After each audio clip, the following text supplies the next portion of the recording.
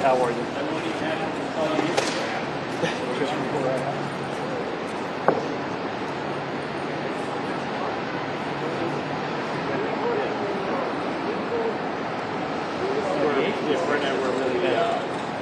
We're live pool today. Who are you with today? CBS. CBS. You're not on, are you? Or are you on? I'm on. I'm live.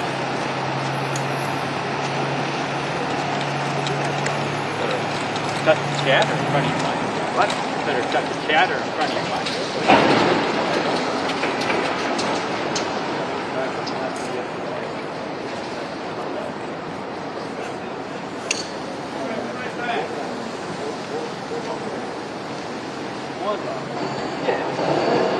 I think there's more stuff. No. Yeah.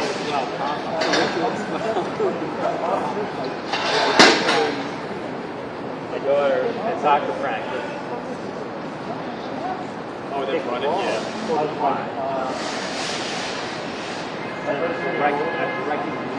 No, recording. Yeah, there's facts gone. 9 actors, 5 others.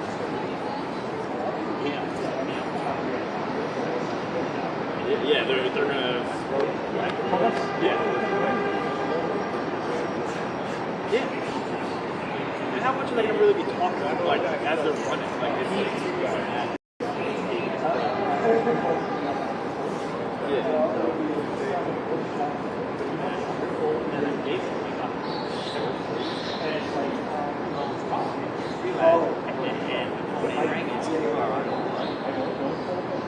it's just like a car ride along. Yeah. About that, it's 3 days a week. Not working 3 days a month. And it's crazy over there. Like, with the lights too, like, just, if you step in their lane, they're gonna kill you. Each one has a totally different angle. At ABC, I think it's good for us to go to the building. And then there's no using all audio on that. through the so they want you to use their and they want you to shoot inside the building next to the outlets.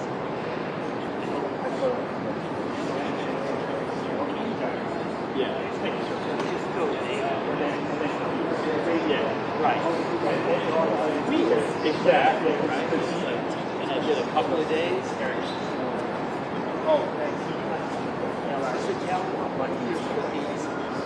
I'm doing sit next to the outside action. Not friendly. So yes. But still. And the media is so because Korea's catching me. I'm like, I really live like 10 minutes from this place. Like, and now I'm doing something in Bronx or like Washington or something like Washington or Central Supply. That's yeah. Yeah.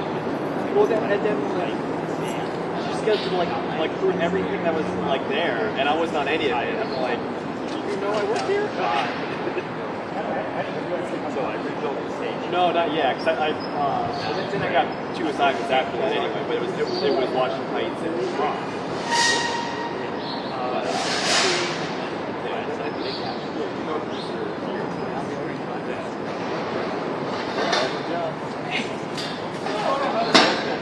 What's the good word?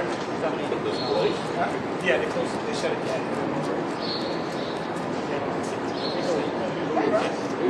Yeah. Like levels, like maybe shows up again. Quite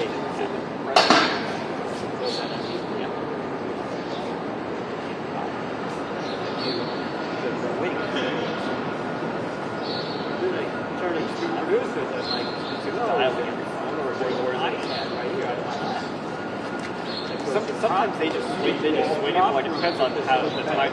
Yeah. I know there's a problem. You can call a prompt room and have them enter this content in. You just have to email them to them. They never type it in.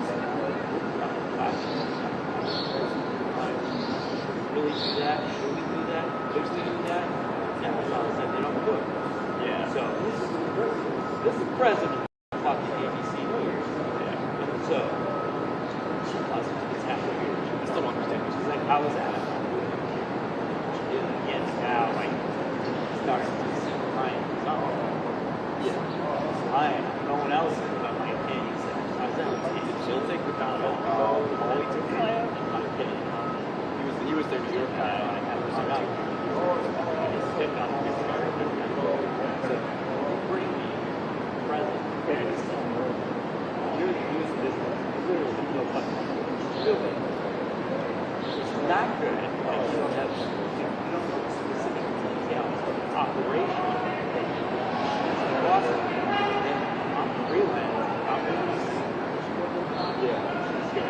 not protected. I'm not released now ever again. So that's not the problem. Yes, present time, but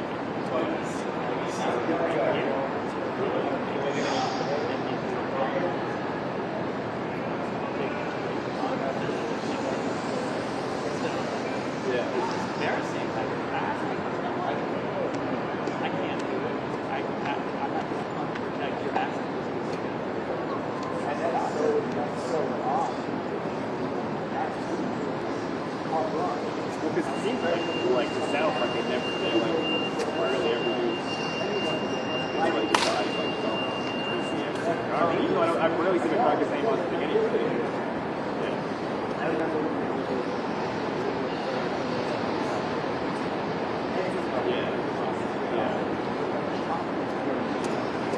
Like, We did Eisner. That house for sound air conditioning. I don't like it. They turned the building on. They could turn the building. oh, yeah. you know there was a funny slide. Yeah. So they used to be a strong They tried to hire me. Companies that I realized that nobody works like here. Calculus, and if you call me and say, what are you doing right now? So I had to give them the names of, I gave Apple. but there's a kind of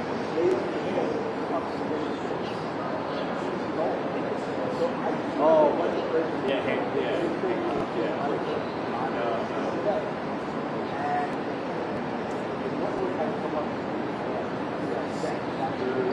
Drew Morgan, Carlos, and Zig Lauser.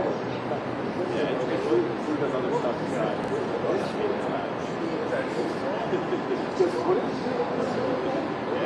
Yeah, they went to go once.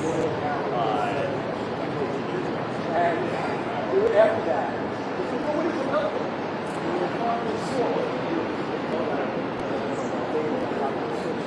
Yeah.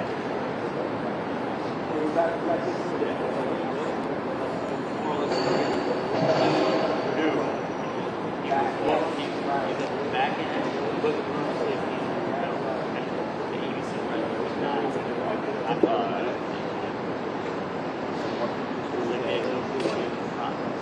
But now you feel like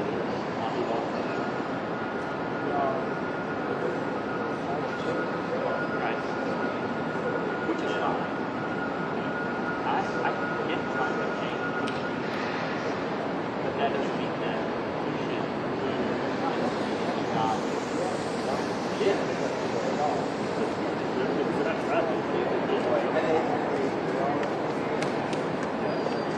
You know, it's going to cost big time.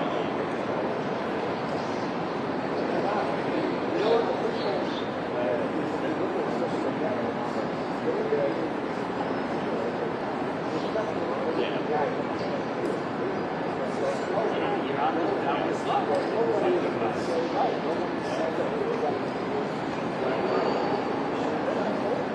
it is, yeah. How many people, another one, my DDB would be something like that.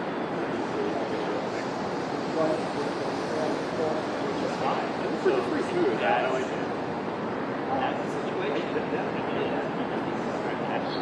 So, Yeah. They're very light. they're not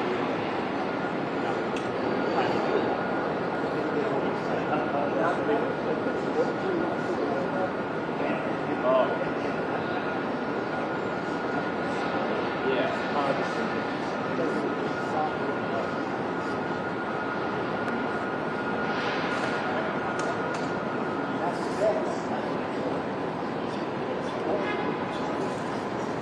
That's different than the one I had. Yeah.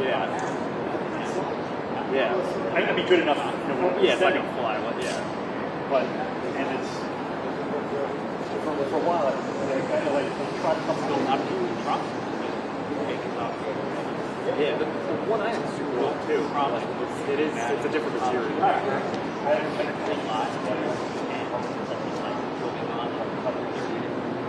Yeah. Place to be. Yeah.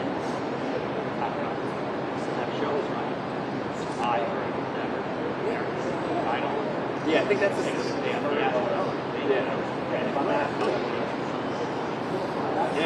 Yeah.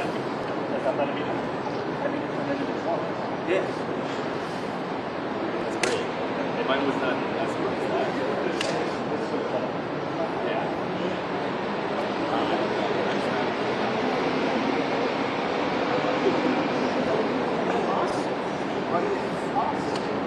So I heard you got a new club? Yeah, but not a car master. You get a cart master. They made it. The guy retired. Yeah. Wow.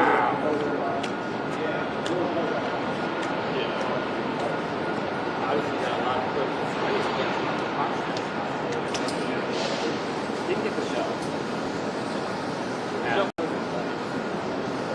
Oh, you get the top.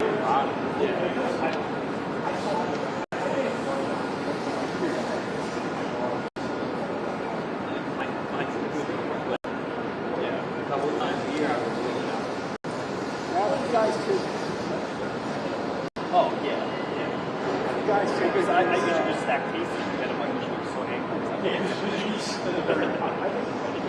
If you guys think we're still getting started on one guy has I can't give many. Well, we don't like it. I think that's funny. I know. Yeah. A couple of cents there. Yeah. Well, we do that with like a sample saying that.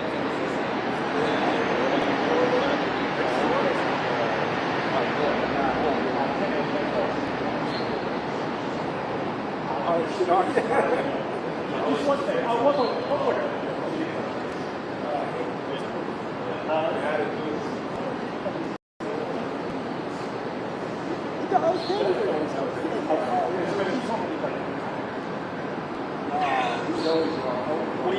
He's also under, so is this your standards that he's also under the impression that that is not sound?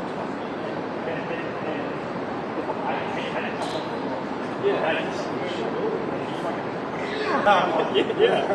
Because I told him, I'm like, I put all my stuff on it. Like, it's a sound thing. Yeah. He's like, Well, you know what? And this is so good. I had the Jack said I couldn't find one. but because I have to be there, I have to work. So with the heck, it's like, yeah.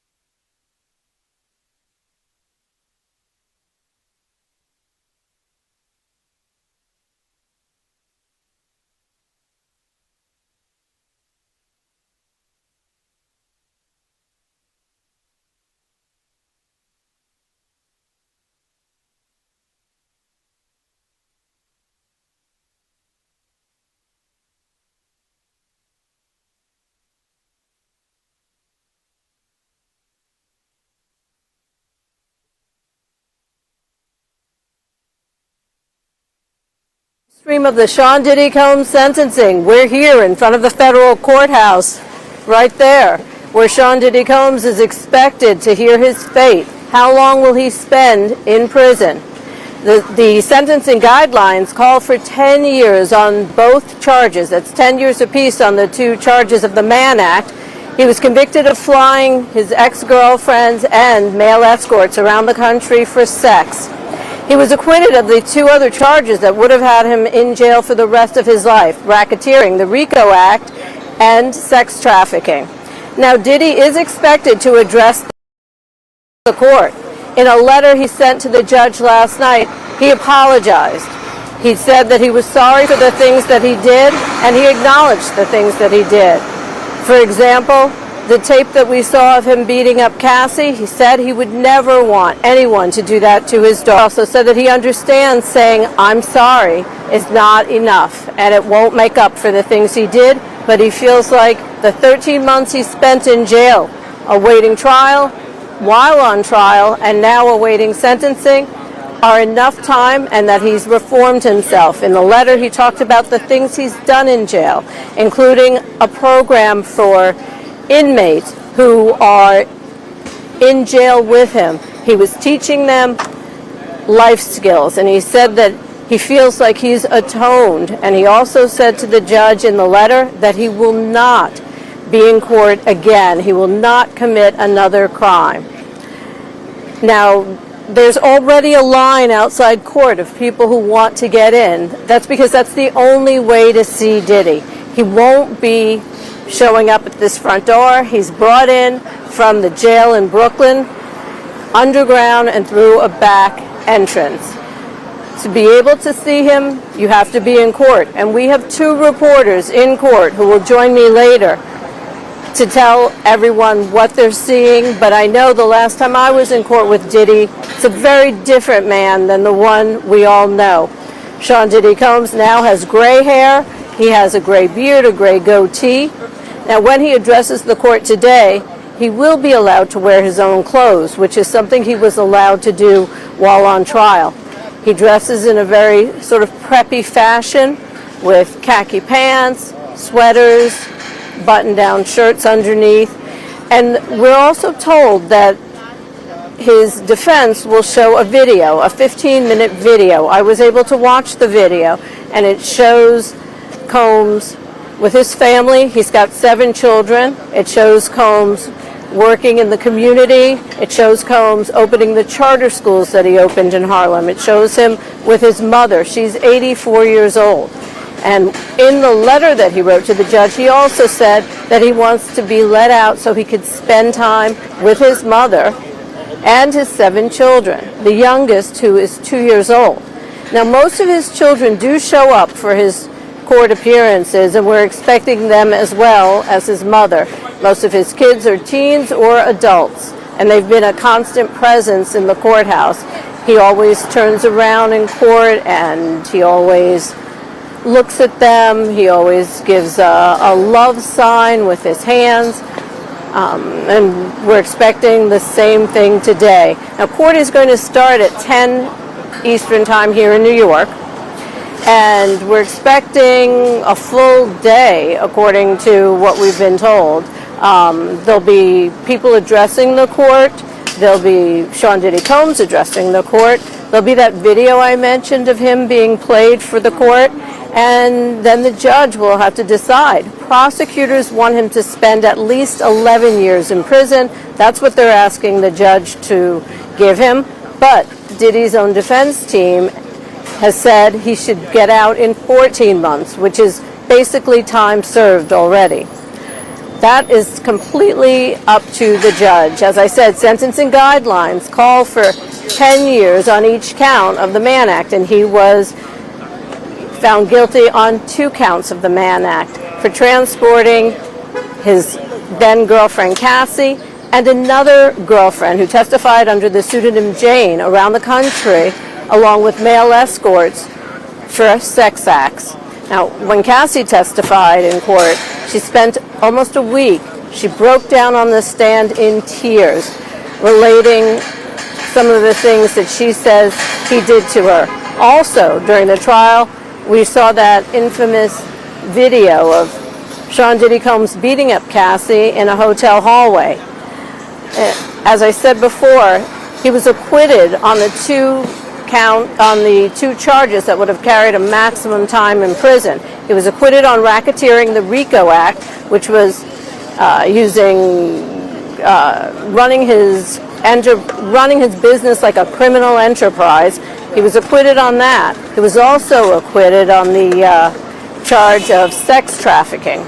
But he was found guilty for flying around his girlfriends and male escorts for the purpose of sex. Now, he has said he's not guilty, and his lawyers had said that he was not guilty and that what he did in his bedroom was his private business, and that he took videos, but he was not doing anything that anyone else wouldn't be doing in the privacy of their own bedroom. Now let's take another look here at the federal courthouse. The line of people trying to get in, those are mainly reporters, but some interested parties. People started lining up on Wednesday to get into this courtroom because that's the only way they'll be able to see Diddy. We have lines, there are line sitters out there, people who have told me that they would sell their seat for $400. Some are employed by television news networks, by news companies, by newspapers and magazines, so that they can get prime seating. Our AP reporters in the court already have prime seating because they have permanent passes. So they don't have to wait on that line. They're able to enter the court with their permanent pass, and they'll be seated in the courtroom to watch as Diddy is sentenced. Stay with AP News, stay with AP News live stream for the latest. We have a lot more on our website, apnews.com, and on the AP News app. You'll be able to see stories about Diddy. You'll be able to read the latest. We have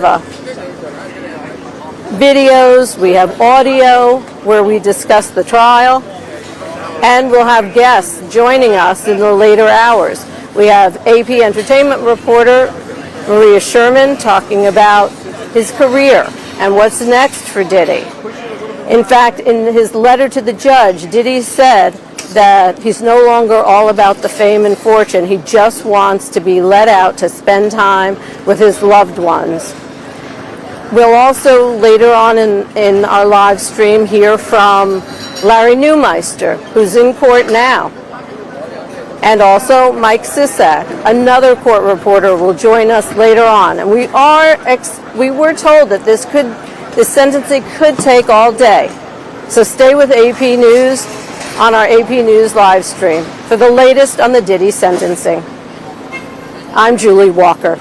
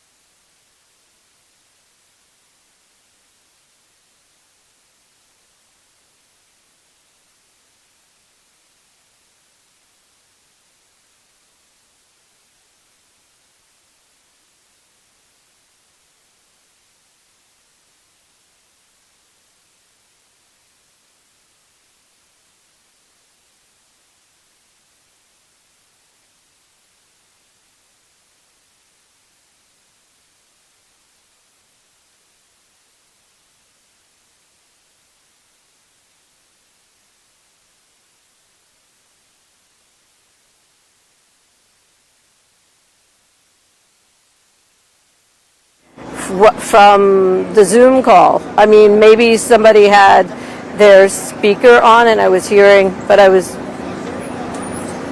had to take Is it too much to ask me to stand like that? the earpiece out. I mean, but I prefer to use the earpiece because then I could know. I thought I needed to wrap. I guess I was giving the 5-minute signal, but I looked like I was giving the wrap signal.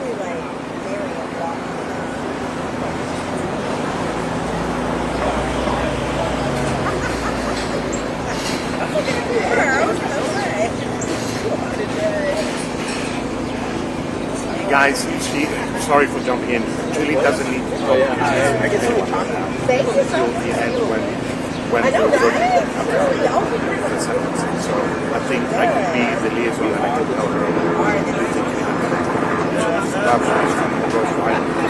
Take off the new piece and get back on there. Well, it would be helpful. I'm going to mute you because your voice is all going out.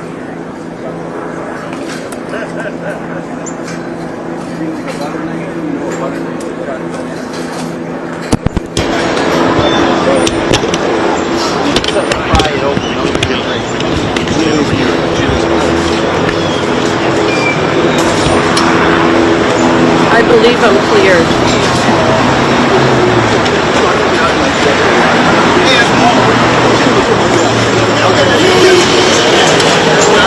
Well, I'm also.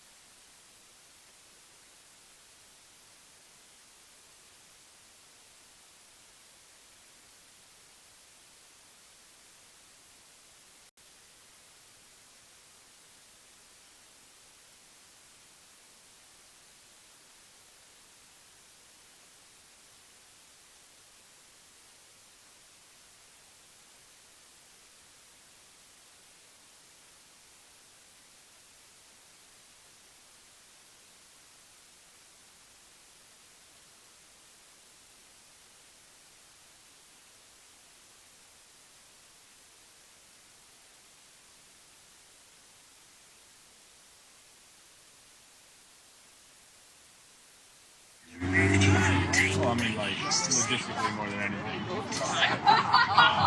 Like, I'm not going to be able to shadow anybody for the next 2 weeks because I'm booked on audio for the next 2 weeks.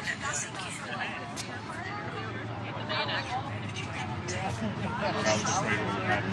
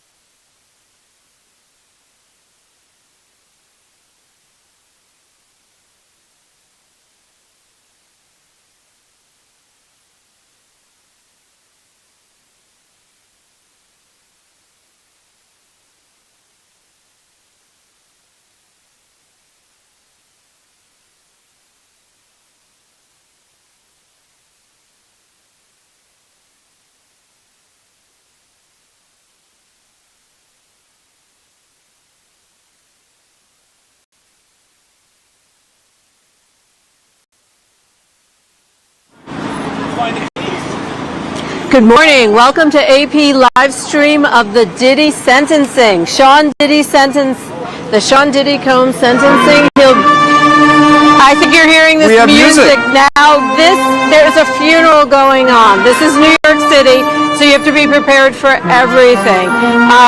Behind us is a funeral home, and there is a funeral. We're going to try to pan just to show you what's happening. Now, that's the funeral home, and directly across the street, as you'll see soon enough, is the federal courthouse where Sean Diddy Combs will be sentenced. With me is Larry Neumeister, AP court reporter who's been in court through the entire trial and joins me now to discuss the funeral music and the sentencing. I have a lot to say about the funeral music for this reason. The specter of death has been thrown at this sentencing judge all through the prep for the sentencing. You know, if Sean Diddy Combs was in jail too long, he could die there. You know, that was implied during the trial, that if he was convicted of sex trafficking charges and racketeering conspiracy, he could spend the rest of his life in prison. But he was exonerated on those charges, and in fact, he was only convicted on prostitution-related charges that the probation department says should still put him behind bars for 12 years. And prosecutors are asking for more than 11 years. But his lawyers say they're trying to use the evidence that came out at trial against Sean Combs to make him spend a lot of time in prison when it's unjust. They say that evidence was mainly directed toward those charges he was exonerated on, and that he should not spend any more time in jail than the last year that he has spent there already. So they'll be making those arguments to the judge all day today. This proceeding is expected to last the entire day and could even go to a second day. So we're not even guaranteed that at the end of today we'll know how long Sean Combs will be penalized and spend in prison for this crimes. I did want to mention that we are listening to a live band now as part of a funeral procession happening right by the courthouse. They're bringing out the casket as we speak. And I wanted to mention this because there's an interesting point that Sean Diddy Combs made. He sent a letter to the judge yesterday raising the specter of death again. Yeah. I want to read a quote. I want to tell you what he said in the letter. Over the past year, there have been so many times that I wanted to give up. There have been some days I thought I would be better off dead. The old me died in jail, and a new version of me was reborn. Prison will change you or kill you. I chose to live. Those are the words that Sean Diddy Combs wrote to the judge. He's asking the judge to basically set him free. He spent about 13 months in jail. His lawyers are asking for 14 months. That would mean he would be out right away. Prosecutors want him to spend at least 11 years in prison. Right. 11 years and 3 months, they say, should be the minimum amount of time he spends behind bars. They cite heavily the violence that was involved in his relationships with his ex-girlfriends, who they claim now forced them to engage in sex with other men while he watched, masturbated, and often filmed the encounters, and then used that film to basically force them into more of the same behaviors, saying that he'll release those films publicly if they don't.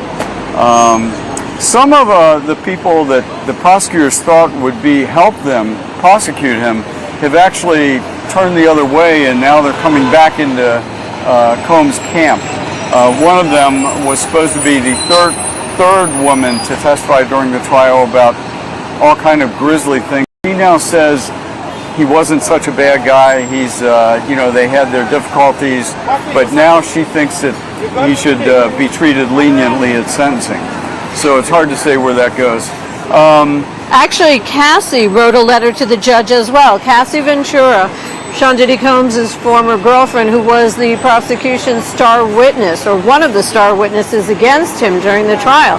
She was heavily pregnant, about 8 months pregnant when she testified, giving birth shortly after her testimony, but she wrote a letter to the judge, and she does not want Diddy to get off. She wants him to spend time in prison. She does not believe he's a changed man. In her letter she says, he has not changed. I know the real Diddy, and he has not changed. Well, Cassie and others who testified at the trial maintained that he was violent.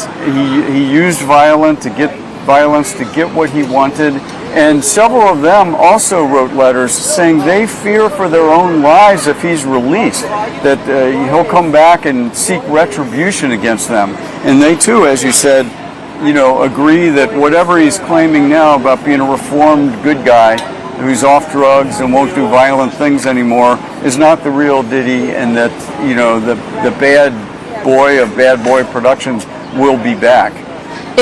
In fact, in Cassie's letter to the judge, she does bring up the fact that she discussed the assaults and he denied them until that video came out of him beating her up in the hotel hallway. Right. And she said until then he had denied it, and then he finally took responsibility. And this morning his lawyers released a video that they plan to show the judge in court today, showing Sean Diddy Combs playing on the beach with children, giving inspiring pep talks to children, crying after Kim Porter died, the mother of several of his children, and showing a very emotional, inspirational, good guy, Sean Combs.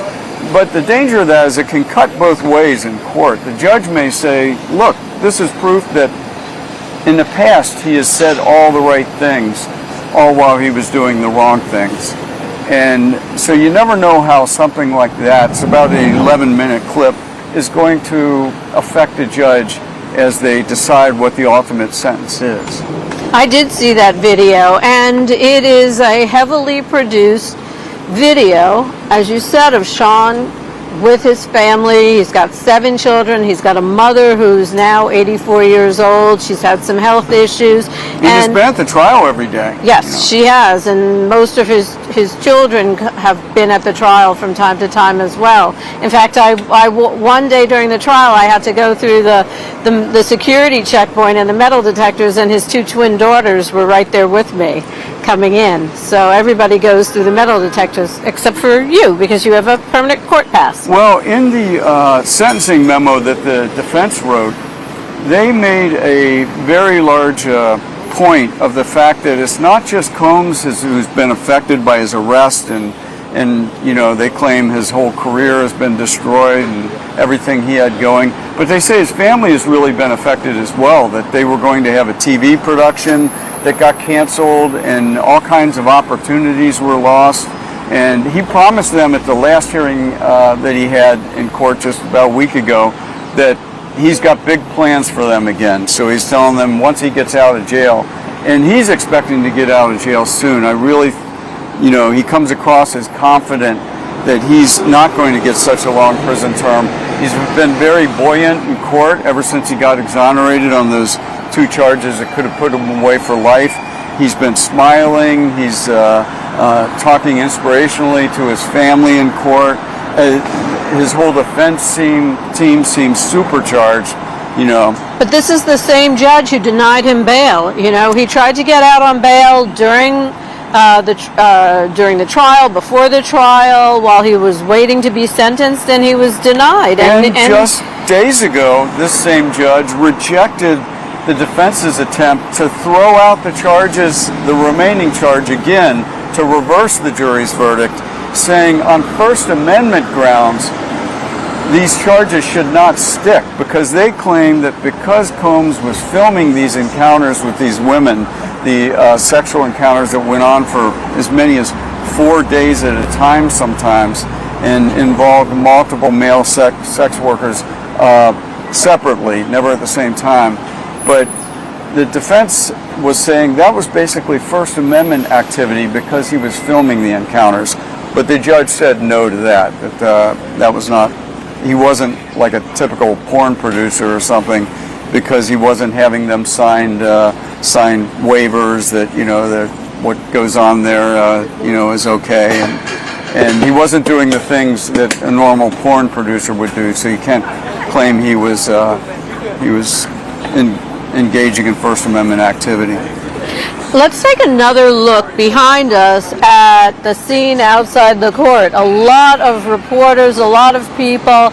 There's still a bit of a line there. There's only room inside the courtroom for how many? There's probably about 100. 100. So 100. But not all spectators. Right, a lot family, of those will be journalists. supporters. They're having journalists will be allowed to sit in the jury box since the jury won't be there, and then a lot of journalists will be in the spectator section. But he generally has 2 or 3 rows that are dedicated to his family and then some close friends.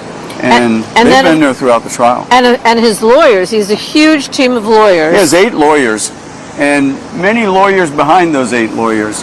And 4 of them expect to speak in court today.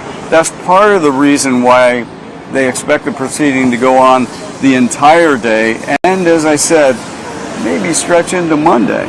And the prosecution also has several lawyers, the government lawyers, and they will speak in court as well. They have 5 lawyers, but they used to have 6. Maureen Comey, who was really led the prosecution, she was, I don't think many people know this, but she was doing almost all the work. She was really leading it in every way and speaking constantly in court, arguing all the important points. Well, about 2 weeks after he was convicted and exonerated, she was fired by the Justice Department with no real reason given. She has since sued the U.S. government, saying she was basically fired for political reasons and it's unjust and she wants her job back. But that will be a big voice that is missing for the prosecution. And let me remind people that Maureen Comey is James Comey's daughter. So there's that other connection too, which...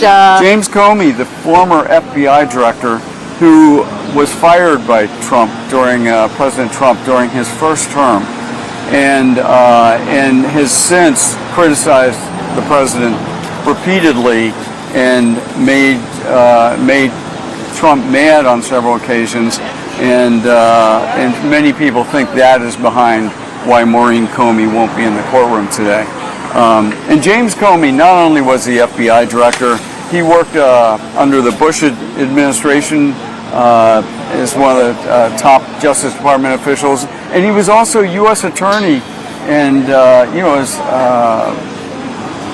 while after this courthouse behind me opened in 1995.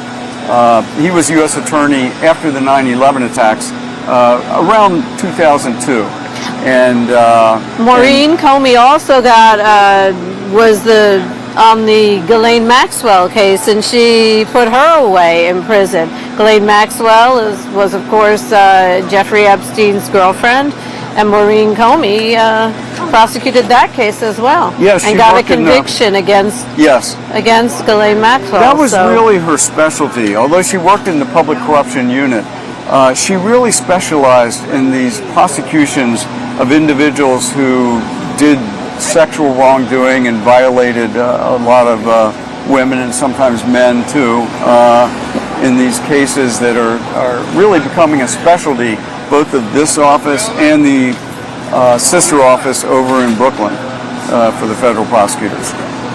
So if you are interested in finding out more information, you could always go to our website, apnews.com, or our app, our AP News app, to find out more. We'll be live streaming from outside the court. Of course, cameras are not allowed in the court. We will have a sketch artist in the court, so we will be able to know what he looks like, and we'll have those sketches later up on our website. And Larry will be in the courtroom with Sean Diddy Combs, watching it all unfold. You know, whenever Combs is in the courtroom, he's He interacts with his family when he first comes in. He usually blows them a kiss or touches his heart, sometimes waves to them. Last time he came into court, he was smiling. Last time, they made him wear his prison uniform. The judge said the defense lawyers didn't ask that he be in civilian clothes in time and that they needed to justify it. Well, they have satisfied the judge today because he's going to be wearing civilian clothes in the courtroom today. And that'll be different from his last appearance. But he's had family there every single day. He interacts with them every day. He speaks to them sometimes after court is ended, as he did after he was convicted. He spoke to them immediately afterwards. So he's definitely a presence in the courtroom, and he's been active throughout the trial in his defense. There were a couple of occasions where he would actually stop the defense lawyers from questioning a witness when he decided That's right. he didn't think they could go any further. Very active in his own trial, in his own defense, even though he didn't take the witness stand. But we will hear from him later today, at least those in court will.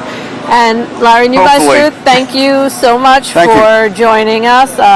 You're watching the AP News live stream of the Sean Diddy Combs sentencing from outside the federal.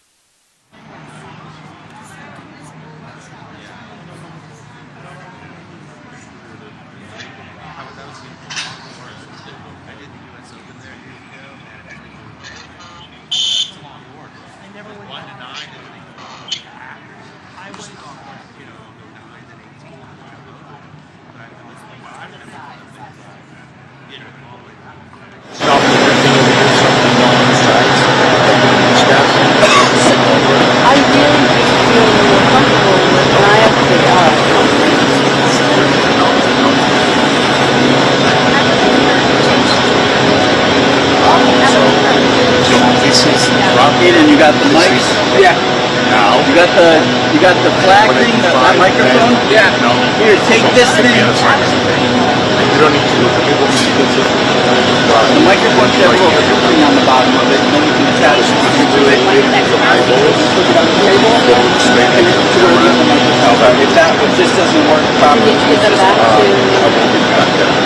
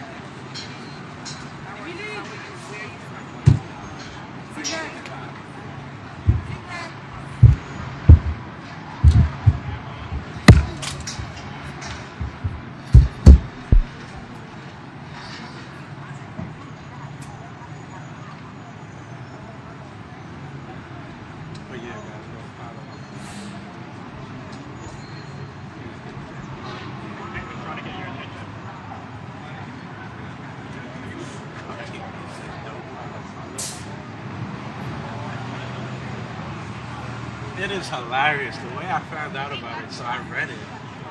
Like, you know how when you have an Android, it tells you, like, you know, it gives you updates about random things. So I heard about the person getting the marker thrown at him.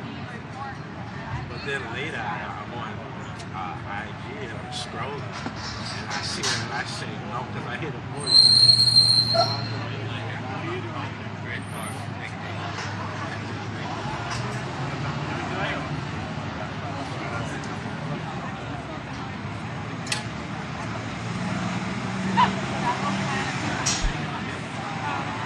Feels good to see.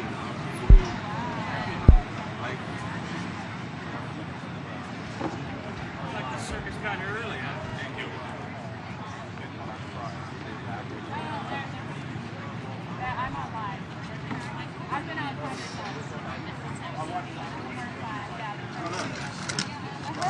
I'm not recording. I'm not live. What's going on? Yeah.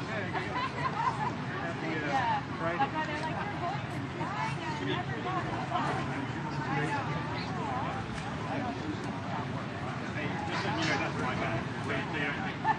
You're good. Don't worry about it. Yeah. No, just so you don't think it's someone. Oh, okay. I'm not gonna call this up though.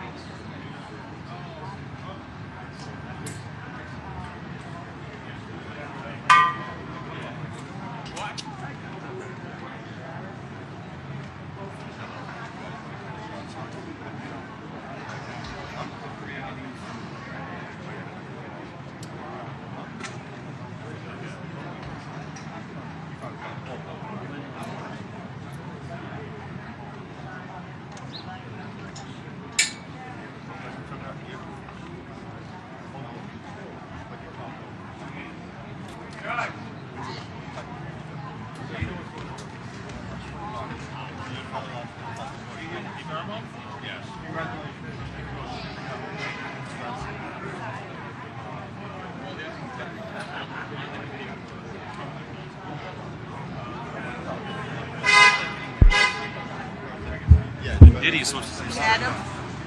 Wasn't it Armand? Oh, Ramon? I keep calling him Armand Wiggins is over there. That's what I'm talking about. Good morning, Lady K. How you doing? How you doing, Lady K?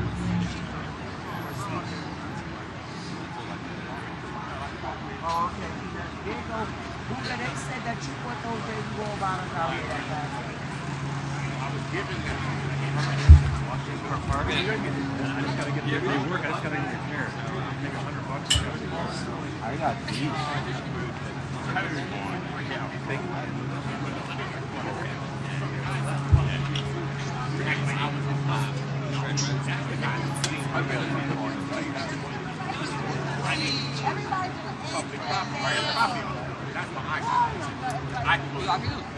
You shows where it happened, and I know Angela and Mano.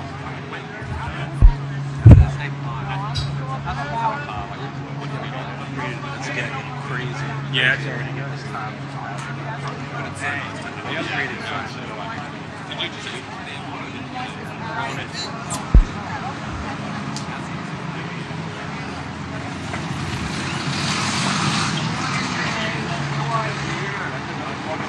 Out of here. Are you gonna jump in bus and get back to DC? Listen, I don't believe it. And then He was proud to get some clout. and then you can get a rental from DC. Stevenson's area. I'm here. I actually got here exactly when I said it. It's 8:30. I never went to this was that. What do you guys think?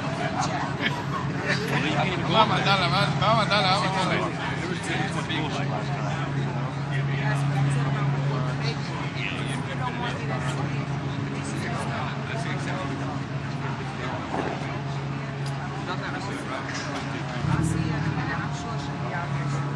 I'm upgrading my little battery. I got this little sticky battery now. But like we get here, it's 5,000 millibar, which is, and this phone is only like 2,200, which is tiny. So this gives me like 7,000. Asking for a few hours. Yeah, so every family should be showing up in there, right? Oh yeah, we only got one. Oh, 12. No, I can't remember 12. Oh, yeah. Really? I mean, everything's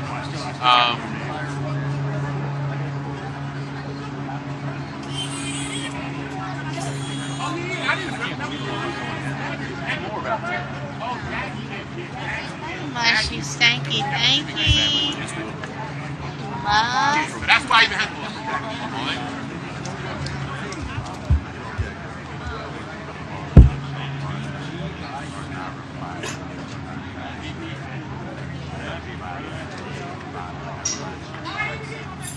I know it's probably possible to get this $20,000.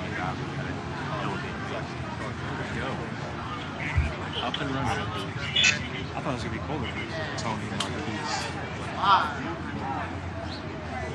Yes, oh, move it. Yeah, good morning. Good morning. Morning. What's that thing?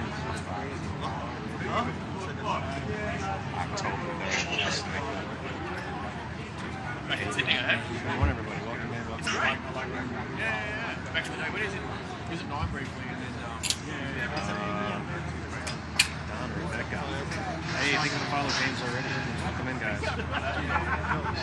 Give me a couple seconds here. Let's see it. Patrice Diaz. Mikey. Welcome in, guys. Guys, good morning. I'm doing well. I got some sleep last night. Good morning, buddy. Hey, guys, this is a big day. I hope you can see some guys. I miss you. I apologize. I'm trying to plan my interview with this morning. So, like, Patricia Day, good morning, Candace. Like, I'm probably good. You're going to go to any of them. If I miss him, it's not on purpose. It's because I'm trying to catch updates and see it. And I know my gal. Take a follow. I guess I know that. Good morning. A lot of things about it. Ricky is actually very good. Pretty funny guy. Pay love and Mike Matt. Right. Thank you for the follow. Mama Margie. Coming in fast today. Thank you for the follow. I'm not used to this. Mama Juice, thank you so much, Kayla. It's been a minute since it's been this crazy for me. All right. Yeah, I got new mods. I lost some mods and went on to better things. So I got them.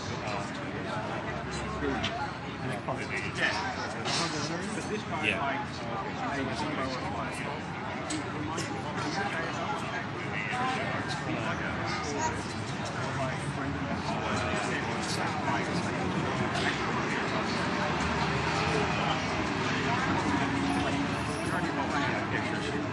Okay, thank you for the follow.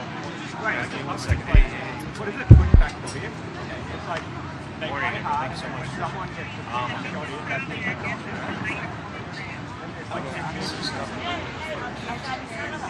Hey, Candy, what's up?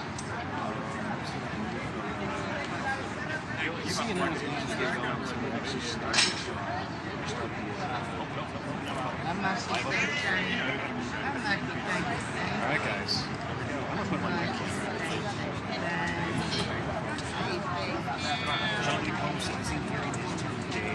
Randy! What's up, brother?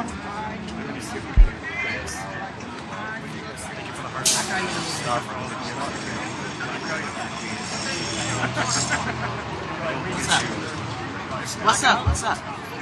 What's up? What's up? What's up? I haven't seen you for a minute. I haven't seen you for a minute.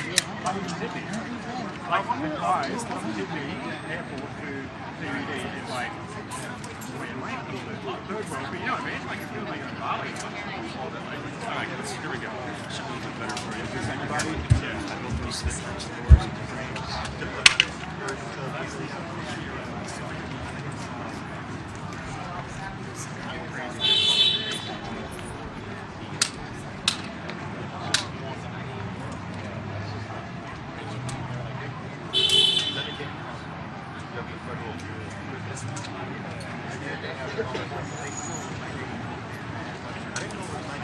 You know what that was?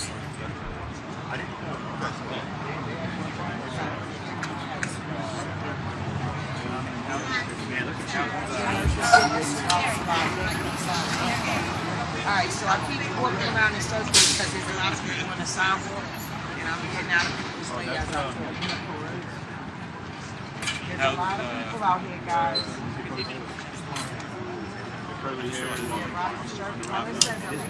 How's she been in she's getting set up right now. Maybe set up in a second. Taking more to Viking. Who are these people?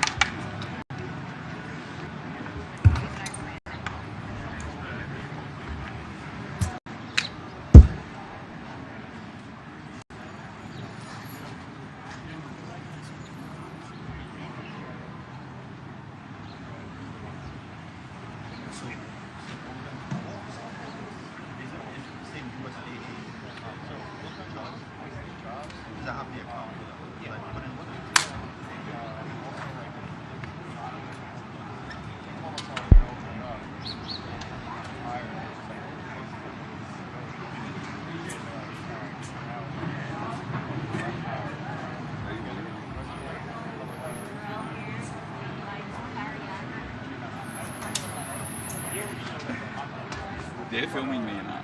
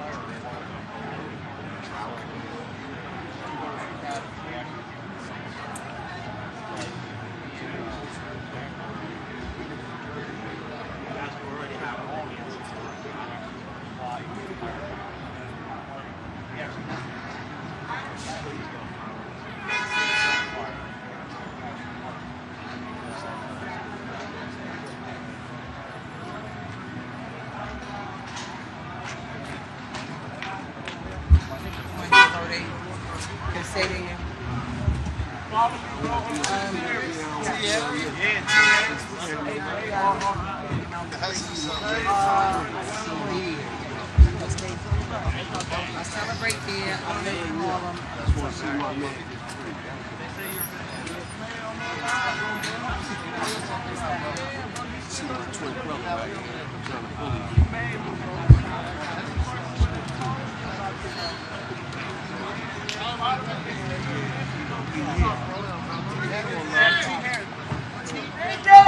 You did it!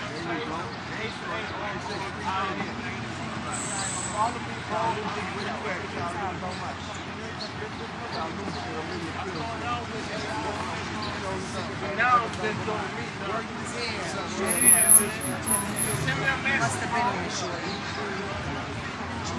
Just got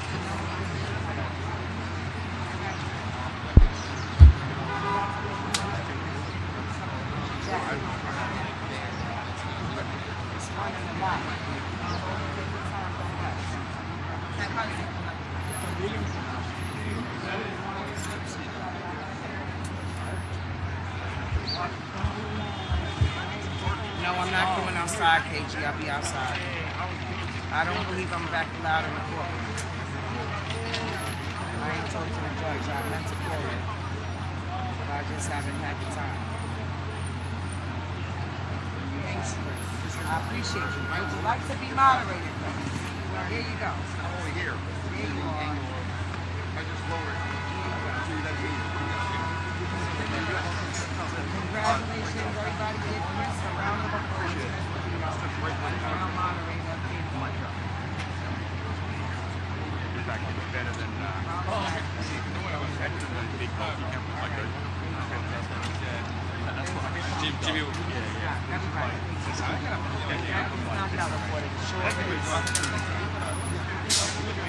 Congratulations, Chris. Everybody, congratulations.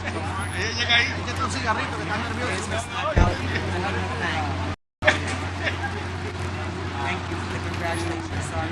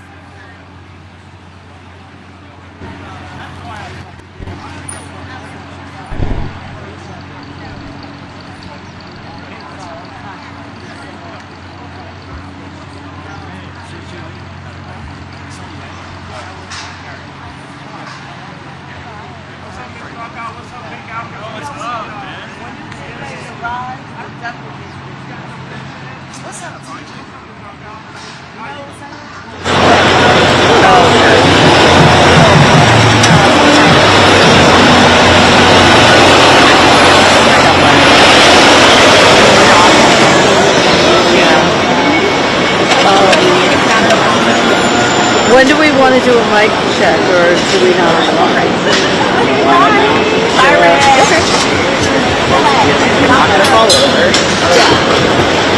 Wow, this is a dangerous game you guys play. This is so cool. Oh my god.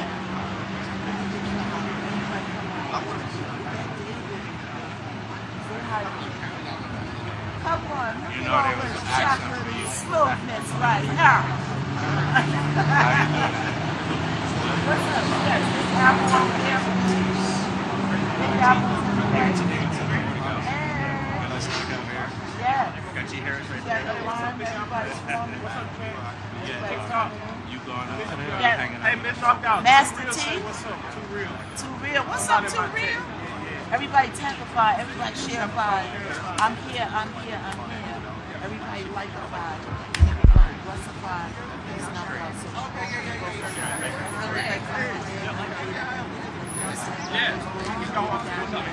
just in the nick of time.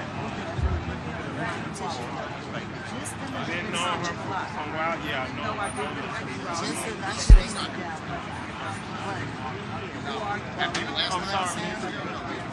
It wasn't how you hanging out.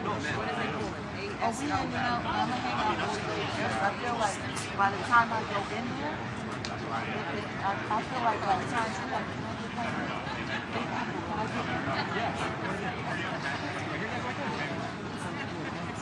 so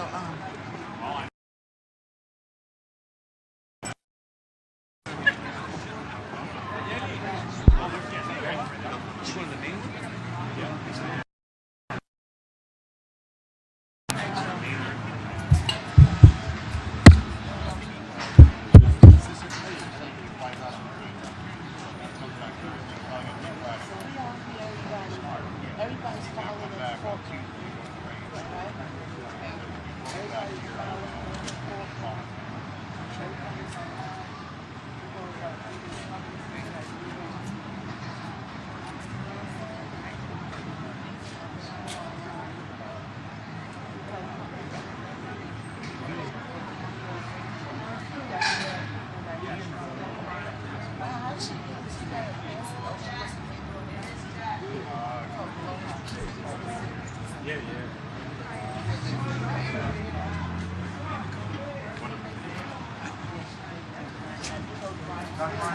Everybody share a file. Everybody share a file, share a file, share a file. Everybody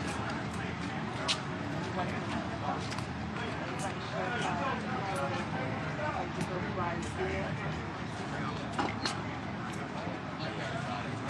Brian Steele is coming in. Brian, who you gonna pick? Brian.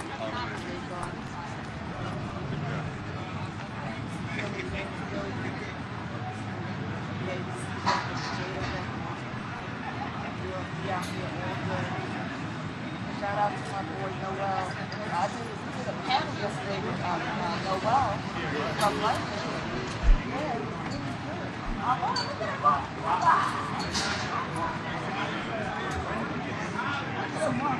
I love it.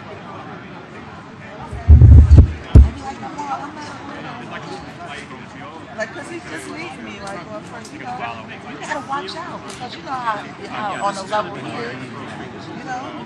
So I want to go on, I'm not putting up this, so you gotta be careful when you drive. You know, so you level is like what? Keep getting that guy slipping. Right? So I'm gonna stay out here with these guys. I feel like I'm gonna get the information anyway, and we're gonna go over everything when we get home. Right? We got Candy right here. Candy, girl. Candy. I'm set up now. Look, I was running, girl. I know it. Come, everybody say hi. There goes Candy right there. Make sure you follow her.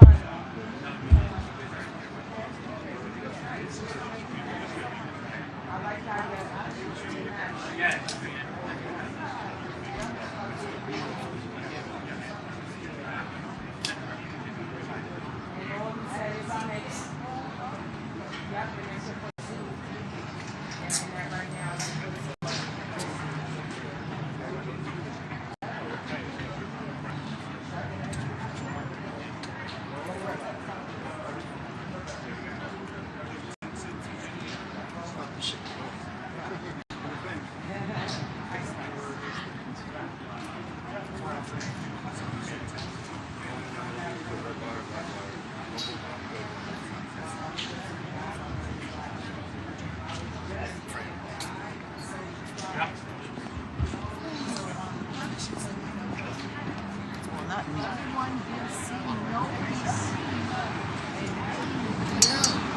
just inside the guy behind me, inside this, you know. My yellow bag, the white, with the white hair. No, I don't know who's over there in that group of people. Thank you, KG. I'll grab it. Yeah, it's in the bag. Okay. Just agree with somebody for his sentencing and don't know his charges, please go study and read his letter. That's the first thing. The latest course of action would be to read the latest law. Up to date minute. Walla Walla, go read Crux letter now. Then after that, go read the charges. Before you start agreeing on a 7-year sentence, 2 years served, and all that other stuff. that the other person was told.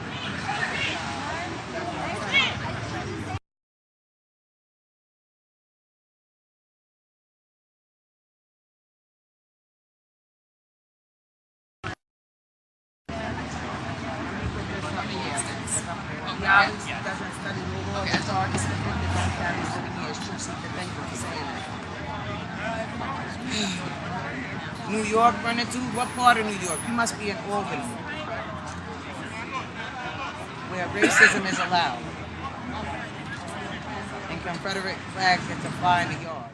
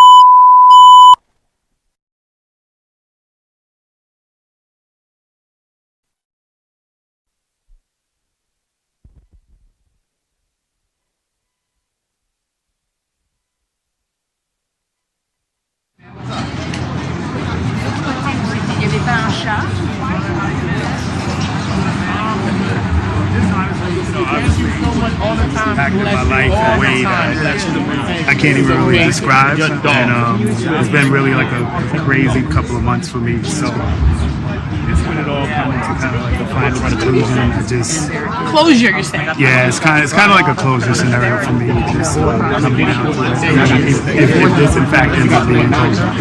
What do you think is going to happen today? My honest opinion is time served. I think it's time served. I think my brother.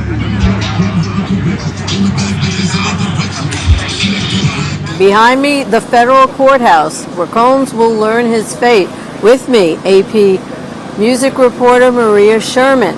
Now, Diddy was convicted in July of 2 counts of the Mann Act for flying around his girlfriends and male sex workers for sexual encounters. He was acquitted of the 2 charges that would have carried the maximum sentence of life in prison. That was racketeering and sex trafficking. Now, the Mann Act carries a maximum sentence of 10 years in jail. His lawyers want him to get off with time served, which he's been in jail for about 13 months. They're asking for 14 months. Prosecutors want him to spend 11 years in prison. The judge is deciding. Now, with me is Maria Sherman, our AP music reporter, and she's going to break down Diddy's career. Yeah, outside of the music industry, there's a perception of Diddy as a rapper, but in reality, he's one of the most influential hip-hop industry figures of all time. And that's pretty evident from the beginning of his career. He worked at labels in the early 90s. He founded Bad Boy Records in the early 90s, which is endlessly influential. He signed the notorious B.I.G., and I think there's a real close relationship between Biggie and Diddy, the rapper, Combs.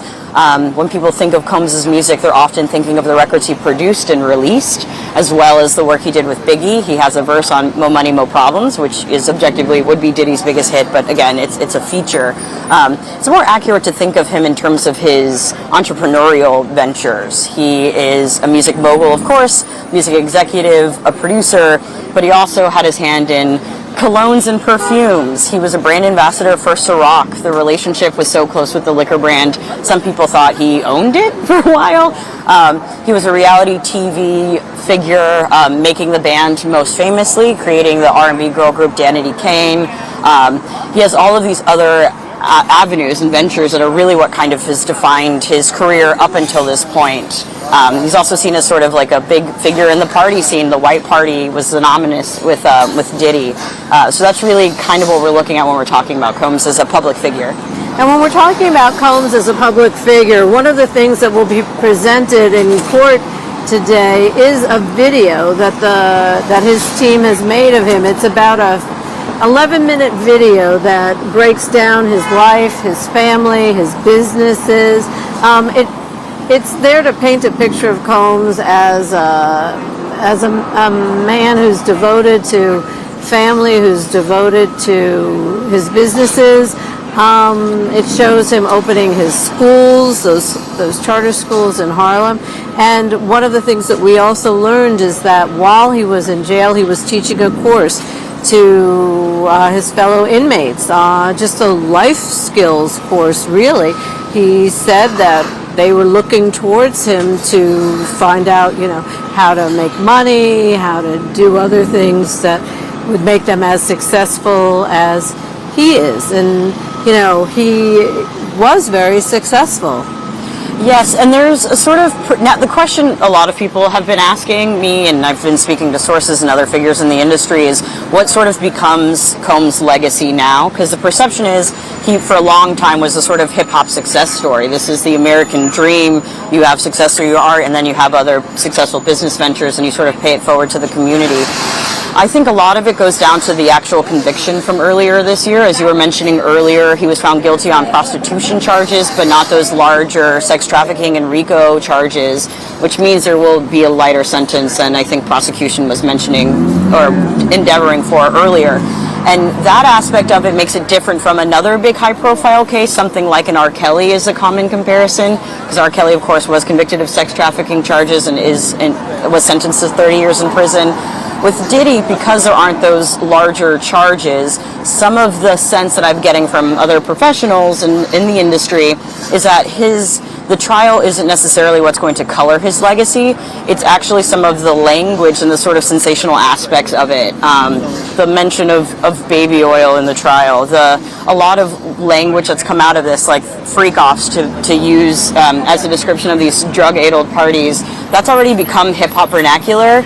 And a lot of PR crisis folks think that is actually what's going to sort of eclipse this legacy of him as, larger than life music mogul. It's going to be some of the language and the jokes from the trial, which is kind of interesting. Speaking of the trial, we saw a few of his other performers come to testify in the trial. One of them was Kid Cudi. There was an incident where Kid Cudi's Porsche was firebombed, and he basically blamed Diddy because at the time Kid Cudi was also dating Cassie. Cassie and Diddy were on a break, and Kid Cudi dated her. He went home for the holidays to her home in Connecticut with her family. So they were seemingly very close, and there was testimony in court from him that he blamed Diddy for the firebombing of his car. But Kid Cudi is a pretty well-known rapper. He was probably the biggest celebrity to testify at the trial. Yeah, I'd agree with that. I think Kid Cudi is objectively the biggest name. The name we're hearing most commonly is Cassie, of course, who Diddy was partner to, signed to Bad Boy when she was a teenager. She was 19 when they met. He was 37, and they started a romantic relationship. But Cassie and Kid Cudi's relationship had definitely come up in the trial. Kid Cudi is, I would say, one of the more influential alternative hip-hop artists of the last couple of years. I think maybe best known or first known for releasing the song Day and Night in 2007. Really kind of inventive MC, melding all these different genres in a way that we saw in the future. If you can remember back to that period of hip-hop, he was also originally one of Kanye West's proteges. Very sort of distinctly the sort of pre-controversy Kanye West, and was signed to his Good Music label. But exactly as you said, Kid Cudi testified after Cassie, and he said that Combs broke into his apartment and there was a relationship with firebombing of his car. But Cassie, I think, is really a sort of key person to highlight here. She filed a lawsuit against Combs in 2023, and it was settled, but it was sort of the thing that kind of started the wave of lawsuits that Combs has faced in the years since. She also had a hit, Me and You, in 2006. It was #1 on the R&B charts. It's a great song. But after that, her career was kind of stalled. And the thinking there that I've gotten from other people I've spoken to in the industry is it was related to her contractual relationship, at the very least, with Bad Boy Records.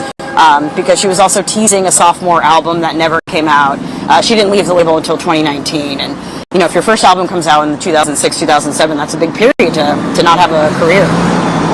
And you also mentioned Kanye West, and he's one of the people who showed up here at the court to support Diddy. Now, he was not called to testify, he was not on the witness list, but he did come here and say that he wanted to be here to support Sean Diddy Combs.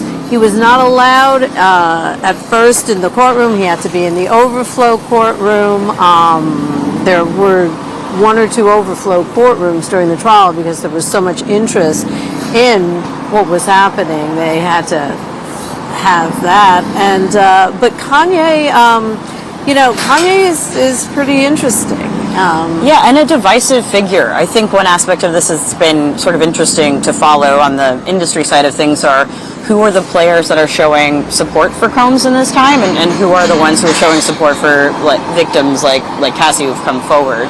And there has been quite a lot of support for Combs, and I think that goes back to talking about earlier that it doesn't include the sex trafficking charges, that it doesn't include the RICO charges, that a lot of Combs supporters now and at the time sort of saw this as a bit of a victory for him, or much softer than what could have happened, and his supporters, of course, see it as the opposite, that maybe too soft of a charge. But there has definitely been support for him in a way that feels pretty unique to him, but also speaks to the power and influence Combs had for many, many years. I mean, you also have, we were talking about Dawn Richard a little bit earlier from the R&B girl group Danity Kang. She also testified.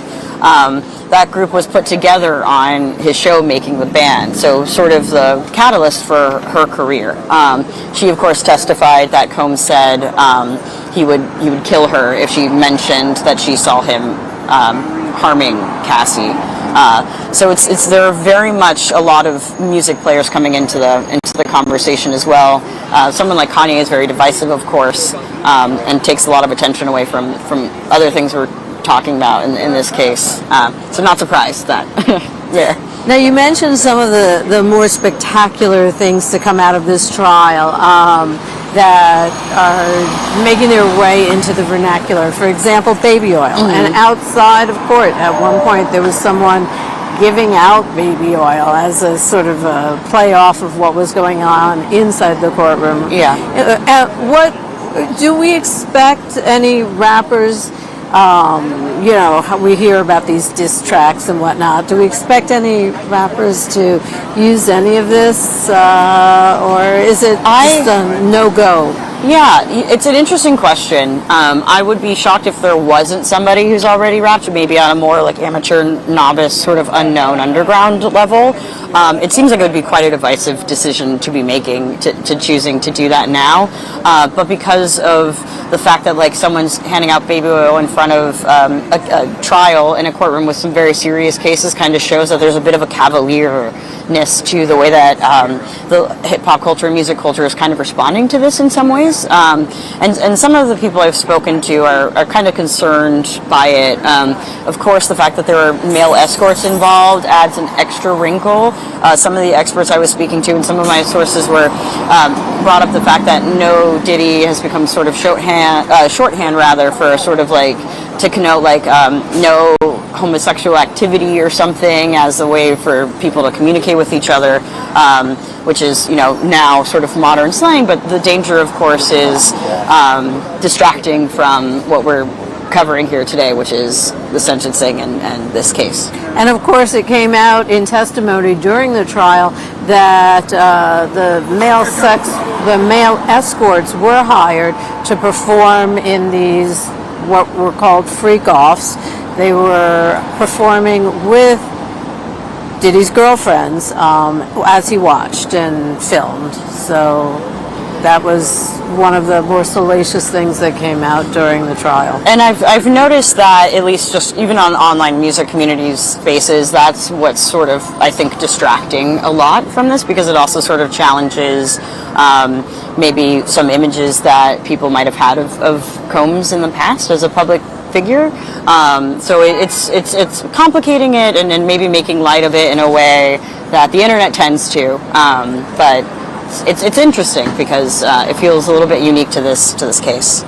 So with Combs showing up here, I mean, we won't get to see him. He's brought in from the Metropolitan Detention Center in Brooklyn. He's driven here. He's brought in the back, underground. He's brought up in the elevator to the courtroom. So only those in the courtroom will get to see him. Of course, there will be sketches. But cameras are not allowed in the courtroom. But we are seeing a very different Combs than we're used to. He's got gray hair, he's got a gray beard, a gray goatee. It's a very different man than what we're used to, the larger than life Absolutely. Combs. And I think a lot of the question is what happens next for him. Professionally, there have already been repercussions. Before he was arrested and arraigned, he lost the key to this city, New York. He had his Howard University degree stripped from him. There have been some repercussions. Nothing on the streaming side is what I get asked pretty frequently. His music is still available on Apple and Spotify. And in fact, when there are big news days like today, historically, we've seen spikes in streams of his music and records he's produced out of curiosity. So it's not really, it's hard to tell what the financial and business response will be to this. And I think a lot of it will come down to what is decided today at his sentencing. Maria Sherman, AP music reporter, thank you so much for joining us out here in front of the federal court where Sean Diddy Combs is awaiting sentencing in his case. I'm Julie Walker. If you want to know more, you can go to apnews.com. That's our website, or you can go to the AP News app to find out more. Thanks for joining us on the Diddy live stream. We'll have more later.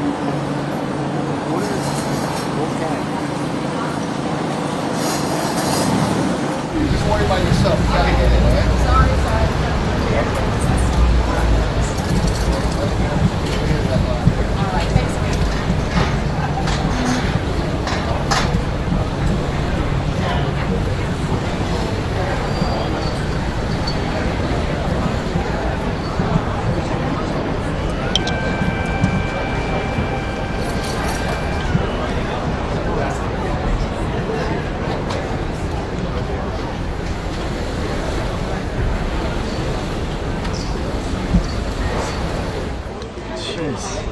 This is sick, dude. I'm gonna be out there with them.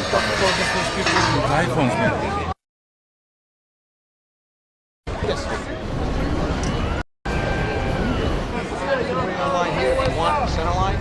The people who are getting in the courtroom already got their names. Okay, got it. Ethan, you can just come in the first line.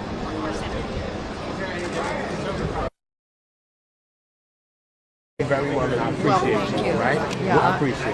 I have two civil lawsuits against Sean Diddy Combs. Yeah, I know. And he represented a number of other alleged victims of Mr. Combs, who spoke to law enforcement and were willing to testify. The court limited the number of alleged victims who could testify. So I'm here today because many of them are afraid if, in fact, Sean Diddy Combs is released. And, of course, the defense is asking for that, asking for 14 months. With credit for time served, he would then be released by the end of this year. And they're afraid because they're afraid that... Who's afraid? The victims? Some of the victims are afraid that because he knows their names, because the defense was given their names as potential witnesses, that he may get out and try to retaliate against them. So many of them are in fear of that, and they'd like to see justice served. And they couldn't be here today because they don't necessarily live in New York, and that's why I'm here. Do you think Donald Trump will pardon President Trump? Do you think President Trump will pardon Diddy? I don't know what President Trump will do. Are you concerned about that? Is that a fear of yours? Don't know President Trump. Who are you? I'm good. So why are you here today? Just honestly, obviously this has impacted my life in a way that I can't even really describe, and it's been really like a crazy couple of months for me. So just with it all coming to kind of like a final conclusion, Closure, you're saying? Yeah, it's kind of like a closure scenario for me. Just coming down to it. I mean, if this in fact ends up being closure. What do you think is going to happen today? What are you hoping for as far as sentencing is concerned? I mean, my honest opinion is time served. So you think he's time served? Yeah, I mean, I think that's what should happen. The way the judge has been with, denying the bails and the multiple motions, it doesn't look that way, but, I'm somebody that I look at it purely based on what the law says, and, it's kind of hard to fathom somebody getting that much time for what is called transportation, prostitution. So, that's what I would want to happen based on my experience. And then I have to say this, after the trial, for some reason, a lot of the male sex workers were trying to come together and speak and have some type of coalition, which was odd. But a lot of, almost all of them had the same experience I had with not seeing any signs of distress and stuff like that. So, when you start getting more details about it, you kind of question. How would this all made you feel? It must all be quite triggering, bringing back all of these memories from everything that happened. And... Yeah, absolutely, man. This has been extremely life-changing for me. I think for the people who actually followed the case and, really know the details, I probably landed on my feet pretty decently in terms of how I'm perceived. But, there's a lot of ideology and opinion and misinformation that you just got to manage for. For the rest of my life, you Google my name and this is what I'm associated with. Have you received any backlash on social media? How's that been like for you online? Has everything been okay? Obviously, because you've spoken out. Yeah, I mean, you do get a great deal of negativity, and unfortunately a lot of the negativity is based around misinformation. People making accusations that I wasn't even a part of. I get people sending me negative messages about her possibly getting urinated on. Mama! How'd you feel?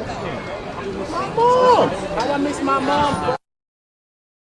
Yeah, this is a good judge. This judge is down.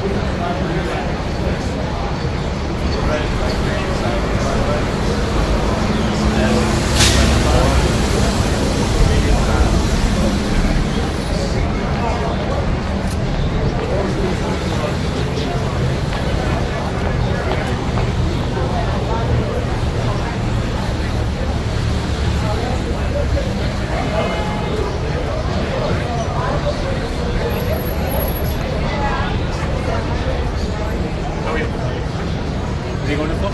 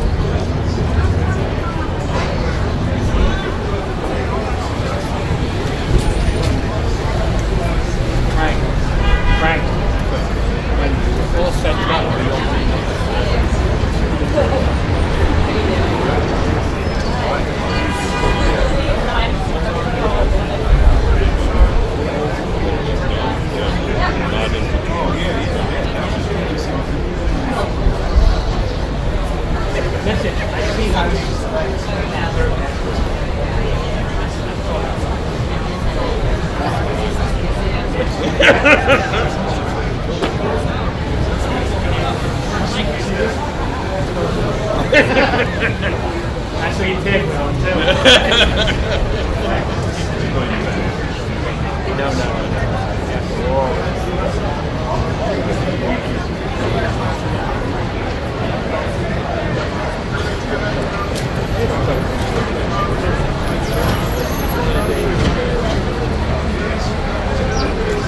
Let me know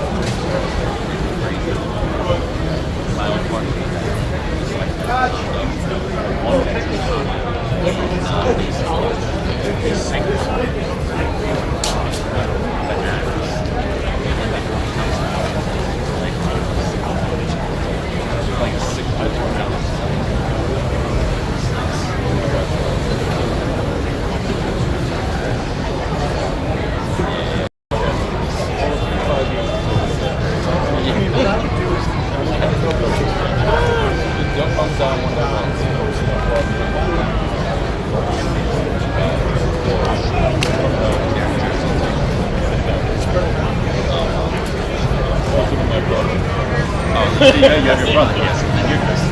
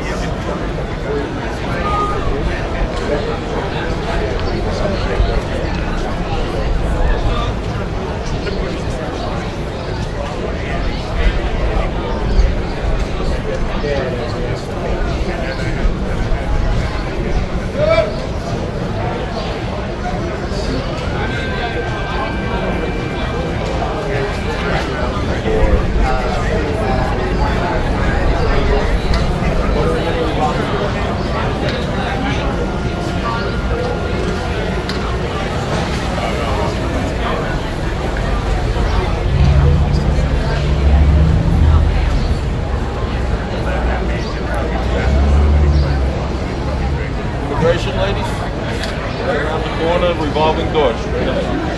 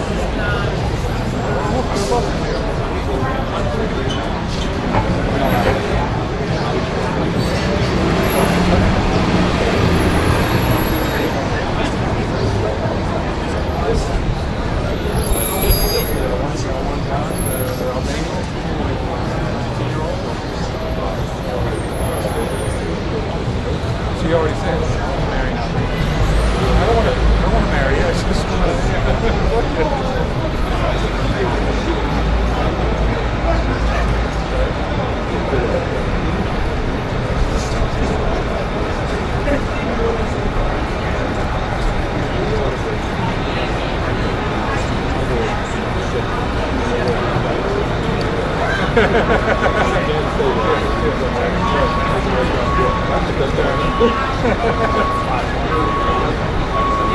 Dave.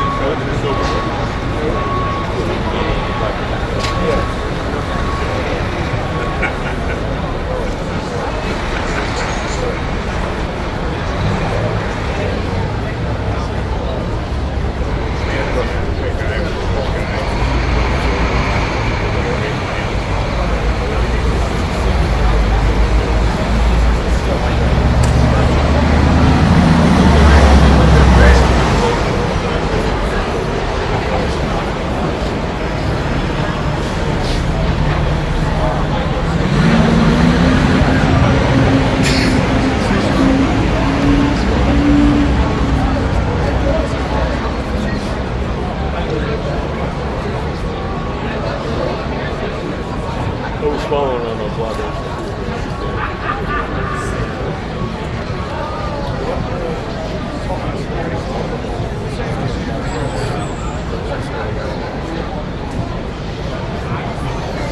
Stop. Stop.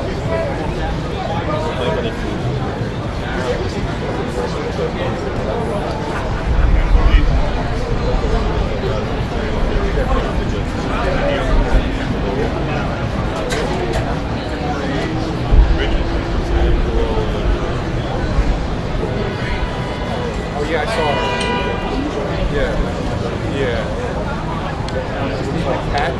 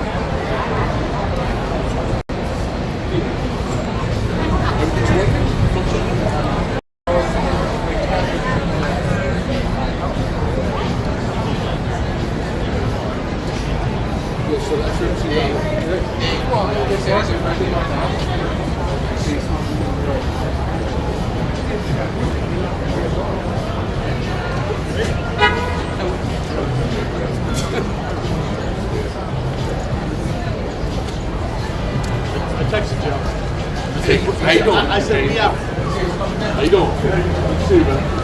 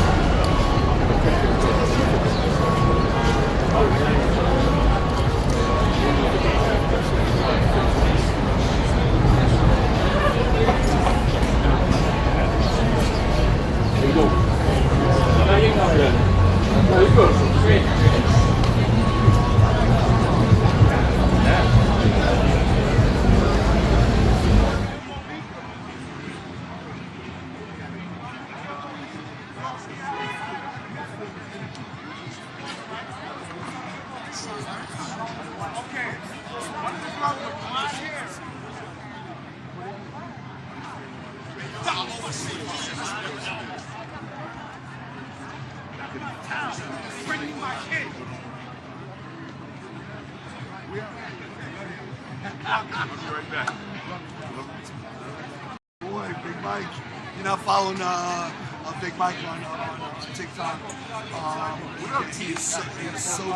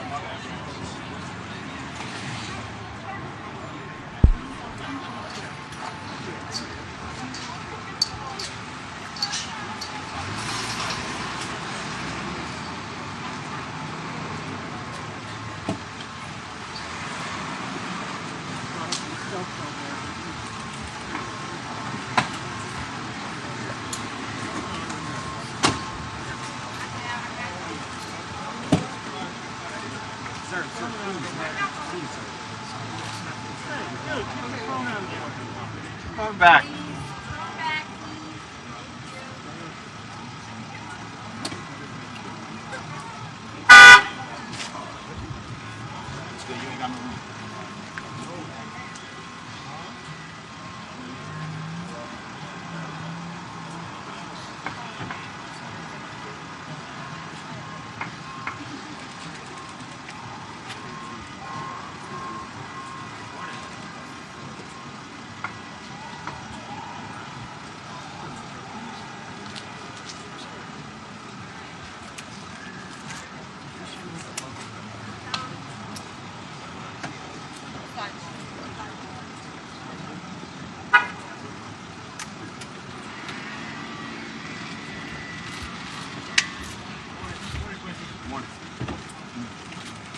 Good morning. How you guys feeling today? Justice or injustice today for you? What y'all think? Good luck today. Justice or injustice? God bless y'all. We think. We need more than love.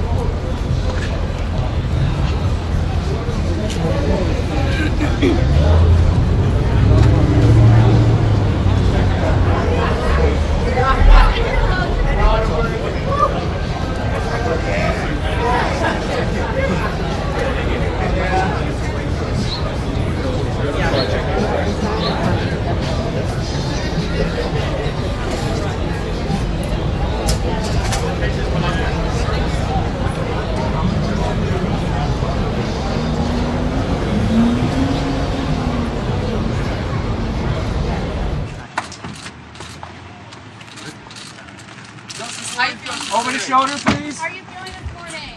Baby daddy coming home?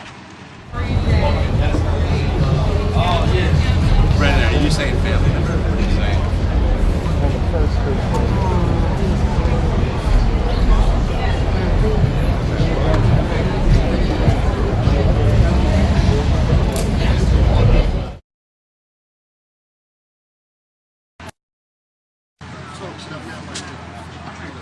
Let's back up a little bit.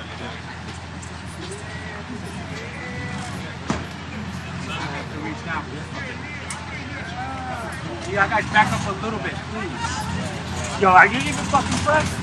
No.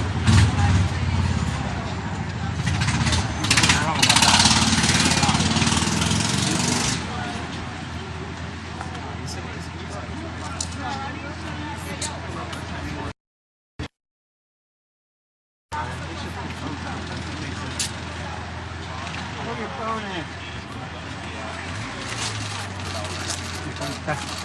Hello. Over the shoulders. Oh, Christian, what up? Christian. Justice or injustice today? Head up. I'll be right here when you get back.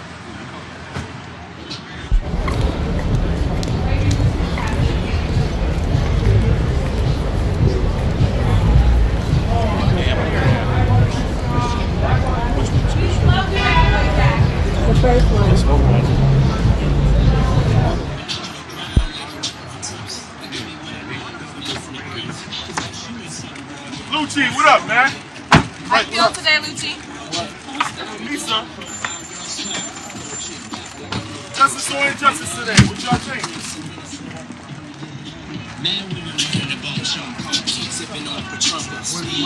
You want this way?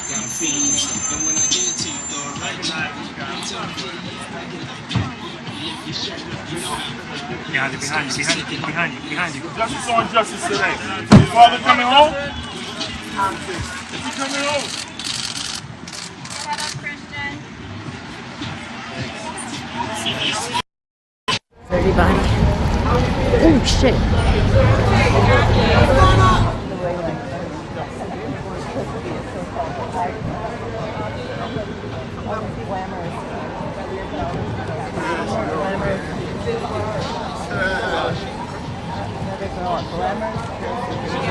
And more glamorous people walking by.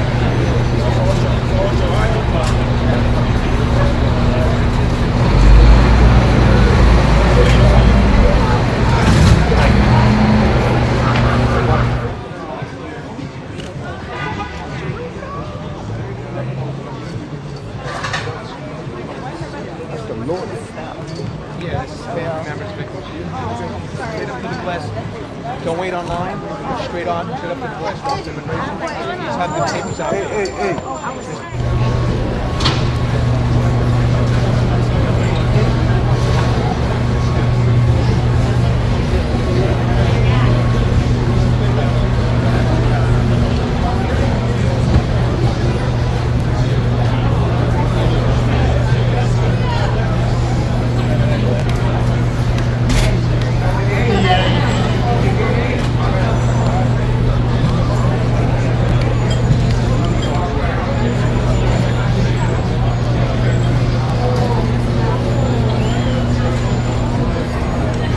Lucci was first.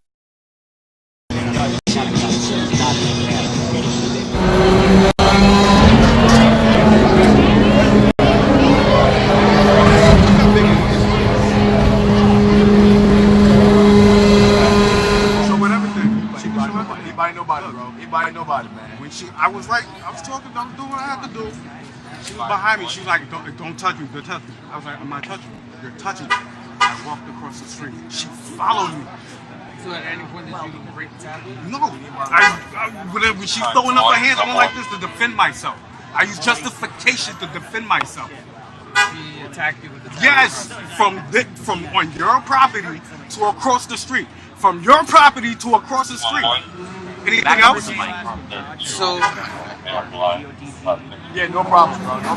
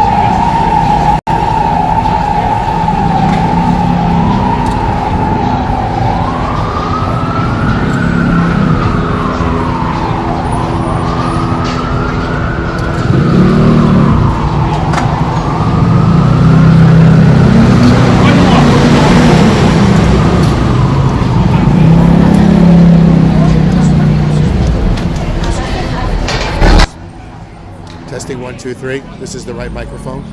This is the you hear me in the correct microphone. So P. Diddy is inside. P. Diddy is inside. He's before the judge. He's about to be sentenced.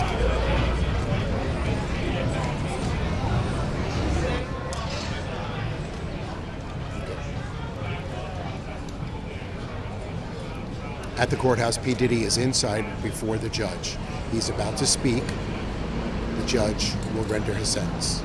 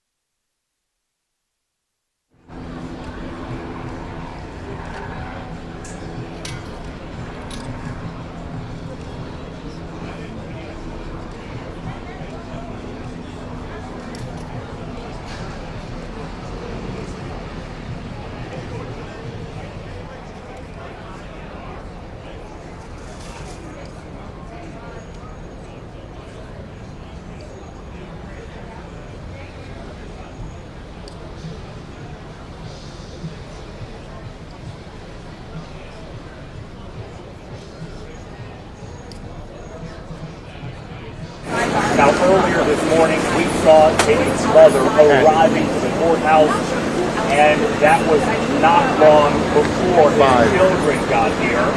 The early minutes of this hearing expect them to be really technical with the judge. Good morning. Welcome to the AP News live stream of the Sean Diddy Combs sentencing. We're here at federal court in Lower Manhattan, the building behind me where the 55-year-old Combs will learn his fate.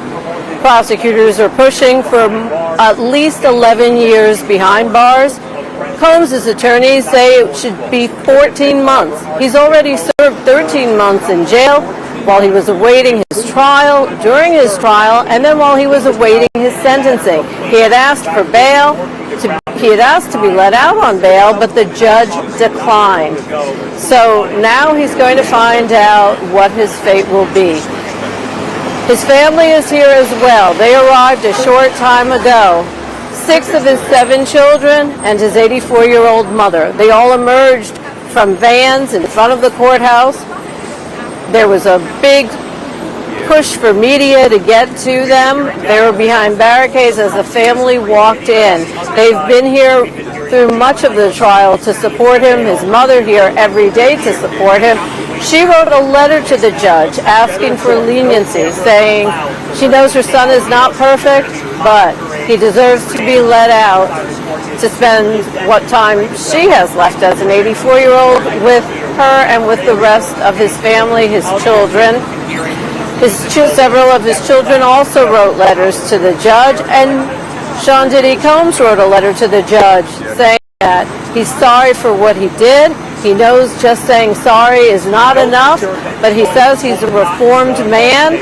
He won't be back in criminal court again, and that he feels like he's ready to be let out and move on with his life. He wants to be back with his family, to be a father to his children.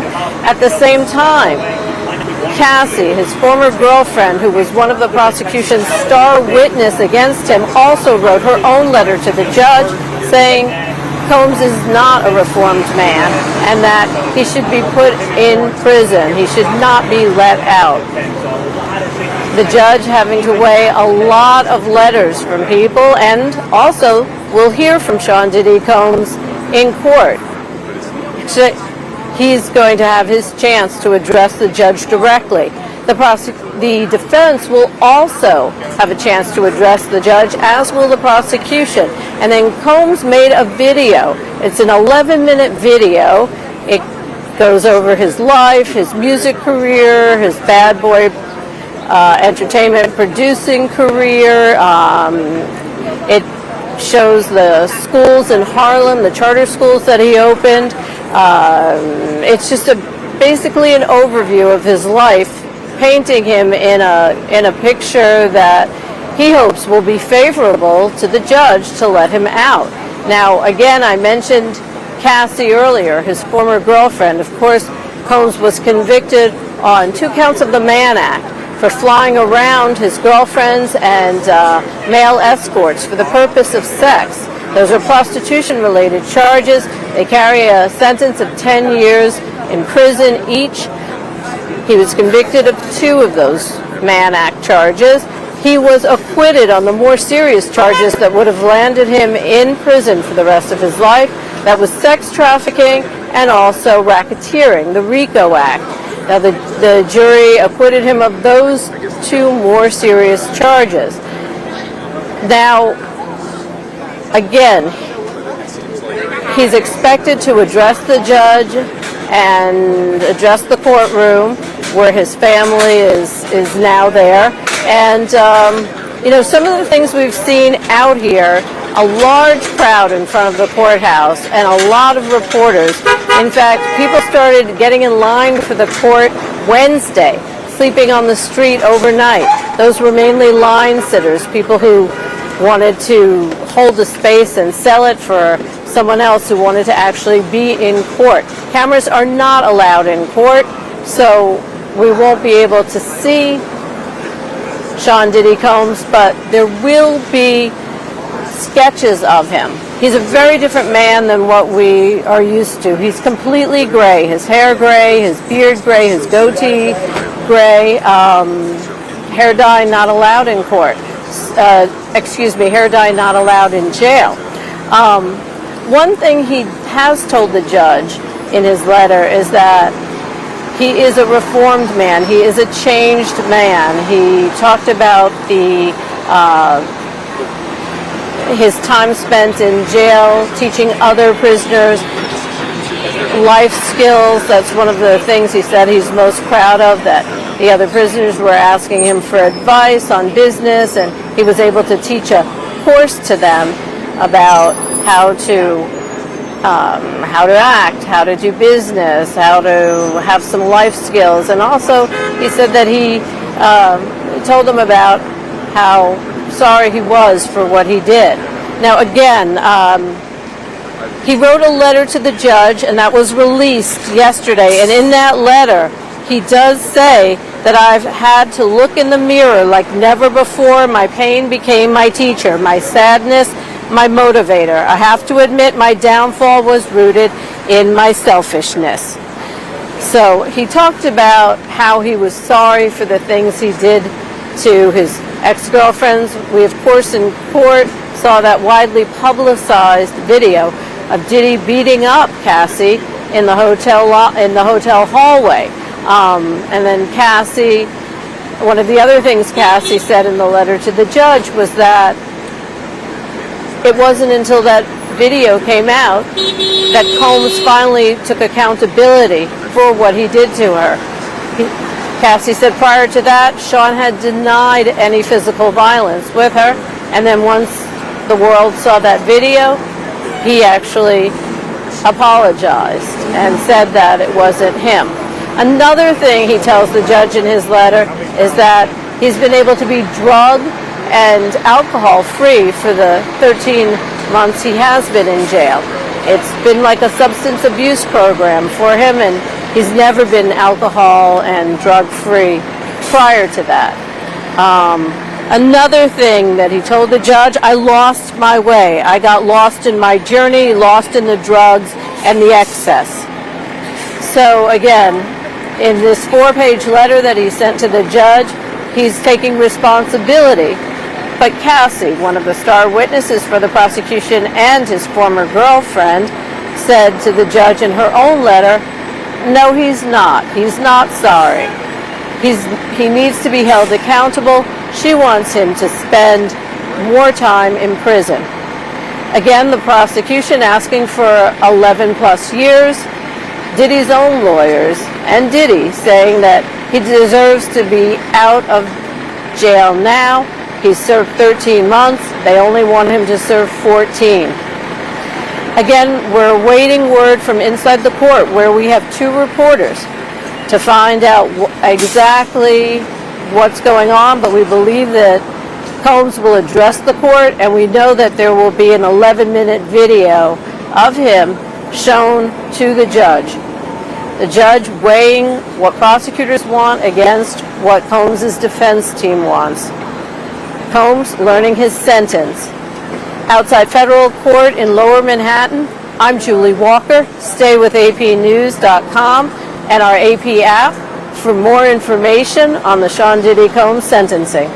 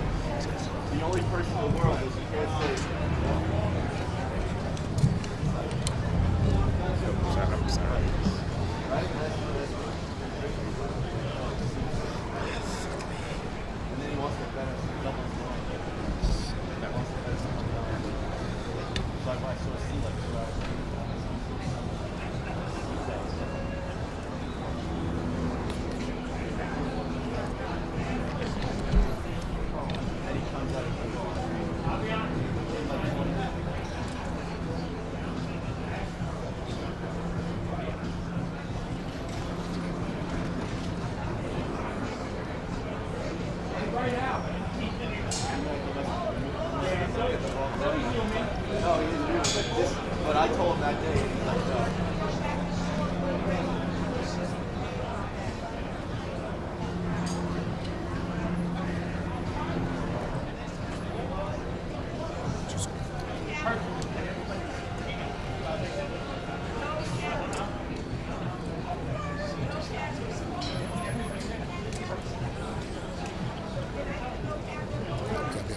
way. Come this way, come this way, come this way, and then this way.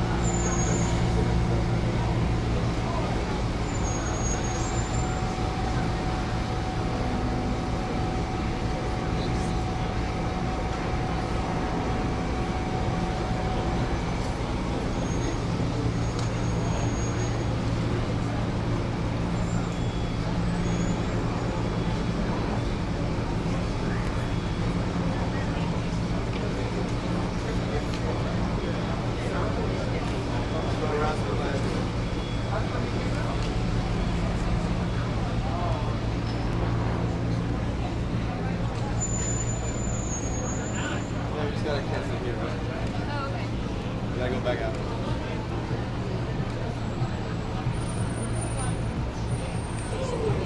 This way, this way.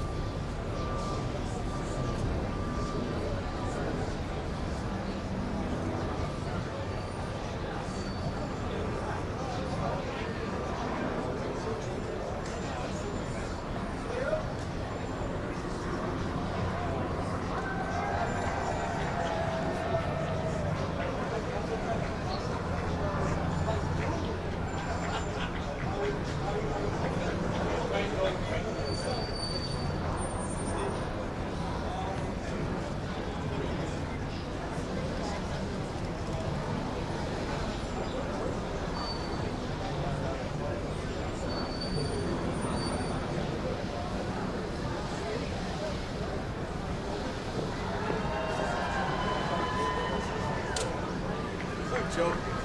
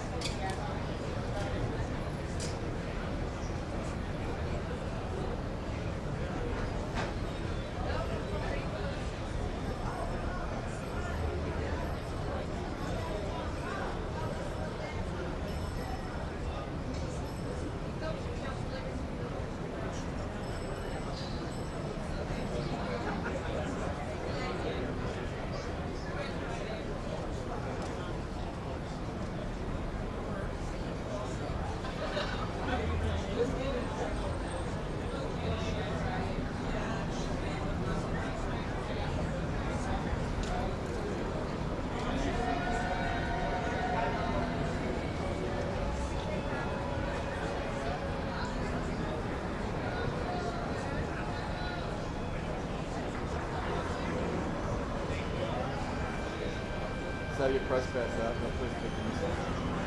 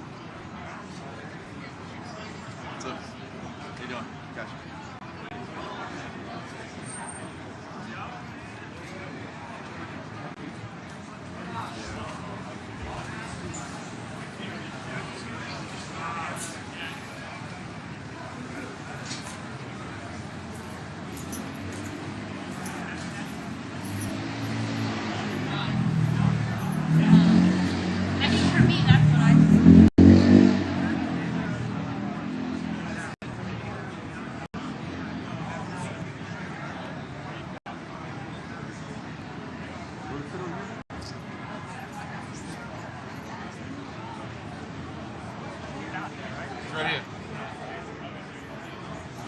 That's why I was asking. We need a little bit of time. To make sure. She's talking with the NYPD. Yeah, I know who he is. He hasn't been around today? I was here. Oh. And actually, I have a copy of the court order on that. He's been for a year. Yeah, that's a trial for a year.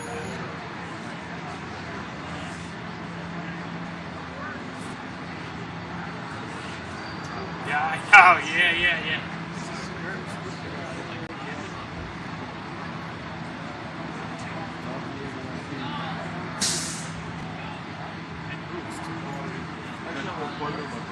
Yeah, go around to the last one.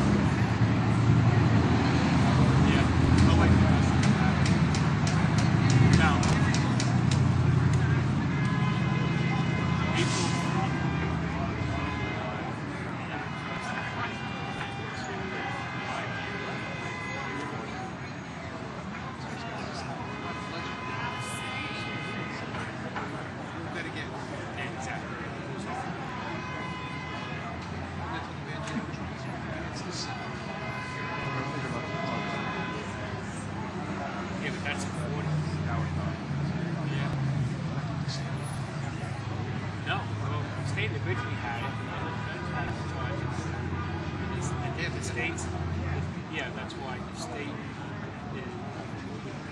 they didn't drop the charges, but they're not pursuing them.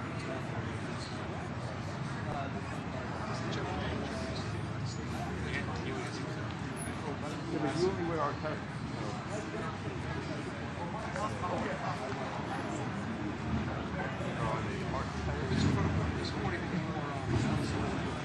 Yeah.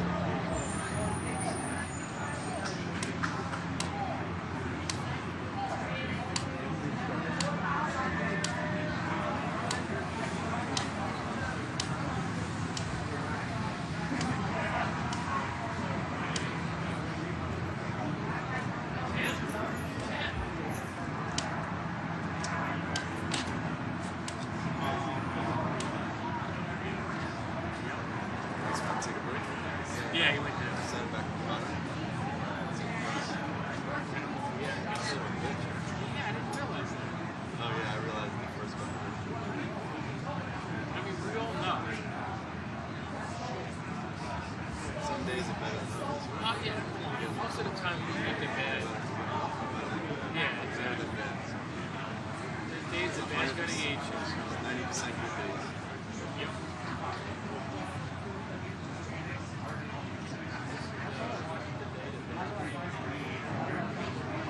Yeah. This is the one you have to actually work. Yep. The only thing is it's probably whatever they go.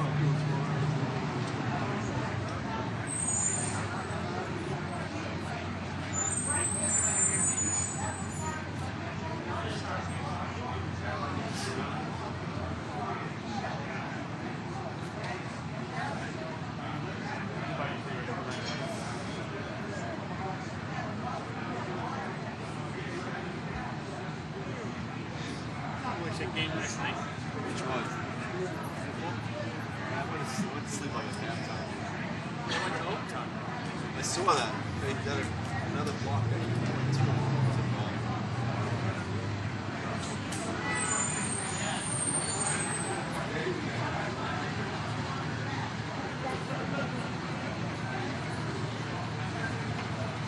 I woke up and saw the front of the baseball game.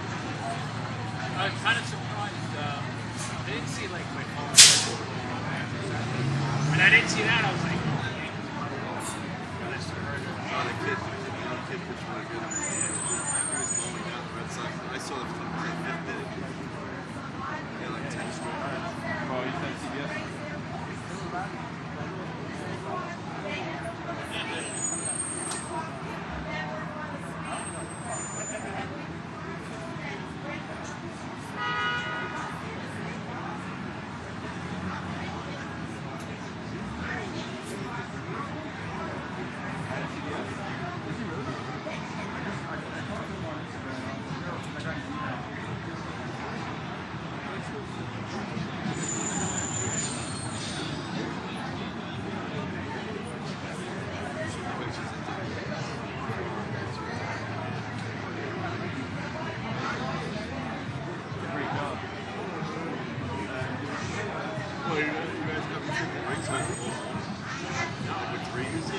Wow, no.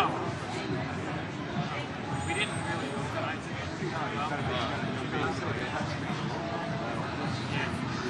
Yeah, you would think that, yeah. Well, yeah, should be. That's usually what you guys do when you have a couple people like this. Yeah. Put it up. You know what? This morning was chaotic.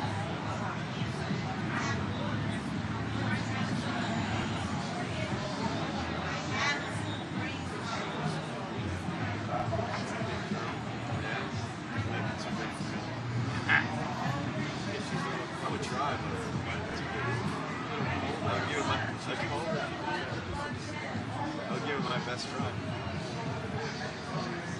I'll probably get beat up.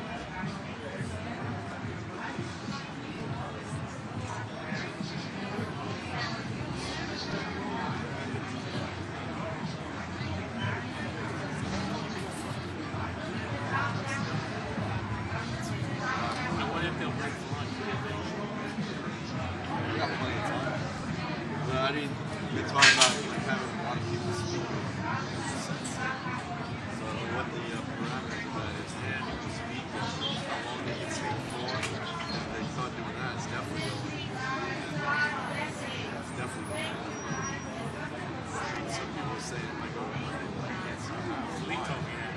Yeah, why? Why would you do that? I don't know. That's because I asked him, I said, what time do you think it'll be over?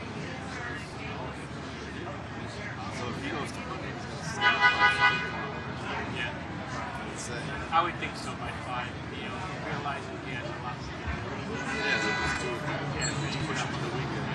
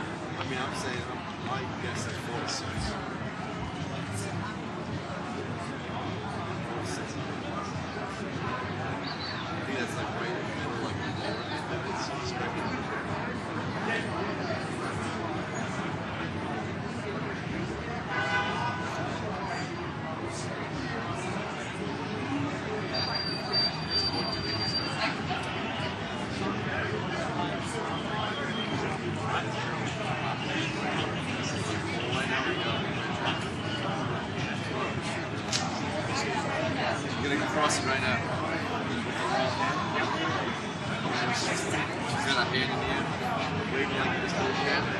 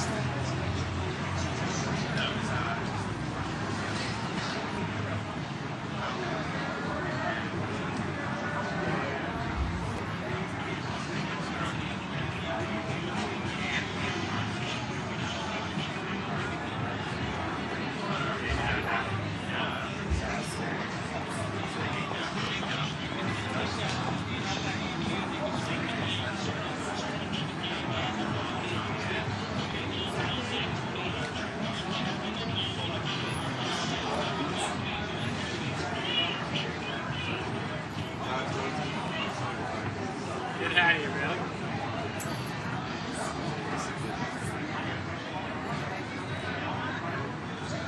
See what's in it.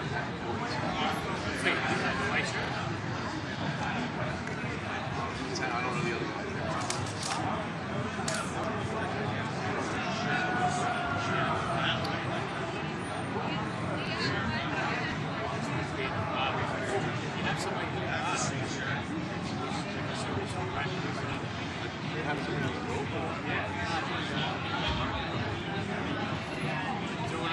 He should be up here now. He's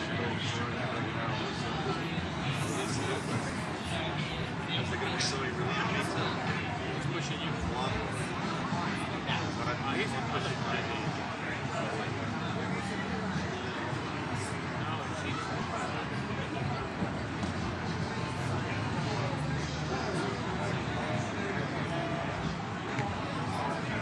Shock Zeta seen it too.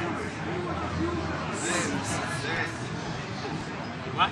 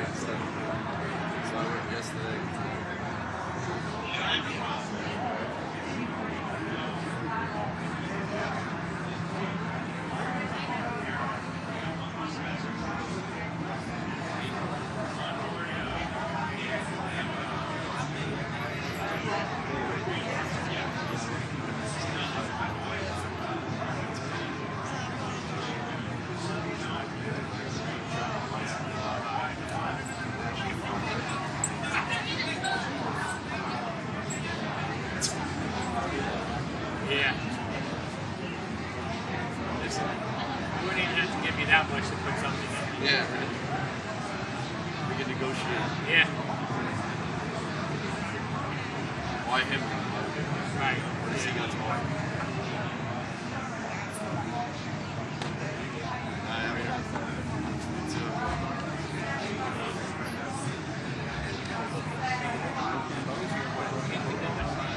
Where's she from? Oh, Kimberly Rich. she just came out a couple months ago. Yeah, she comes in and out all the miles. All the miles.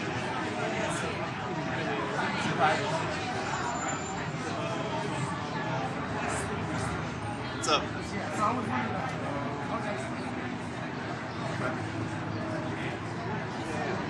You gotta ask the guys inside. Go with the guys inside. Nope,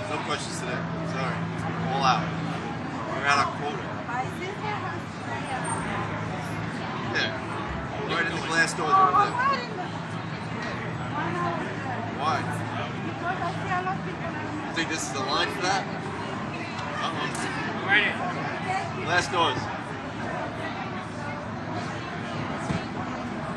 Well, you know what? There's a type of person that want to help, not aggressive to go in. No, I'm saying, but the line doesn't move. Like, do something. Even if it's a long line, it should have lives a little bit.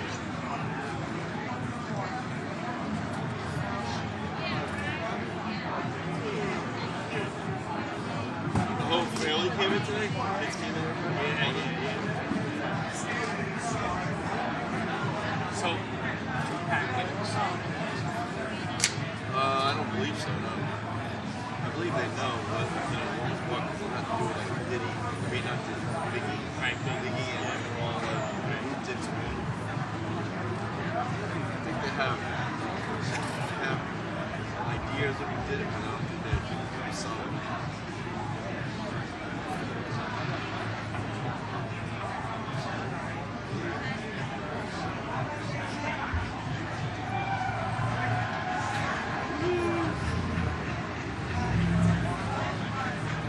my son next week.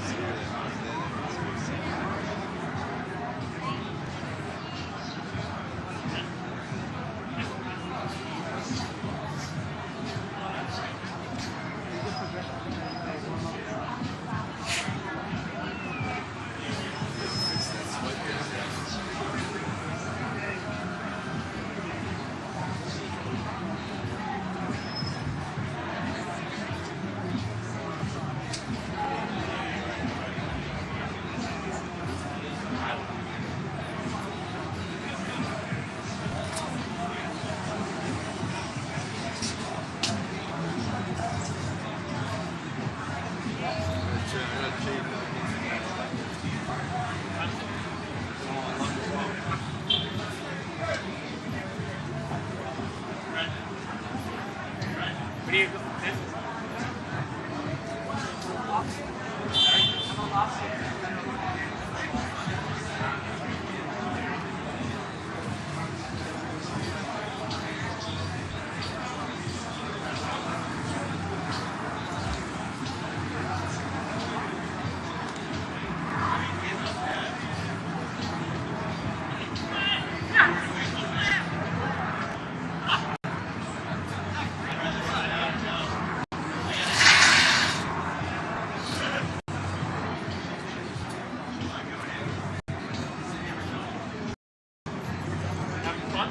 Yeah, tons of it. I don't understand why that dude's stressed.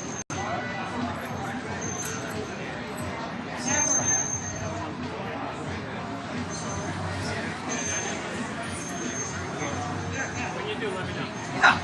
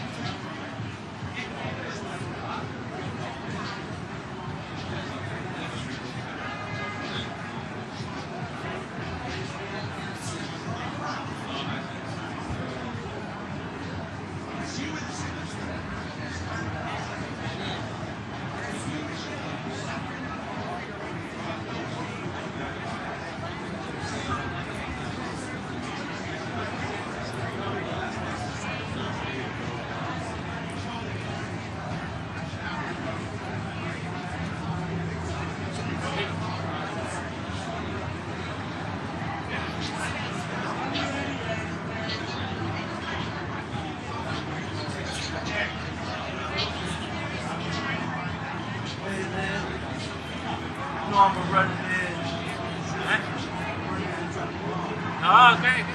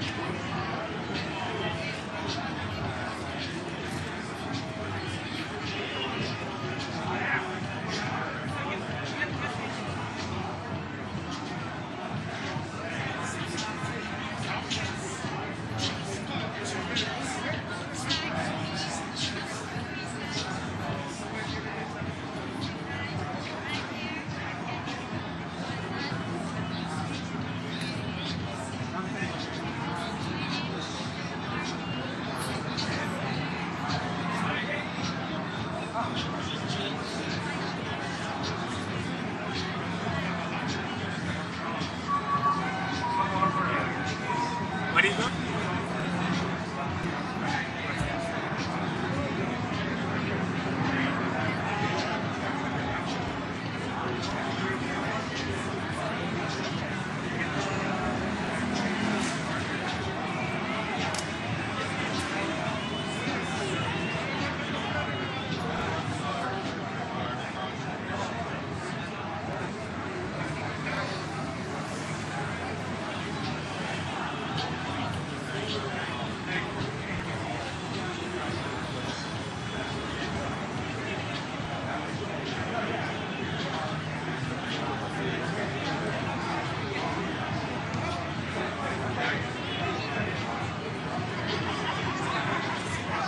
Get your steps in.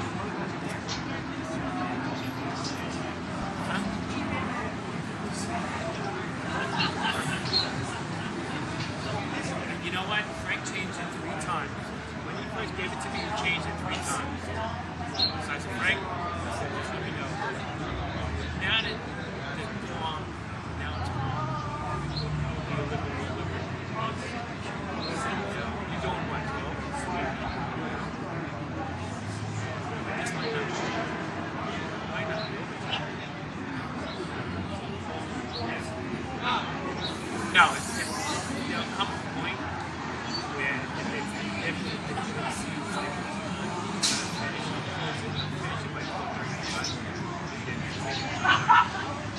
he thinks the end is near, keep moving. If there's more to it,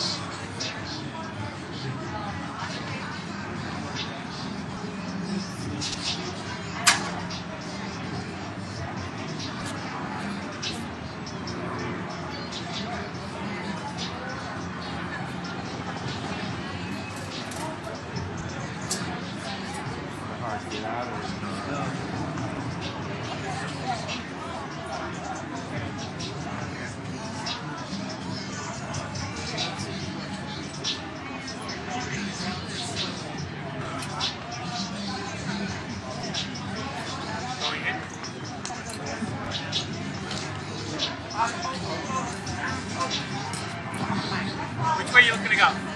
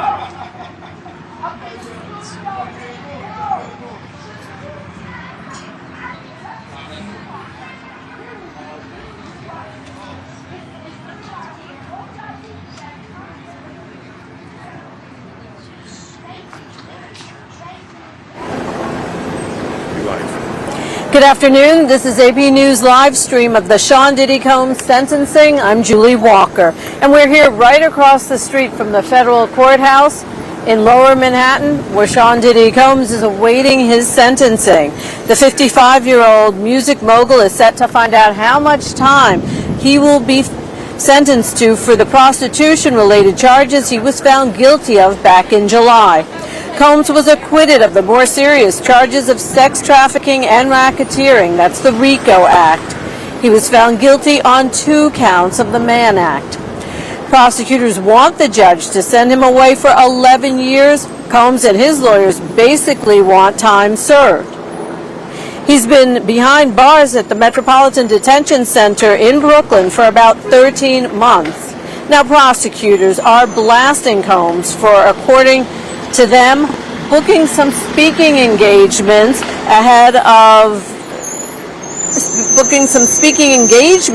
in Miami next week, apparently assuming he'd be free to do it, saying that is the height of hubris. The prosecution's recommended 11-year, 3-month sentence reflects the conduct appropriately consistent with other similarly situated defendants and fully respects the jury's verdict. That is what the prosecution is saying. Now, Combs was not, as I said, Combs was convicted of the Mann Act, but he was not convicted of sex trafficking and of racketeering, which he was charged with. Those are the 2 charges that would have carried the maximum sentence of life in prison. As it is, the Mann Act, which is a prostitution-related charge, carries a 10-year sentence in prison. Again, prosecutors want him to be there for 11 years. His lawyers want him out seemingly immediately. He's served 13 months so far. Now, Combs is set to address the court. In a letter to the judge yesterday, he said that he's a changed man. He's a reformed man. He feels like the time he spent at the Metropolitan Detention Center was enough time to change him, to make him a better person. He says in the letter that he knows saying, "I'm sorry," is not enough, but he says he is sorry. Now, Cassie, the prosecution's star witness and Combs' former girlfriend, sent her own letter to the judge saying that he should get the maximum sentence, saying that he's not a changed man, saying that she doesn't believe him, and that when she said that she was assaulted, no one believed her, and he denied it until that infamous video came out of Combs beating up Cassie in the hotel hallway. Several other people have written letters to the judge, members of Combs' family. His mother, she's 84. She says, yes, my son has flaws, but he deserves to be out of jail and spend the rest of his time with her and with his 7 children. 6 of those children are in court now. They are teens and adults. The youngest, who's not there, is a 2-year-old. Those teens and adult children of Combs also wrote letters to the judge, pleading with him to let their father out, saying that he is a good man and he is a good father, and they want to spend time with him. And in Combs' own letter to the judge, which was 4 pages long, he talked about how he missed his children, how he missed important events with them, taking one to college, graduation, other events that he missed that were family time. And again, saying that he's changed, that one of the things that happened to him while he was in jail was that he was able to get off of drugs and able to get off of alcohol. He says he's been drug and alcohol free for 13 months, even though those things can be found in jail at times because they're smuggled in. He says he's not doing any drugs or any alcohol. He also told the judge in his letter that he believes that he will never be back in criminal court again, that he is leaving those ways behind him. He said he was appalled by the things that he had done, and again apologized for them. Now, one of the people who was set to speak today is no longer speaking. That's a former assistant, and she testified under the pseudonym Mia. And she had said that she's no longer speaking because prosecutors say she's no longer speaking because she felt intimidated by the defense after they wrote a letter to the judge. Now, the people who are speaking or who are supposed to speak are his children and two doctors who treated Combs and Combs himself. You know, the trial took 6 weeks, just a little over 6 weeks, actually almost 2 months. We were done, though, by July 4th. So Combs has been waiting for sentencing since the beginning of July, and he's been waiting in jail. He asked for bail and was denied by the same judge. He asked for bail more than once and was denied. So it doesn't seem likely he'll be getting out anytime soon. However, no one knows. I mean, it's a big guessing game. And I just heard a cheer go up from the crowd behind me. And I'm not quite sure what's happening in court at this very moment. We do have reporters in court. I am waiting to get an update from them as we speak, but a cheer did go up from the crowd outside court. Now the line to get into court started forming Wednesday. There were line sitters out here holding spaces for people willing to pay them. There were more line sitters on Thursday when we were here, and then when we got here at 6 a.m. there were people already outside court lined up to get in. That's the only way you're able to see what's happening, because none of the proceedings are broadcast. There are no cameras in court.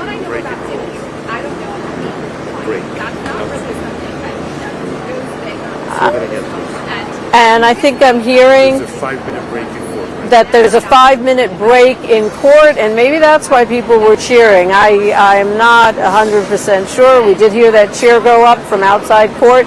Now, during the trial, I was here, and there was always a crowd outside court. There were always people cheering for something, so it's still not 100% sure, because the judge has a lot to go through and to get through before he's even sentenced. I want you to take a look at the media. There's a huge lineup of media here in front of the court, and this case has drawn national, if not international, attention, because Sean Diddy Combs is a music mogul. He ran Bad Boy, the music company. He produced people like Biggie, Smalls. He's very well known, and some of his rap actually changed the way the rap industry focused. I mean, one of the things that Combs did was make an 11-minute video that's going to be shown in court, and in that video they talk about how he elevated rap music to be an aspirational way of life. Also in that video that the Combs team made, you see him with his family, you see him with his children, you see him out in the community, you see him at the charter schools he created in Harlem, you see him, you know, going around the country, visiting people, uplifting people. But again, that's just one side, the side that Combs wants the judge to see and to take into account when he's being sentenced. Then there's the other side of Combs, the side we see in the video that was leaked of him beating up Cassie in the LA hotel room, in the LA hotel hallway. And Cassie reminded the judge in her letter that she doesn't think Combs has changed. She doesn't think he's reformed. She doesn't think he's sorry, and that he deserves the maximum sentence. I'm Julie Walker. You're watching the AP News live stream of the Sean Diddy Combs sentencing. For more, go to our website, apnews.com, or go to our AP News app.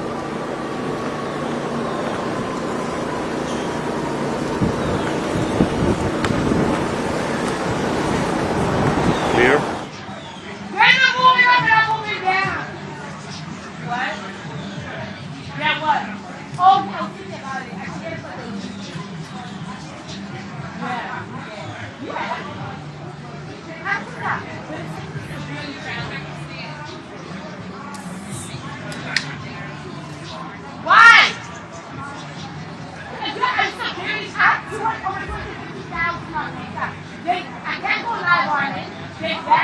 like, I'm never gonna see my videos. Some videos go viral, but it says, oh, like, fucking like this. I hate TikTok. You want to show my thing? Wait, what live you on? TikTok or YouTube? Oh, forget it. YouTube, TikTok, you can't do nothing. Wow, baby, you rich. You rich. You think you go live on TikTok, Instagram? I don't even tell you go live on Instagram. Instagram for 1 year. Oh yeah, I got that too. I got 1 year that why? What is it? No, you do look good. I know. You do everything. But I like you, you're tough. You actually walk the way. You actually do it. You're not tough. I was like, oh my God, you really fucking do that? And you did it. I was like, no way you fucking did that shit. Wow. So yeah, nothing. You think you're the latest one in the hearing, right? The DA and shit. He's not coming out today. It's not festive. It's not nothing. Shout out to Mari.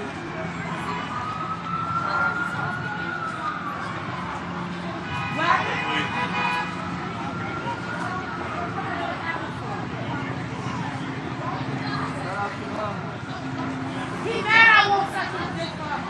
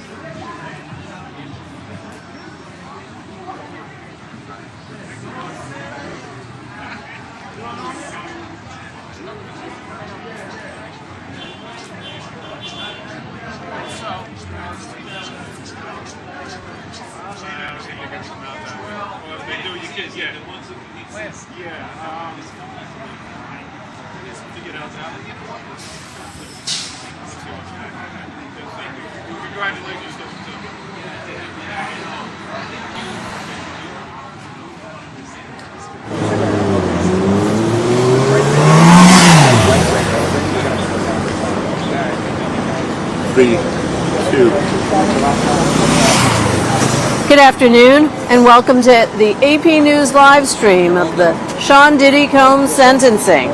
Behind me in the federal courthouse, Diddy is waiting to find out if he'll go to prison or if he'll be set free. And joining me now is Sarah Krisoff. She's a former federal prosecutor and she's an attorney with Cozen O'Connor. So she knows a lot about what goes on in federal court. Tell us a little bit about these sentencing guidelines. Diddy was found guilty of 2 counts of the Mann Act, which is a prostitution-related charge for flying around his girlfriends and male escorts for the purpose of sex, but he was acquitted of the 2 charges that would have kept him in prison for a long time, if not forever, and he was acquitted on racketeering and on sex trafficking. But what about the Mann Act, the prostitution-related charge? What is the judge looking at when it comes to sentencing? The first thing the judge had to do here was figure out what the guidelines are. There was a real dispute between the defense and the government about what the applicable guidelines range was. They were vastly different estimates, and the judge sort of parsed through all of that and decided he agreed with probation's determination of the guidelines, which is really right in the middle of 70 to 87 months. But the probation is really an arm of the court, and they have an obligation to independently determine the guidelines as well. But ultimately, the judge is sort of taking everyone's input, coming up with what he thinks is the appropriate guidelines range, and then that's the starting point, I think, for him in imposing sentence at this point. Now, prosecutors wanted 11 years. Is there any chance that he'll get 11, or do we just not know until the judge makes a determination? Listen, nobody knows what the judge is going to do until sort of the last moments of this, when the judge asks Mr. Combs to stand up, and he imposes sentencing. And frankly, the judge may not even know what he wants to do. He's going to have a really good idea, but he certainly could be swayed one way or the other by the arguments he's hearing and will continue to hear for the next few hours. Now, let's talk about those arguments. I mean, this is the chance for Mr. Combs to get up in court and to talk to the judge, to speak to the judge, and we're also told that his family will get a chance to speak, and they're going to show a video. Actually, Combs' team is showing a video, and it's an 11-minute video. I saw it. It shows him in a totally different light. It shows him as a family man, as a community man. Is this something that's usual, or is this unusual to do an entire video? Listen, the defendant always, by statute, has a right to speak at sentencing, and if the court did not allow him to speak, it would be a big problem, and eventually the sentencing would have to be redone. So we certainly expect to hear from him at the end of this. Sometime, the defendant usually gets the last word, sort of in the order of things, that goes last. But in this case, we've already heard from the defendant in a few different ways. We have, a letter from him. We have this video. The judge has made it very clear that he is concerned that Combs is not repentant at all, or is not really accepted responsibility for his actions, and that's going to sort of play into what the judge does at the end of the day. So I'm curious to hear, when Combs actually stands up and speaks live, does he take on a little bit more responsibility or not? That's been an issue that's come up.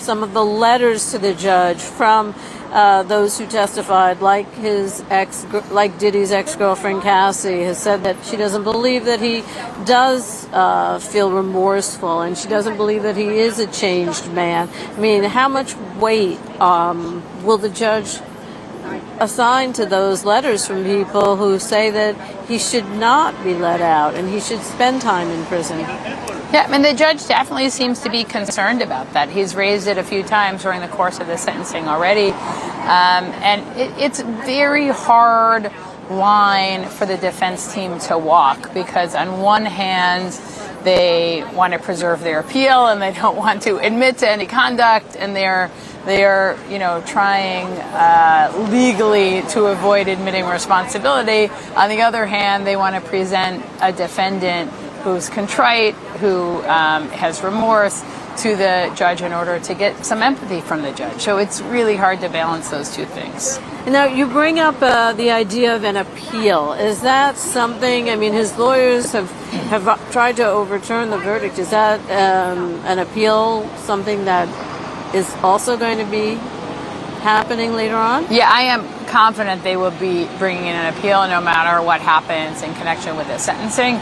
It may just be an appeal of the conviction, or it may be an appeal of both the conviction and the sentencing, depending what the judge does during the course of today. This is the same judge who would not let Combs out on bail. He tried to offer bail, lots of money, and the judge said, no, you're not going anywhere. You're sitting in jail. And he's been at the Metropolitan Detention Center in Brooklyn for the past roughly 13 months.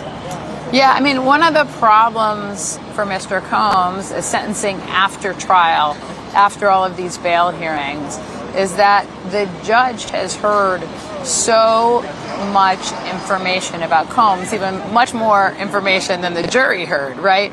And so the judge has to try to put that all aside and really decide the sentence on a narrower category of information. But it's hard to do that, right? It's hard to unhear what he's already heard. And some of the things he did hear were, I mean, it was quite a sordid trial, and it was, there were things that, you could see. I was in court at times, and the jury was, eyes wide open type of situation there. Were you surprised at all with the verdict? I mean, I thought the defense had done a very good job of this from the beginning, right? They had a narrative. They said essentially, our client did bad things. He just didn't do these bad things, right? These are essentially state crimes. They don't fit into this federal framework. Jury, your verdict should reflect that. They had a narrative. They started with a narrative. They ended with a narrative. They did a really good job with all of their cross-examinations, their addresses to the jury. So, you know, it wasn't, to me, it wasn't a surprise that the jury ended up with this sort of compromise verdict that they did. Okay. Any other interesting observations as a former federal prosecutor? Because so you've been in the role of, you know, we know Maureen Comey was the main force behind this, and she's been fired by Trump, so she's not here in court on this case today, but there are other federal prosecutors there. You know, what's it like for a federal prosecutor to be there, to be like pleading their case with the judge? Yeah, listen, they had a big team on this case. They had a remarkable number of prosecutors. I was sort of stunned when I saw how many were filing in connection with the case. So they have a big team to pick up the work that Ms. Comey was doing. You know, this is high pressure for the prosecutors because, you know, they had, I think, from their viewpoint, was very much a loss at the trial. They didn't get what they wanted in connection with the trial, and I think now, you know, they want to win here, so they are putting everything forward to try to get that win. All right, well, Sarah, thank you so much for joining us. Sarah Kristoff, a former federal prosecutor and an attorney with Cozen O'Connor. Yep. Okay. I'm Julie Walker, and we're here at the federal courthouse in Lower Manhattan for the Sean Diddy Combs sentencing. As we said earlier, prosecutors want him to spend 11 years behind bars. The defense wants him out. He has a speaking engagement planned for next week in Miami. So we'll see how this all plays out. Stay with abnews.com and AB News on our app for lots more information about the Sean Diddy Combs sentencing.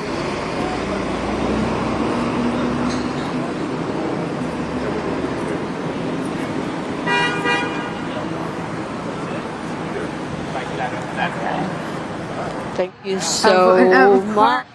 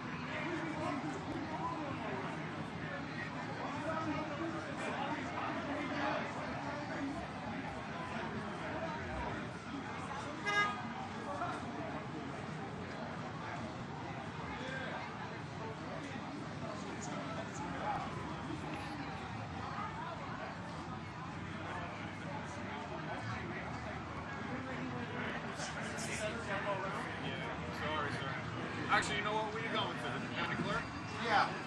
Instead of going this way, go right down to the driveway. That should be open. I'm pretty sure that's open. Go right down. 158 or 158? Yeah, you'll be able to see it right there. Instead of going down there, down the steps, just go right there to the driveway and make a left. You're good to go. Thank you so much. That was about to happen. That was about to happen.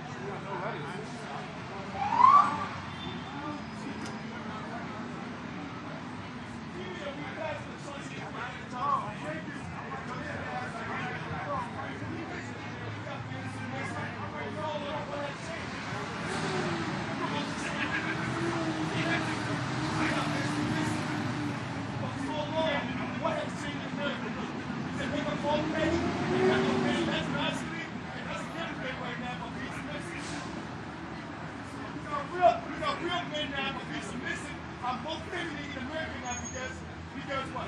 They're along with the system. Of the system, you tell me the system.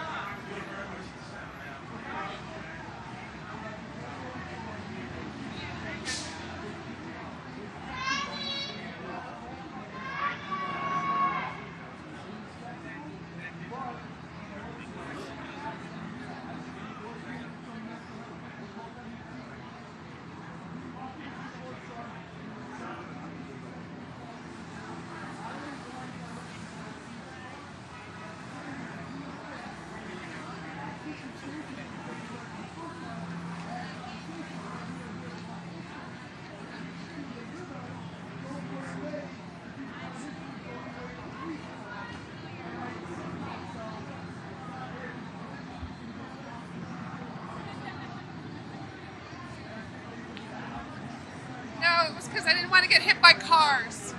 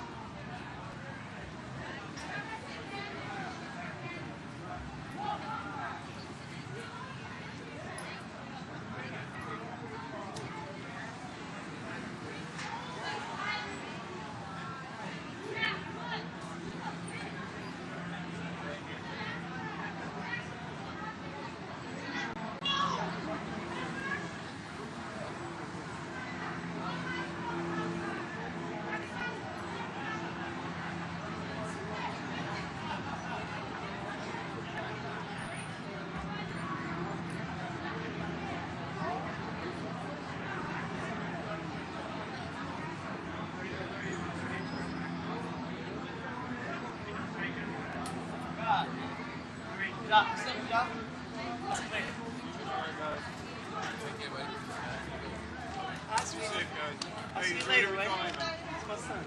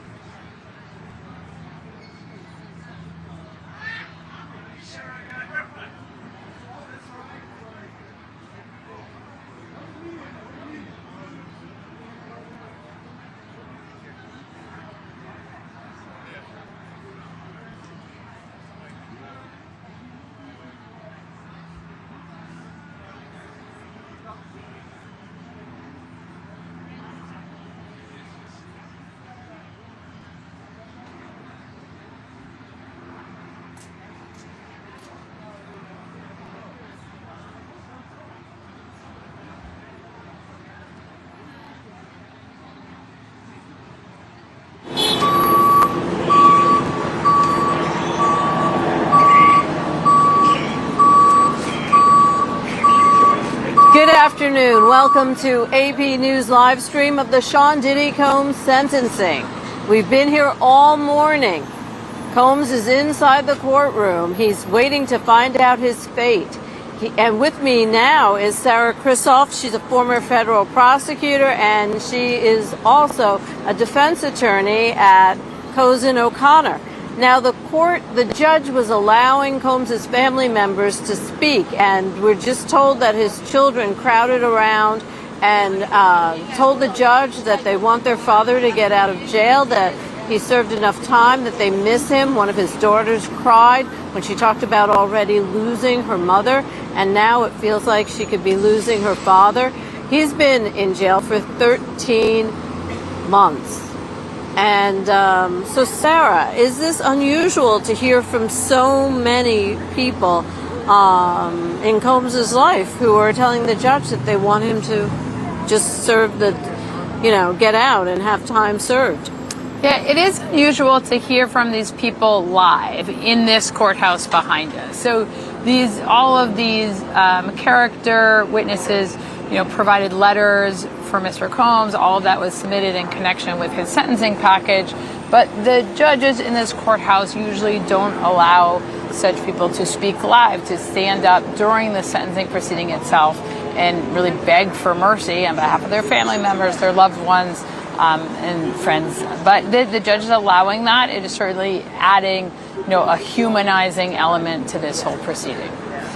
And let me read what one of the children said. "My father is my superhero. Seeing him broken down and stripped of everything is something I will never forget." That's what Combs' son, Justin Combs, said. Now, something else going on in the courtroom is a video that Combs made. It's an 11-minute video that shows his life, shows all the things he's done, shows him with his family, shows his community work.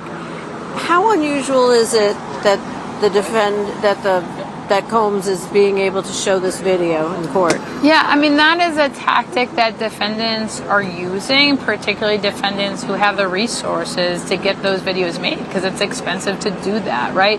But it is another way to humanize the defendant to the judge. It's a way to sort of present information in a really compelling way. It goes beyond what you can see on a piece of paper. It's just, to have, pictures and videos to show the real person behind Mr. Combs, the whole person to the judge, is really important. And it's something that we're seeing much more frequently lately. Some of the people who testified against Combs are not in court, and they won't be speaking. However, they did send letters to the judge.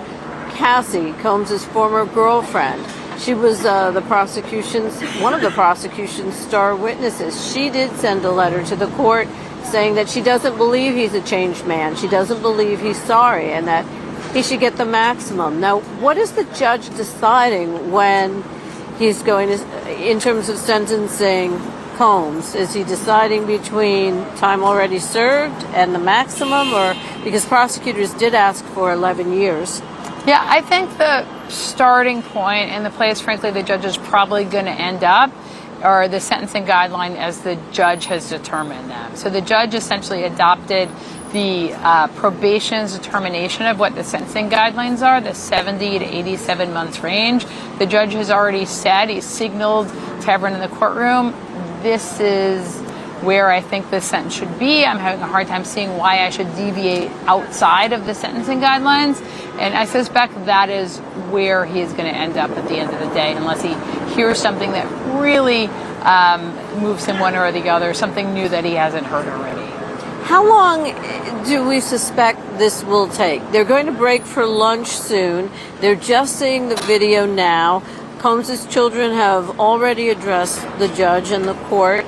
I mean, is this, it's Friday. Is this going to last through the weekend and go into Monday, or will it be over by the end of today? Well, there are definitely a few more steps that have to happen here, right? So it is possible when the defense is finished with its presentation that the government wants to respond to that. They may have things to say based on what Combs' lawyer said, based on what his family said.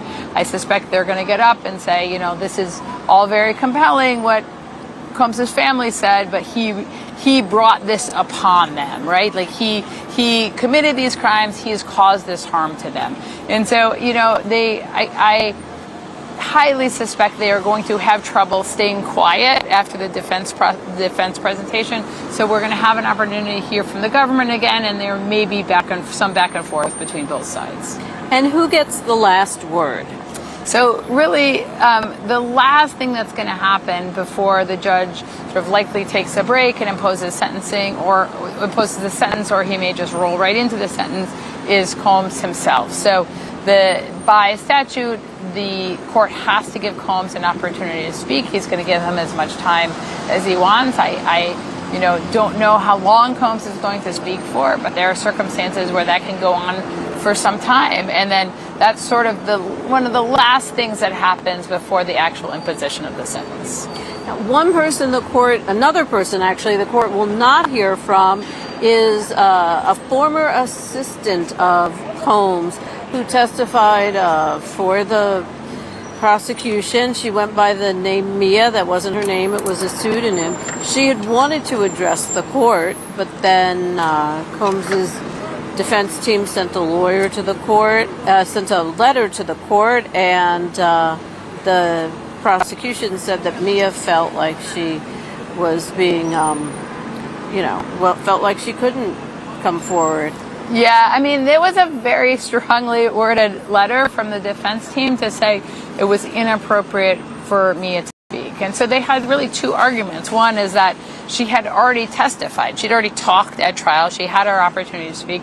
And two, that the jury had acquitted on those counts that related to Mia's testimony. So she was not a victim, a statutory victim under the law for the counts of conviction for which Combs was being sentenced. That was their argument. It was worded quite aggressively, which the judge sort of chided the defense team for that today, but ultimately Mia decided she did not want to speak. I think the judge very much would have let her if she had decided she wanted to, but she made that determination on her own.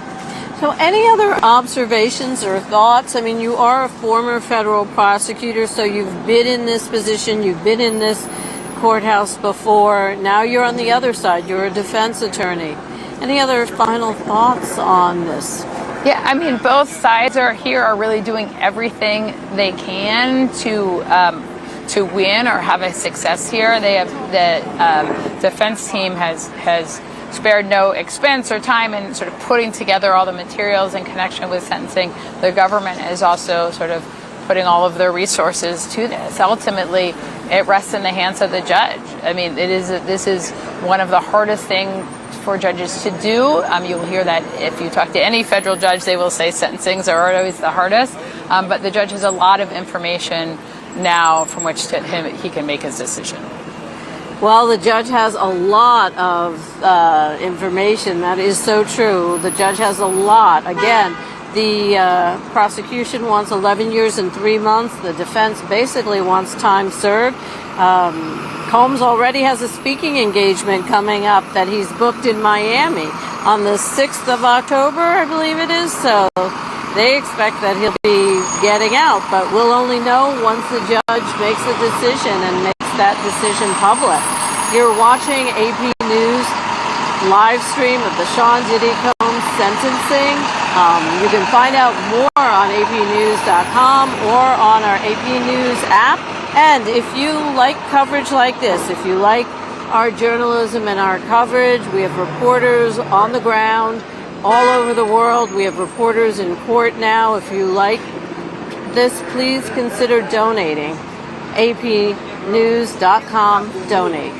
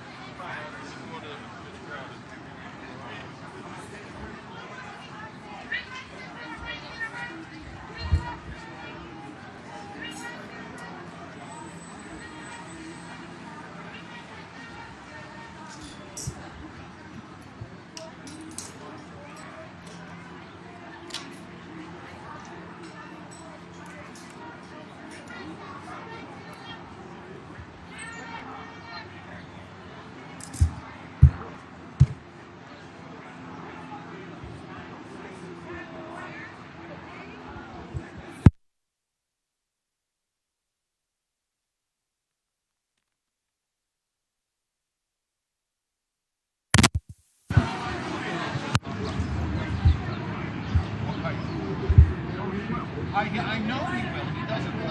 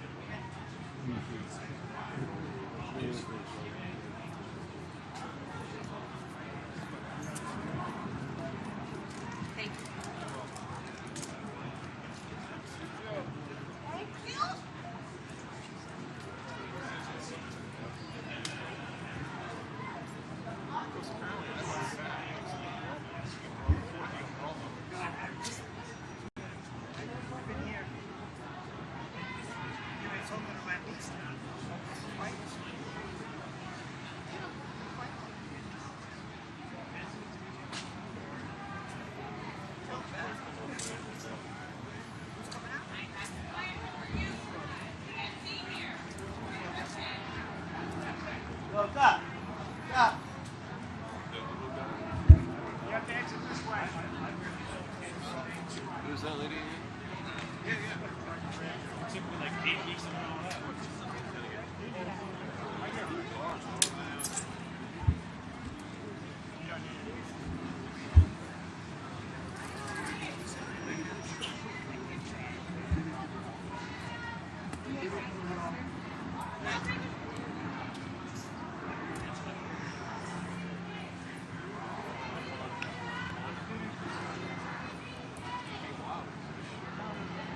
Who's this lady right there?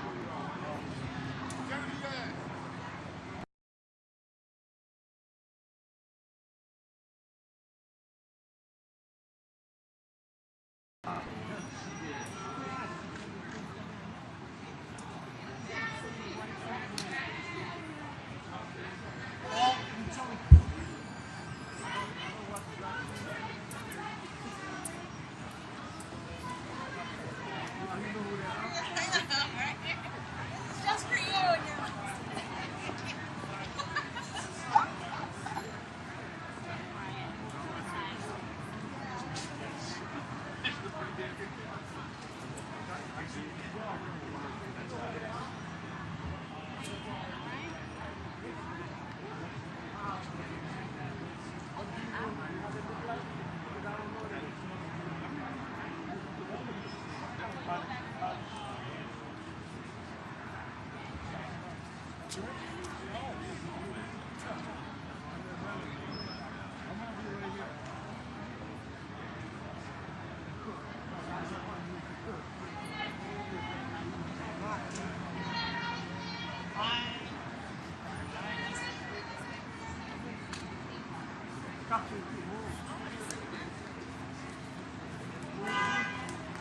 I just want to live long enough.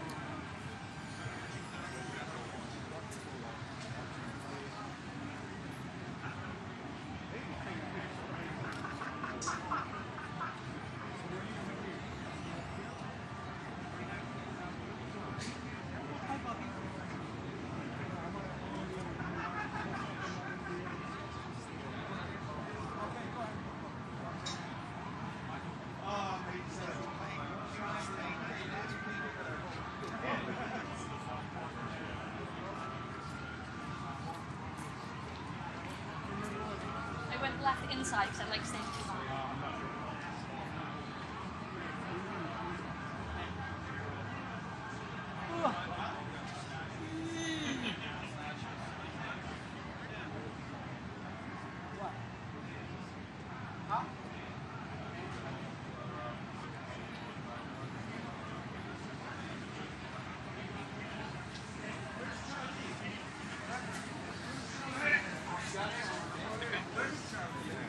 Going this way,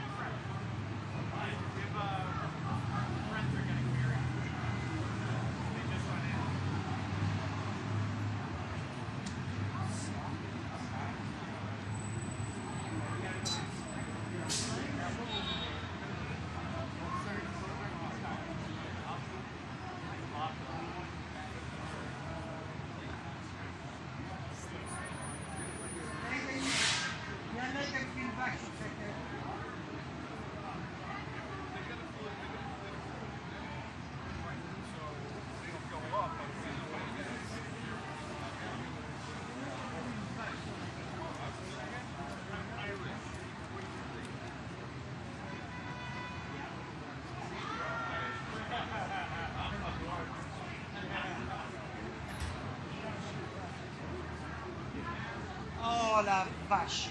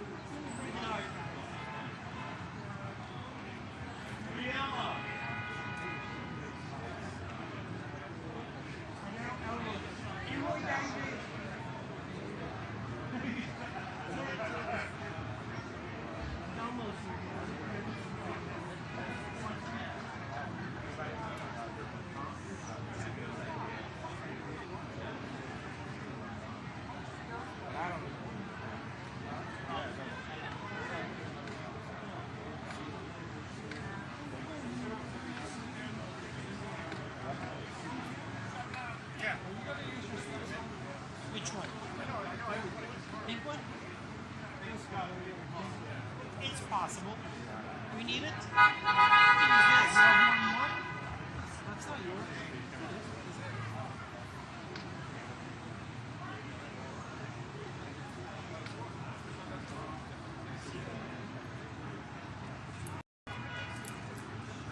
I wonder if that gives it away. What? Give it away, give it away.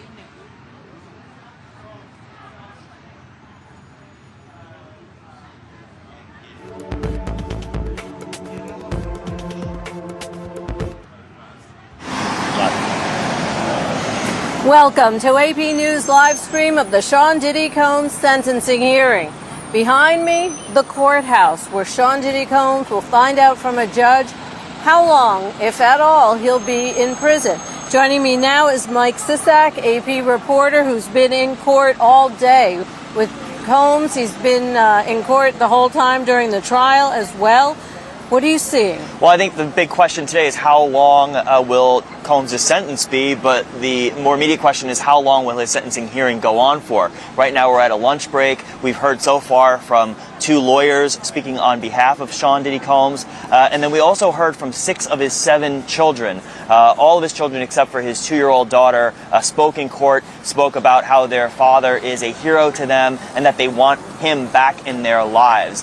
Then right before the lunch break, lawyers for Combs played a video, an 11-minute video that showed highlights of him as a father, as a family man, as a businessman, and also highlighting some of his philanthropic endeavors, charter schools that he founded, running in the New York City Marathon, things like that. All of this to try to convey to the judge that Sean Combs is a changed man and not the person that was put on trial, accused of heinous crimes, violence, and ultimately convicted of 2 prostitution-related offenses. Now, of course, we also heard from prosecutors. They were emphatic in their arguments to the judge.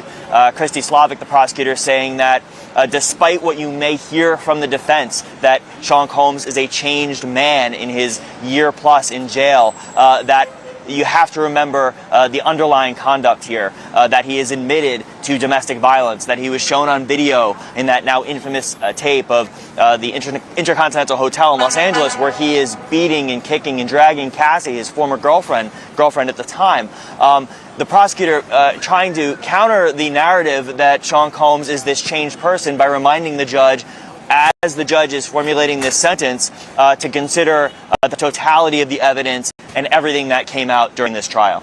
Other people reminding the judge to consider that they think Sean Diddy Combs is not a changed man. Cassie, his ex-girlfriend. At the time, she was his girlfriend, and she's the one in the video seen being kicked and punched by him.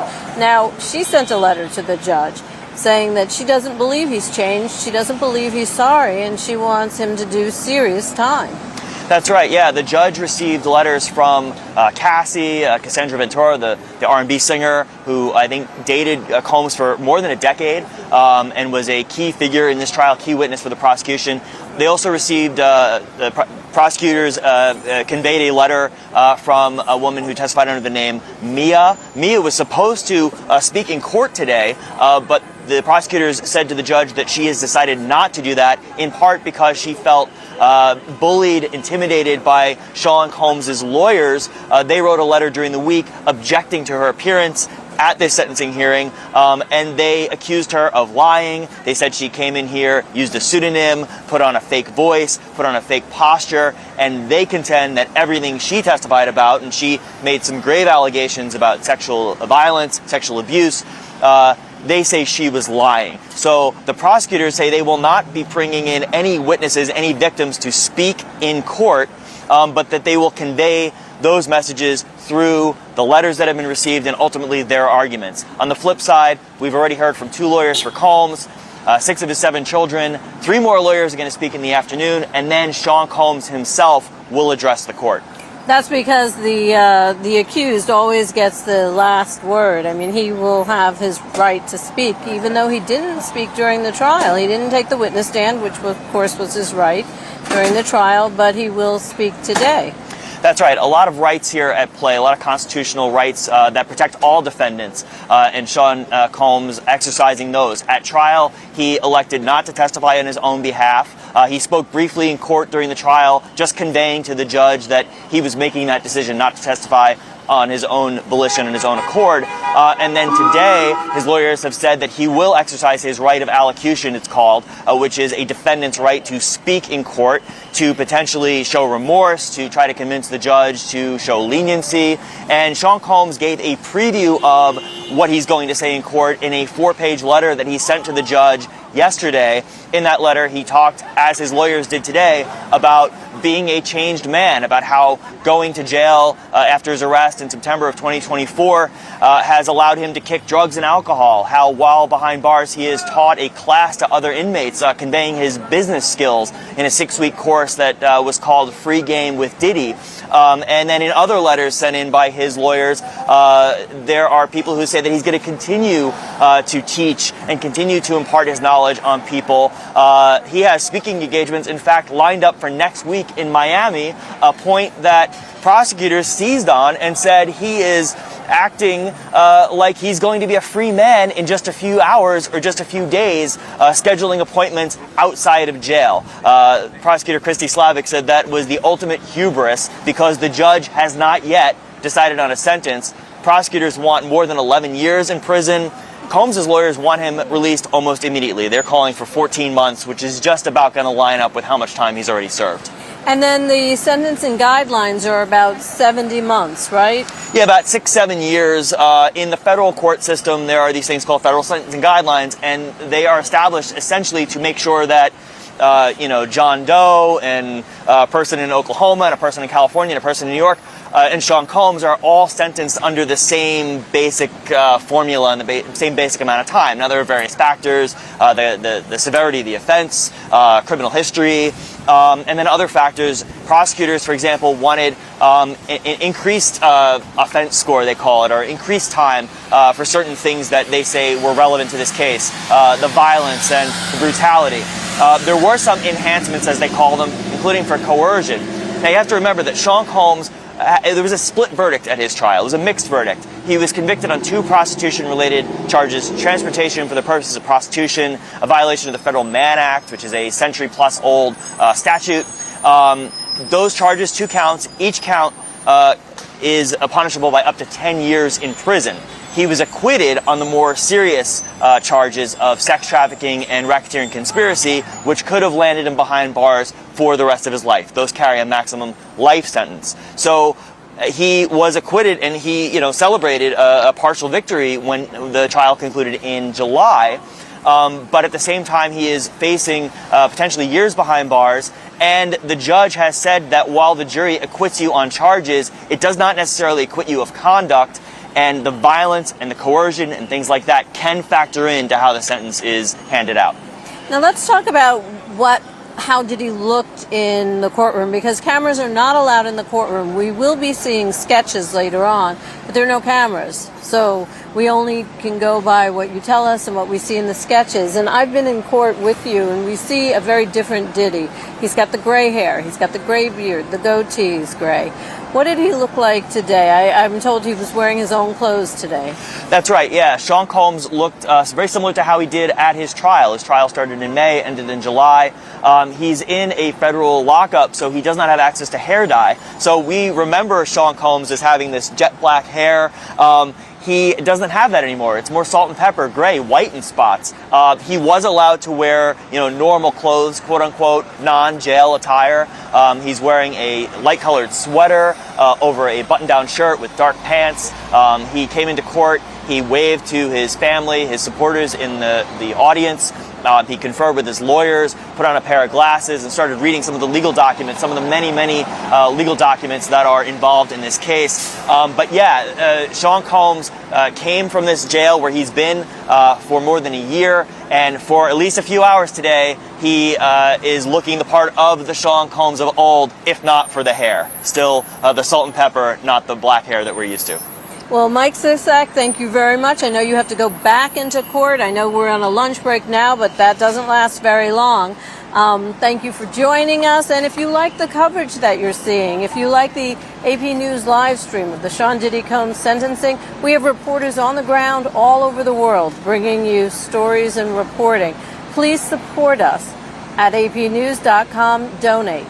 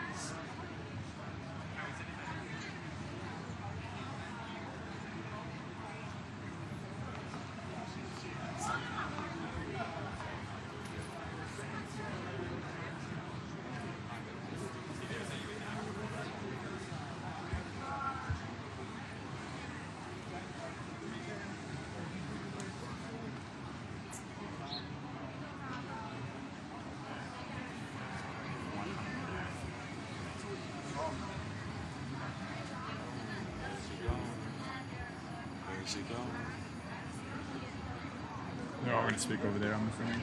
They're all going to speak over there, I'm afraid.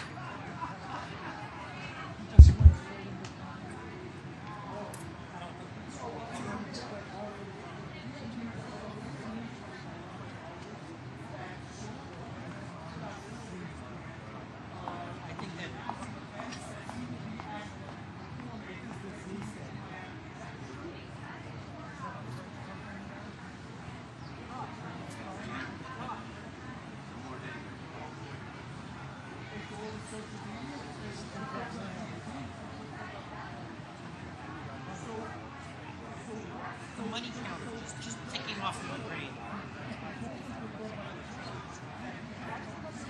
Taxi meter. I have a taxi meter in my head. We're just counting off the money I'm making the whole time.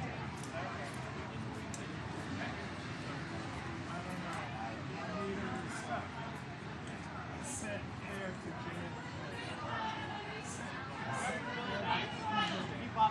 I just think about it. So I've narrowed it down to 3 hotels, 4 hotels, 5. Maybe next vacation.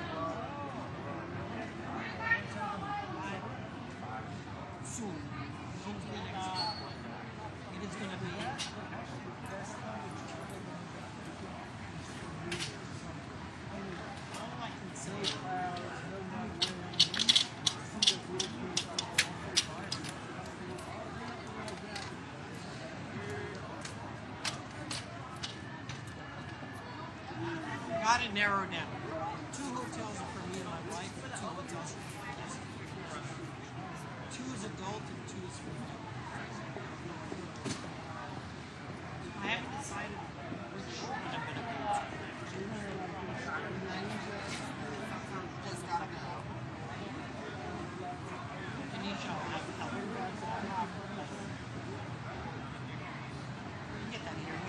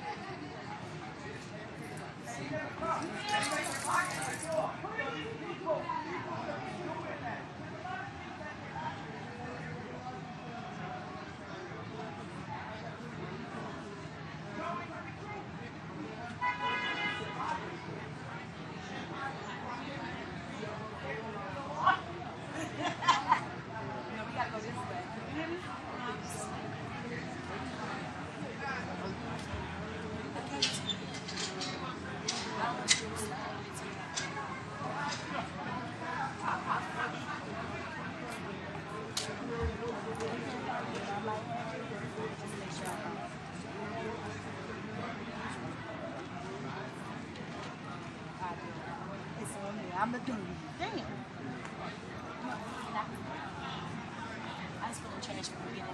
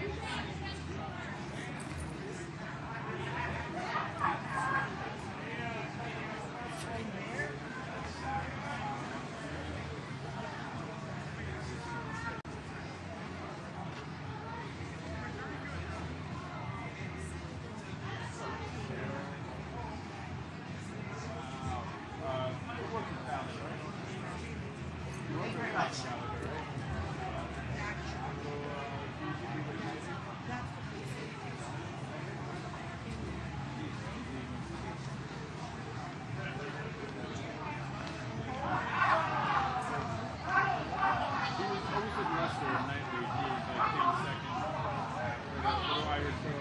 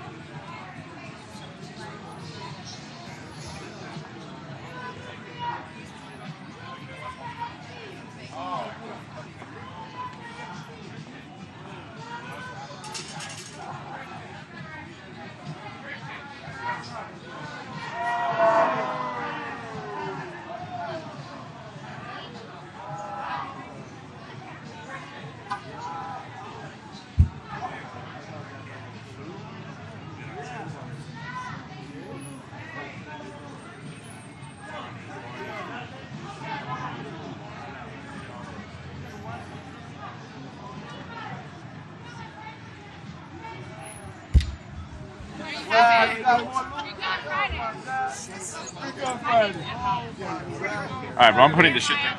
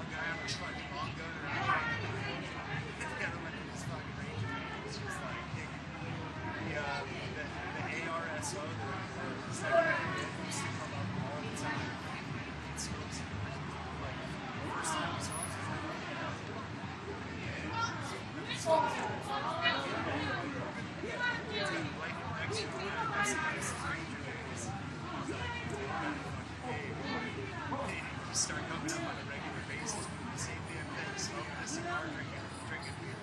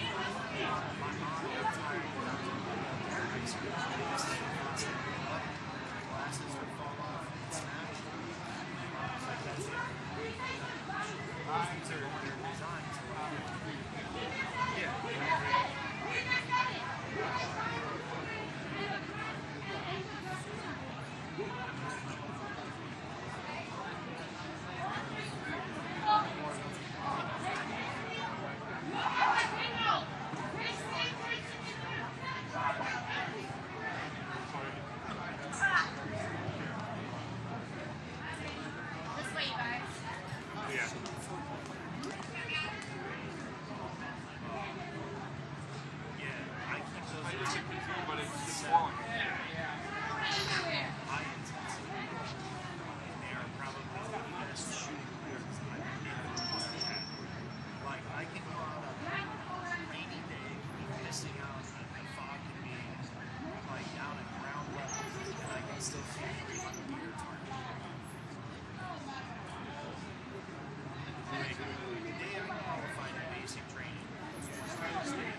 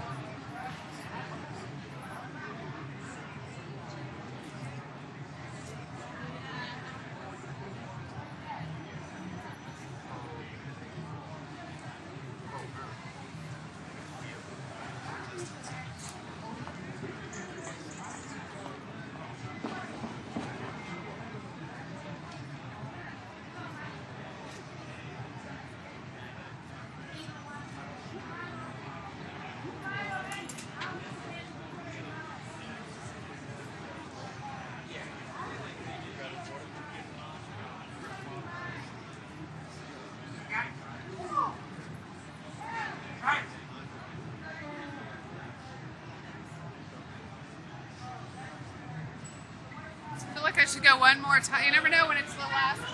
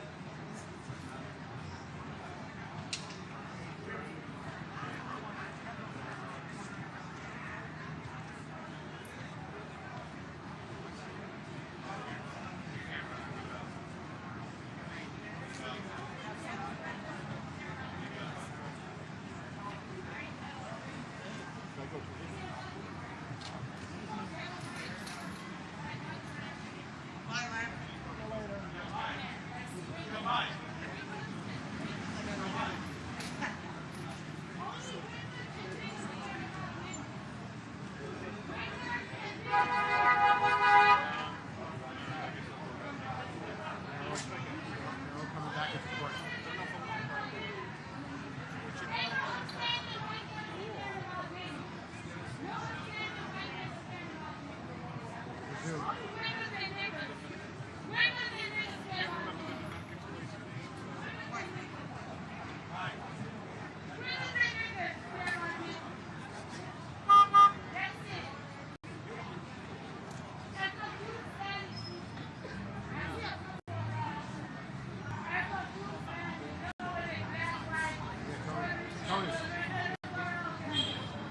resumed. The defense is still talking to the judge.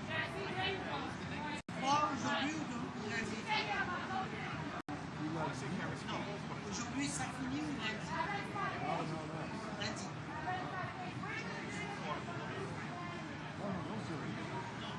Lundi.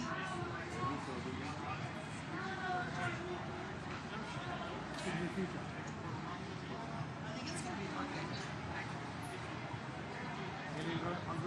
I think it's going to be Monday.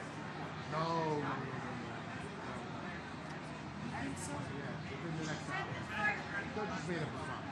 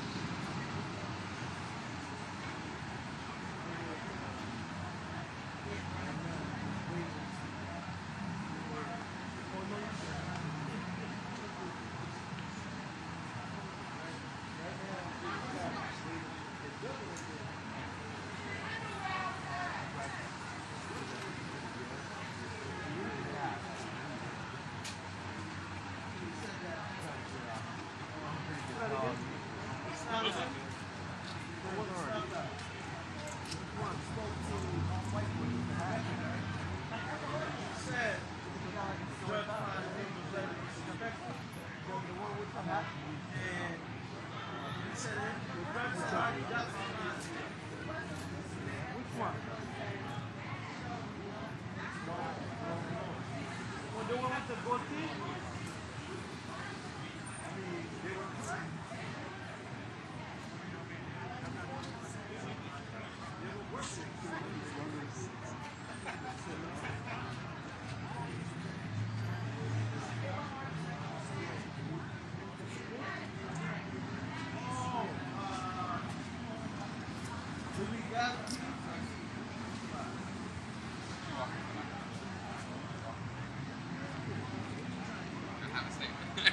probably would be like, oh, they don't know the word.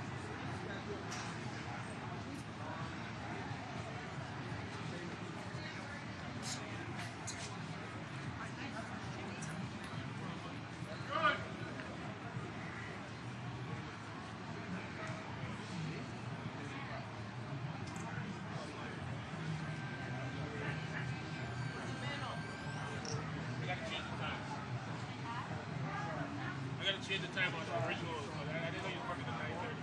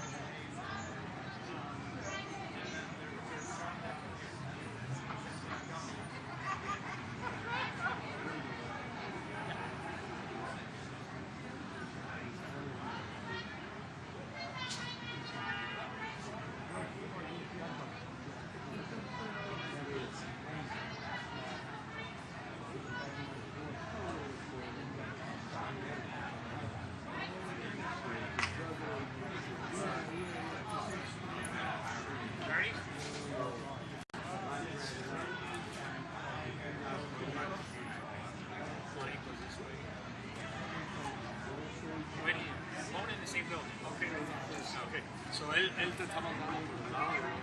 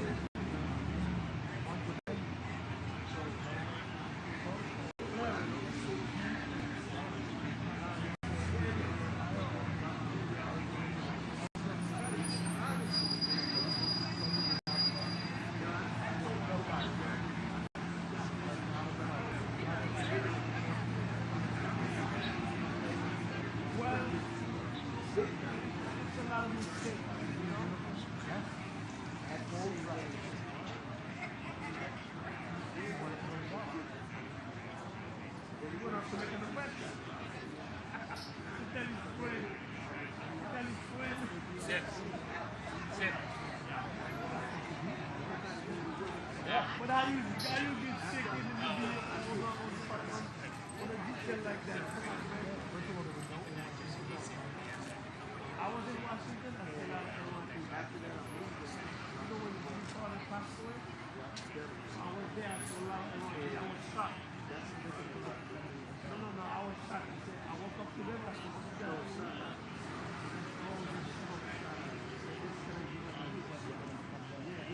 So then I went in the station also. And when I get inside the station, I said, what are you? So I took the pictures. I said, then I put them again. I said, what you guys doing here? I'm glad to see you guys. I'm from New York. What you guys doing here? Oh, you give me the hand. Why would I have? I said, DC, we got a big van. But it wasn't like loud. No. Why you didn't just say, hey, that was the first one I wanted to do, and I'll let you know.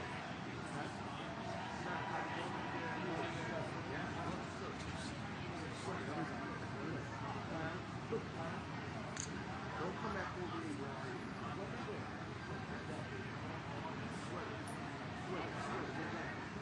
So, you didn't ask me how to look. Then if you question, then you should say, wow, aren't you straight? No, you didn't say that. That didn't stay. The word stick is, when you say straight, you have to say stick. Now, you stay on the other side, don't say it. I told you.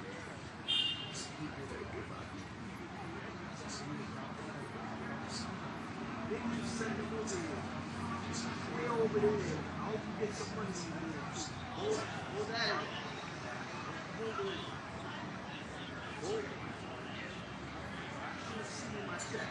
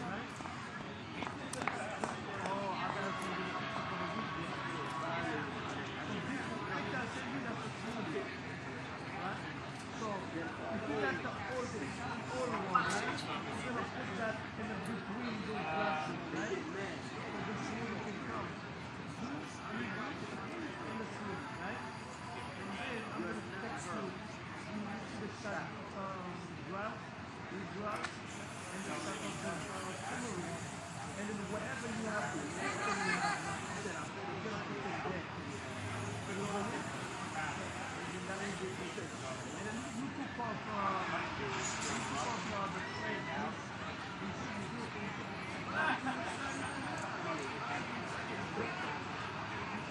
But anyway, if you got time, you come later on today. If you got time, so we work on it. Huh? If you got time, you come later on today in my office and work on it. And then let me ask you something. The guy just texted me. He called me, but I didn't answer him. No, you see the ones on the store, other side. And then I hooked up that. They must have pulled it out.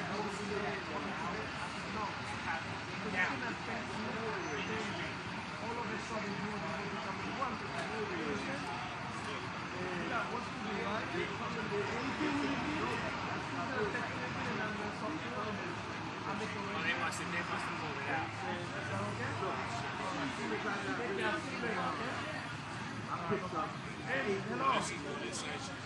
Hello. Yeah, you working on the car? They're gonna throw it out. No. You see the escort. So what I want to do, I want you to have a sample, and then I text him the sample and I text him the price. So he's gonna see how he's gonna look. Then how people are. It's gonna be a lot of work for you to do it. No, I'm not. I have to put it on. The car is systematic, right? You can download the car, the model, and you put the information that you have together. And then now, it's like you do on the side, right? Of owning. So you do a template for the owner, you say, right? And then that's it for them.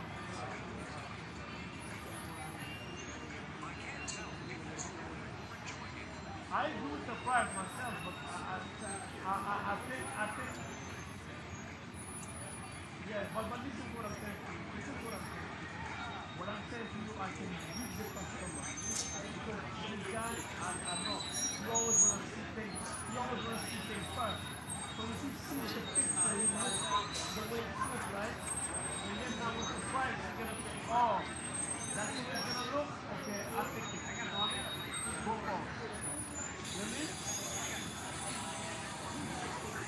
I'm asking you, but I can tell him this is a matter. And now, you know what I mean? Tell him the price, it's not a problem.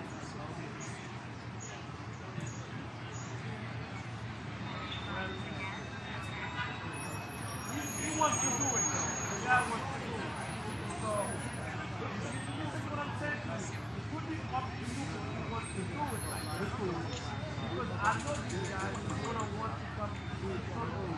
How is it going to look? You understand?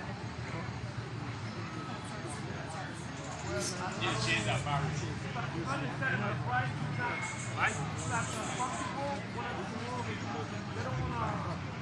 I don't like to say that. They don't want to buy two skins. I don't work on it. You know how they say it? So you want to see something. So, okay, this is what I'm going to do. I'm going to tell him about the price. And then he says yes. And I say I'm going to do the proof. He said, okay, I will try that. Okay?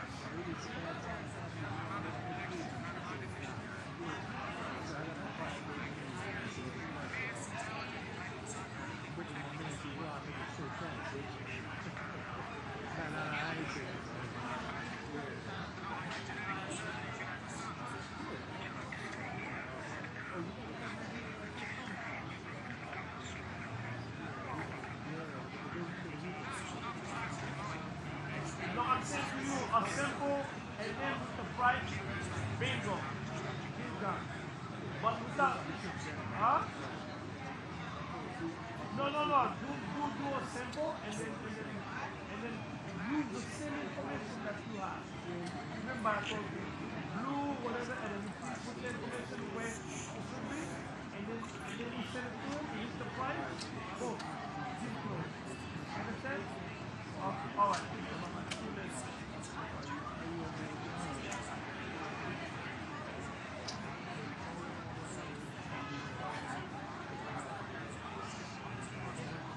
God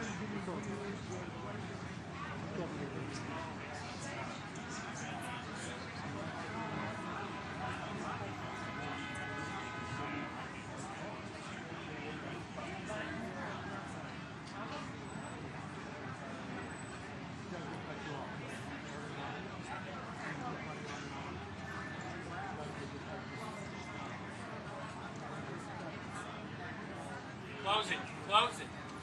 No, close it.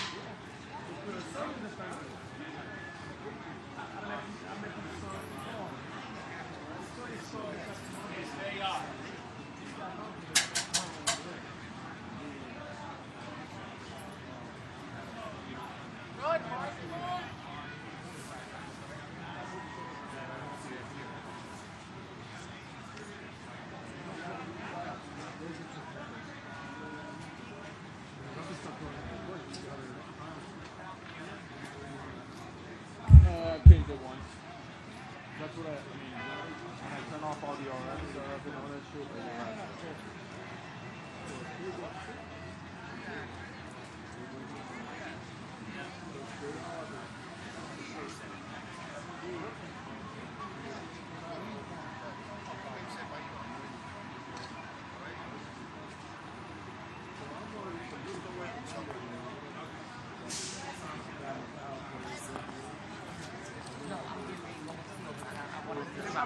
Yeah. No.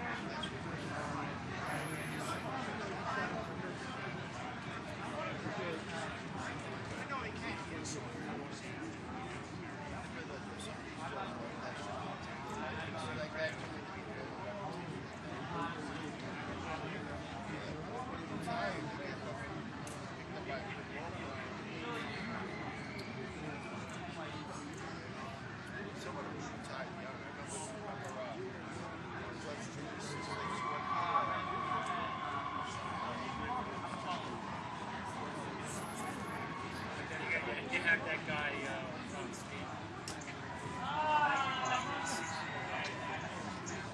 No.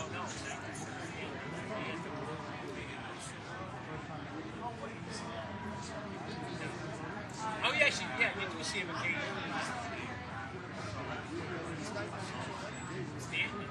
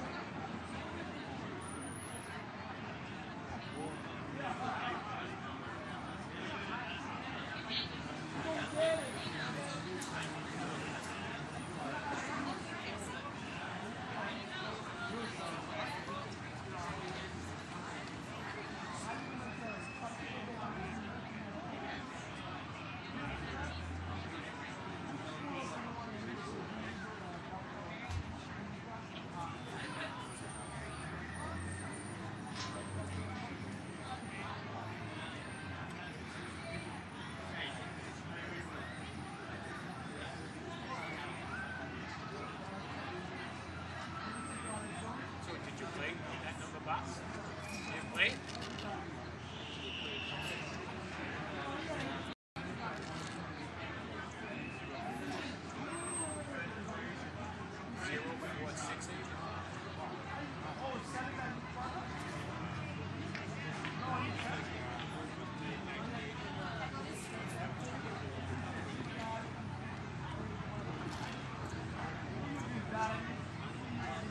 I play less than 6-3.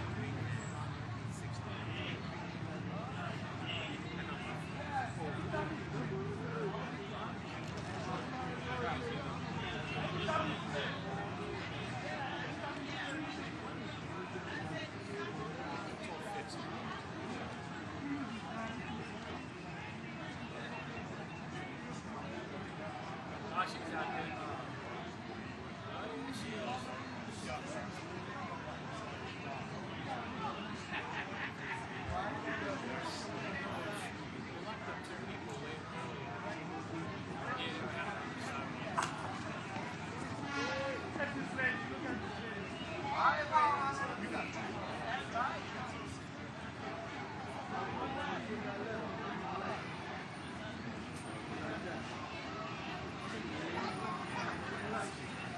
I don't know if it was hard that got locked up, but it was cross complaining they threw it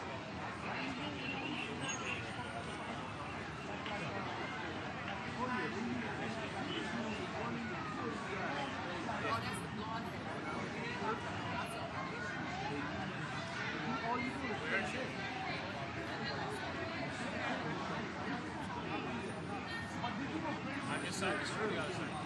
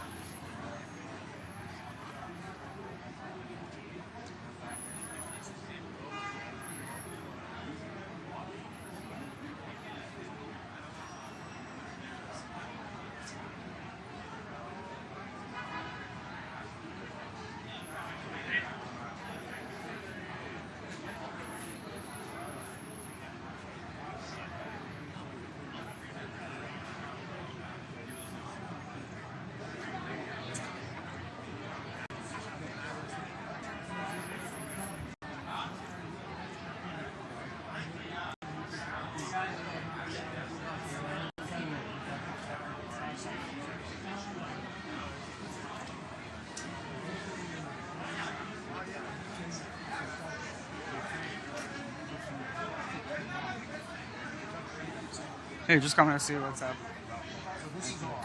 Okay, yeah, no. And then once I see, and then I'll. Yeah, I got nervous. Someone over there was saying that there might be money.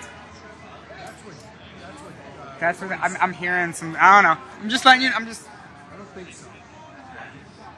He said he heard what you heard. A little bit.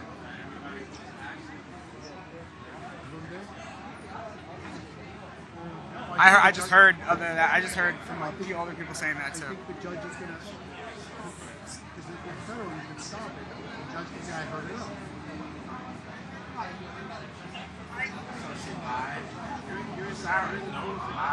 Oh, sorry. I don't know. We'll see. I was just letting you know what I heard.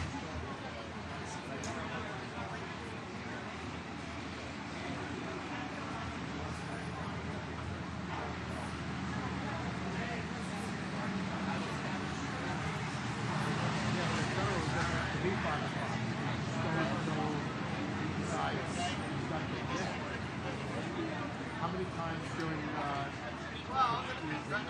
trials, before the jury, we went to 6, 7 o'clock. A couple of nights.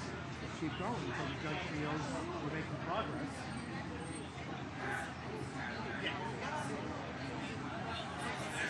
That's what he said. That's what we just talked about. He said it early this morning. He laid that out. What they're trying to do is knock it down.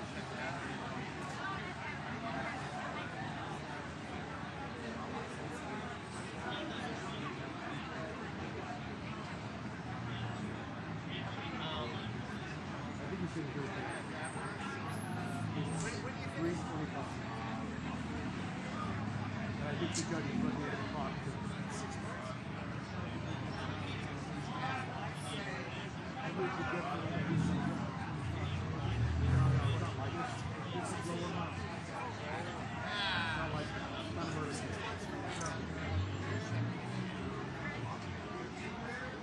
the other thing too, remember, it's not legal.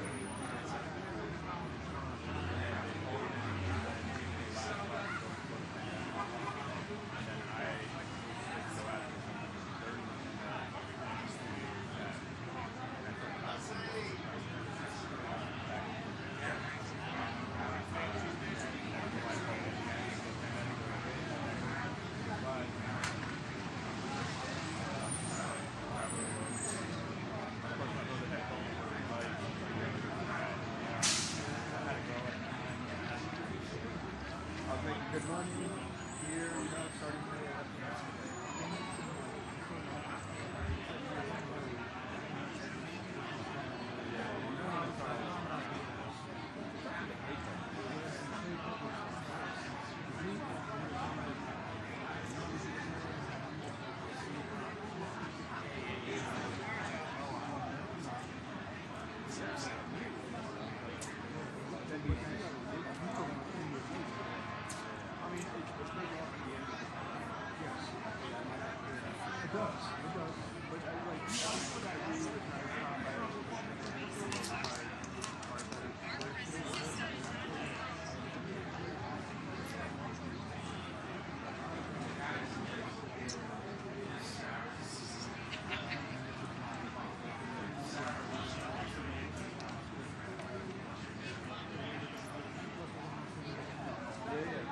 it's a real reason.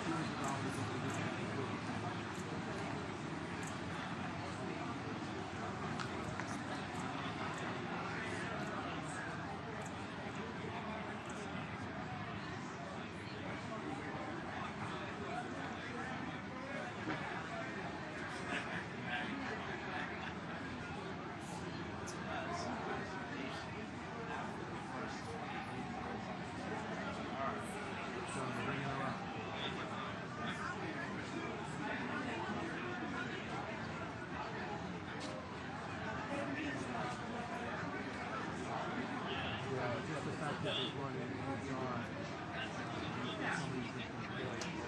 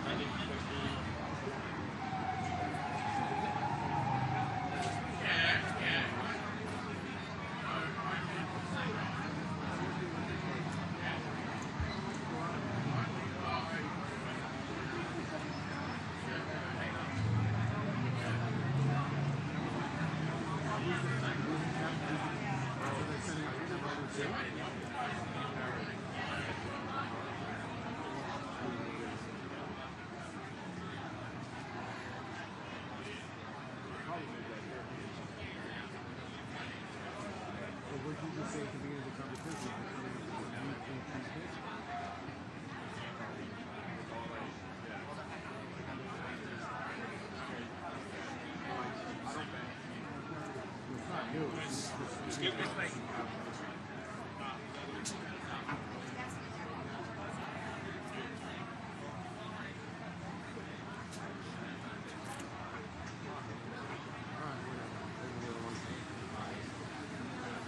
I'm out here with 400 chemicals insurance, live use, and one person.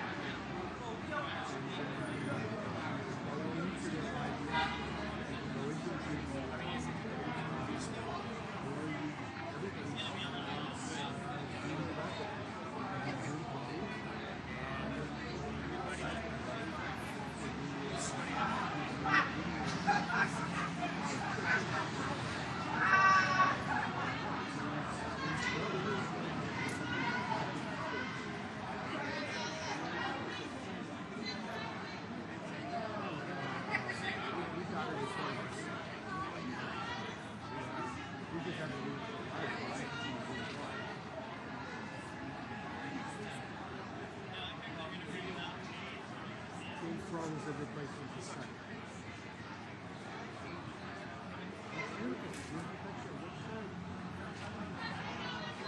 So all my last series of life shirts have not used the light shirts. And then we bought, we had a fire sale we had too many light shirts, which is only for light shirts. Yeah, it's so we kind of took away, we had 3,000 silver boots and light shirts. So we look at this for the other day. So we charged Toyota for using it.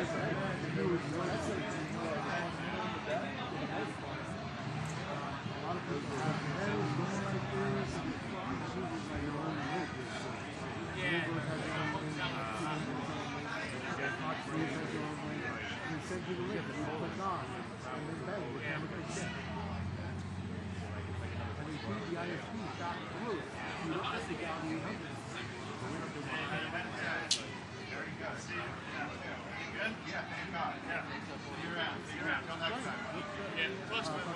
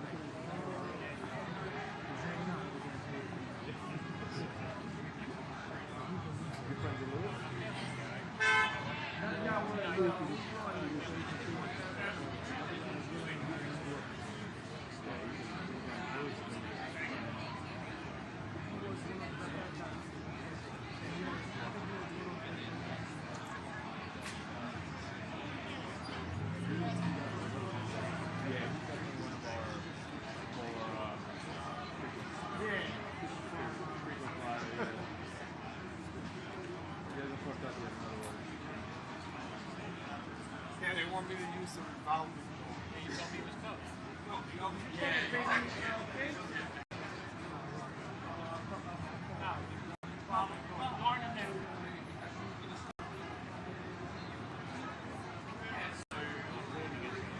Yeah, exactly.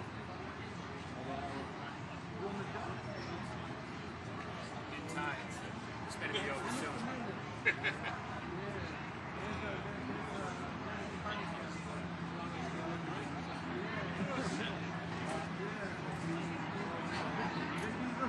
What?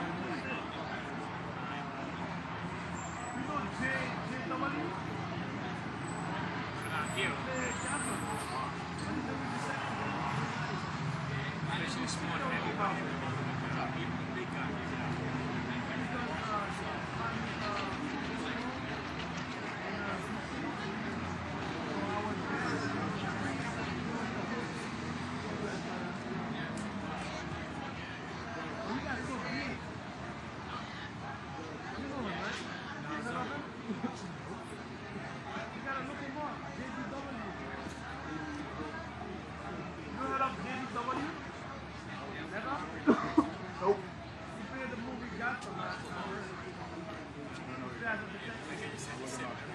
Yeah,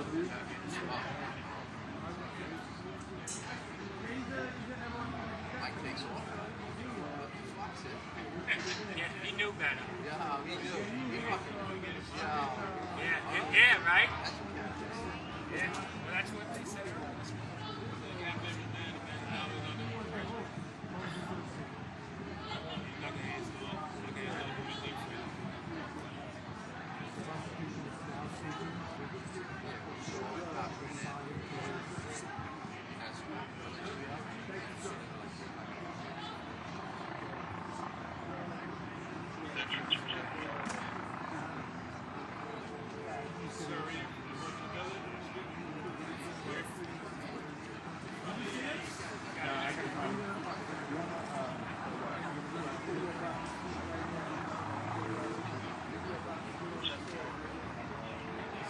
That pavilion's still open. Press getting put up.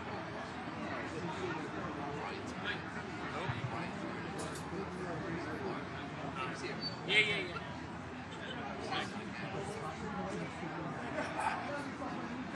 What are you looking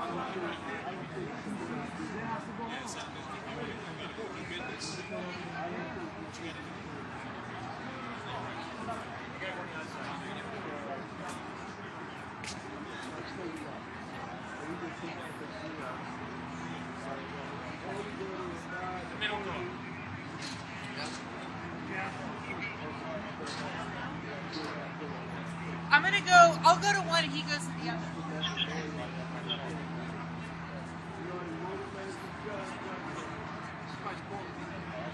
Yeah, it stopped. I thought it would have been. Yeah, it does the security. The CBS. CBS, NBC. I think it's CBS. I would say last time.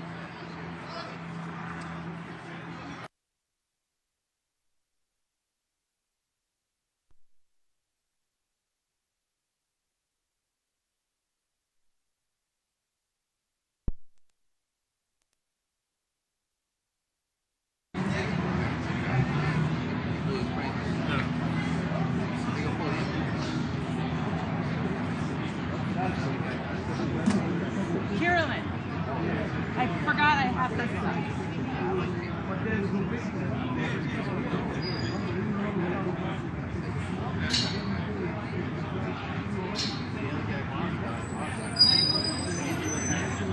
Just wait here in case she comes out here. I know.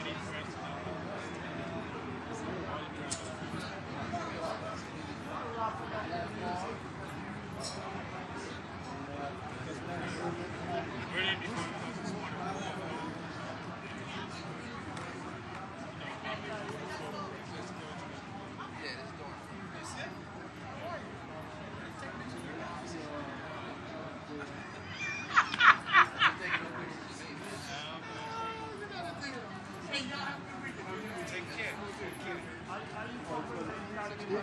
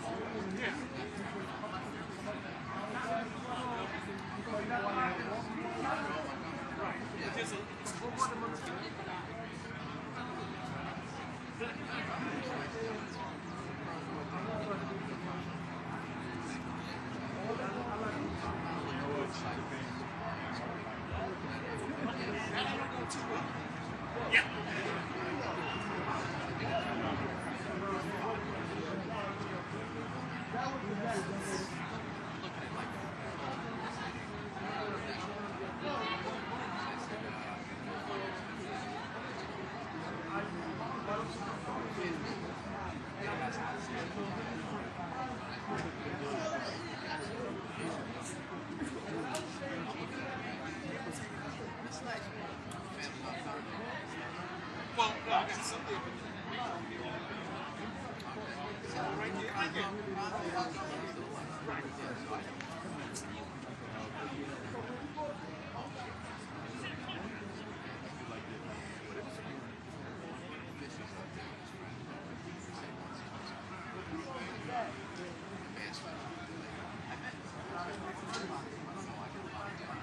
Jeff's founder.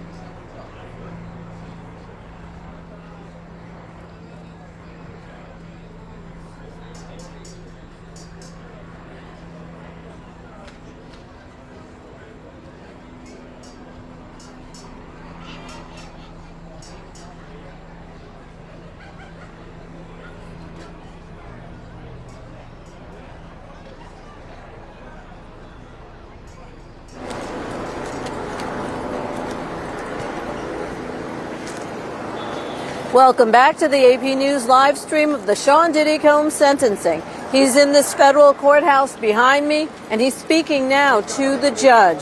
He's trying to get out with time served.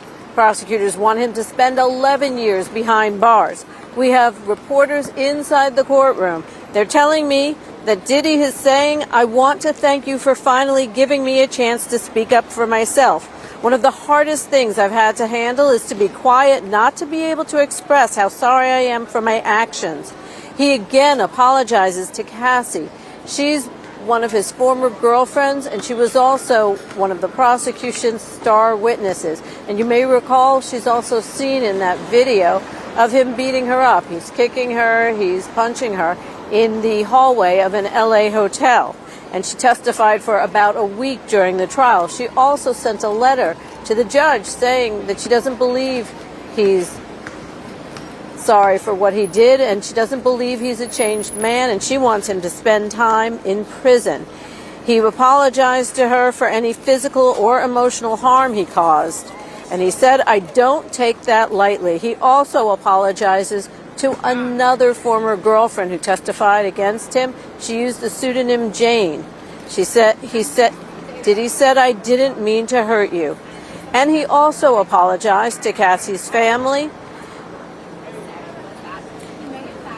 He also apologized to all his victims, to all victims of domestic violence, saying he knows that disgusting, despicable video of him beating Cassie triggered people around the world. Diddy also told the judge, "My actions were disgusting, shameful, sick. I was sick." Diddy's lawyers have said that he is suffering from post-traumatic stress. They didn't say exactly what. Diddy's father died when he was a toddler. He was killed. Our reporters in the courtroom are also telling us that Sean Diddy Combs says domestic violence is a burden he will have to carry for the rest of his life, telling the court, "My actions were disgusting, shameful, and sick." Now, Diddy gets a chance to address the court. He gets the last word as the defendant. Remember, he was found guilty of 2 counts of the Mann Act, which was related to prostitution. He was found guilty of flying around his girlfriends and male escorts for sex. That charge carries a maximum of 10 years. Now, the judge has gotten a sentencing suggestion from the court saying it should be 70 months, which is about 6 years. Again, Diddy is getting his chance to speak in court, and he let out an audible sigh after apologizing to the community. This is right before the judge will decide what his sentence should be. Will he be out, or will he spend the next several years in prison? Reporting live from the federal courthouse in Lower Manhattan, I'm Julie Walker. This is the AP News live stream of the Sean Diddy Combs sentencing.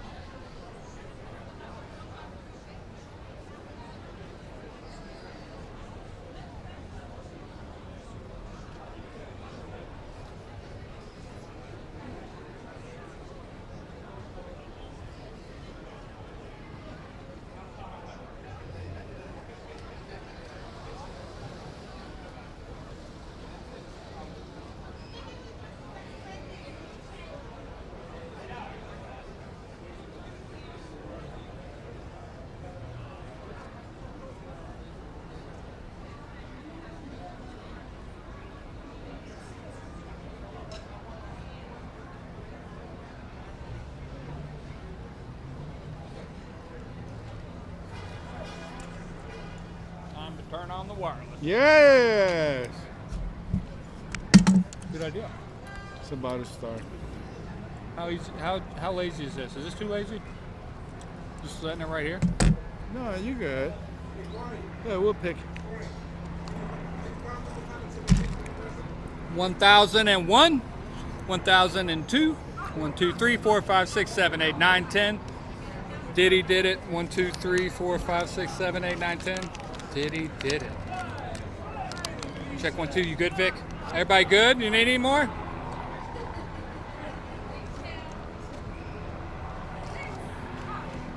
One, two, and 2.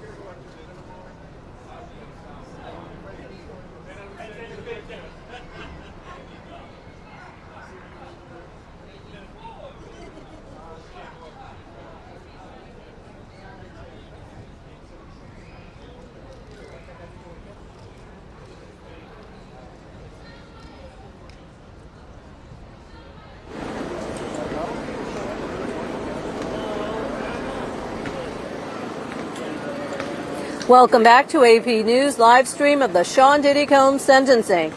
He's behind me in the federal court right here, and he already got to address the judge, saying that he believes he's a changed man and that he deserves to be out of jail with time served. Prosecutors want him behind bars for 11 years. Now, the judge had said to him, Mr. Combs, you're being sentenced for the offenses, not the crimes you were acquitted of. However, under the law, the court shall consider the nature of the offenses and the characteristics of the defendant. Now, he was convicted of 2 counts of the Mann Act, which was transporting people for sex. He flew his girlfriends and male escorts around the country to have sex. So that is a prostitution-related charge. But he was acquitted of the charges that could have kept him behind bars for life. He was acquitted of sex trafficking, and he was acquitted of racketeering, the RICO Act. Now, the judge also cites law which states that no limitation should be placed on the background, character, and conduct that a judge can consider. And the judge said, Mr. Combs, I've considered the fact that you are a self-made artist and businessman who has innovated and lifted people up.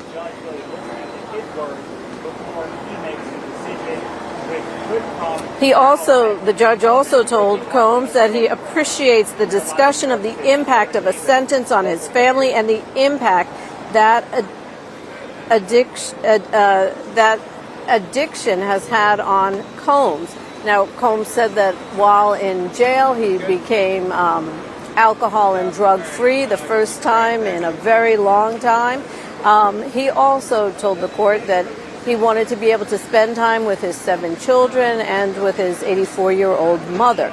Now, 6 of his 7 children did speak in court, and they told the judge that they want their father home with them. Many of the children cried and were emotional, relating to the judge, how they miss their father, how he is a changed man. And as I said, Combs told the judge that he was a changed man. Now, the judge also said to him, a history of good works can't wash away the record of this case. Evidence shows he abused and controlled women in his life. And we did see that video. The jury was shown that video of Combs beating up his then-girlfriend Cassie in a LA hotel hallway. The judge told Combs, I was sitting right here for the testimony from Cassie Ventura and from another former girlfriend who went by the pseudonym Jane. We read about it in text messages and emails. We saw it in images of gashes, other injuries, broken doors, and video of that Cassie beating. The evidence of abuse with respect to freak-offs and hotel nights is massive, the judge said. Now, this is happening behind me in the federal court, and we have reporters inside who are sending out messages to me, letting me know what's happening. One of our reporters said that the judge rejects the defense's argument that this was the byproduct of consensual sexual conduct and a rock and roll lifestyle. So Diddy's lawyers had said that 2 things. One, what he did in the privacy of his own bedroom, of his own home, was no one's business. They had said that the government was trying to police what he did in private. The judge said to Combs, why did it happen so long? Because you had the power and the resources to keep it going, and because you weren't caught. Now, you may recall that Cassie had said that she was abused by Combs, but it wasn't until that video came out showing him kicking her and beating her in the hallway of the hotel that everybody knew, and Combs apologized for that and took responsibility. The judge adding that, Mr. Combs, you have the power and the resources to keep it going, and because you weren't caught, you paid for and organized these acts. You were no John. You were responsible for that, even if your currency was sexual desires and not money. Now, Combs' lawyers had argued that these shouldn't be prostitution-related charges because the women were not being paid. The judge is bringing up Combs' persistent violence, focusing part of his remarks on his assault on Jane, the other former girlfriend who testified, and that was just last year after he knew he was under federal investigation. The judge says a lengthy sentence is needed for deterrence, unconvinced that if Mr. Combs is released, that these crimes won't happen again.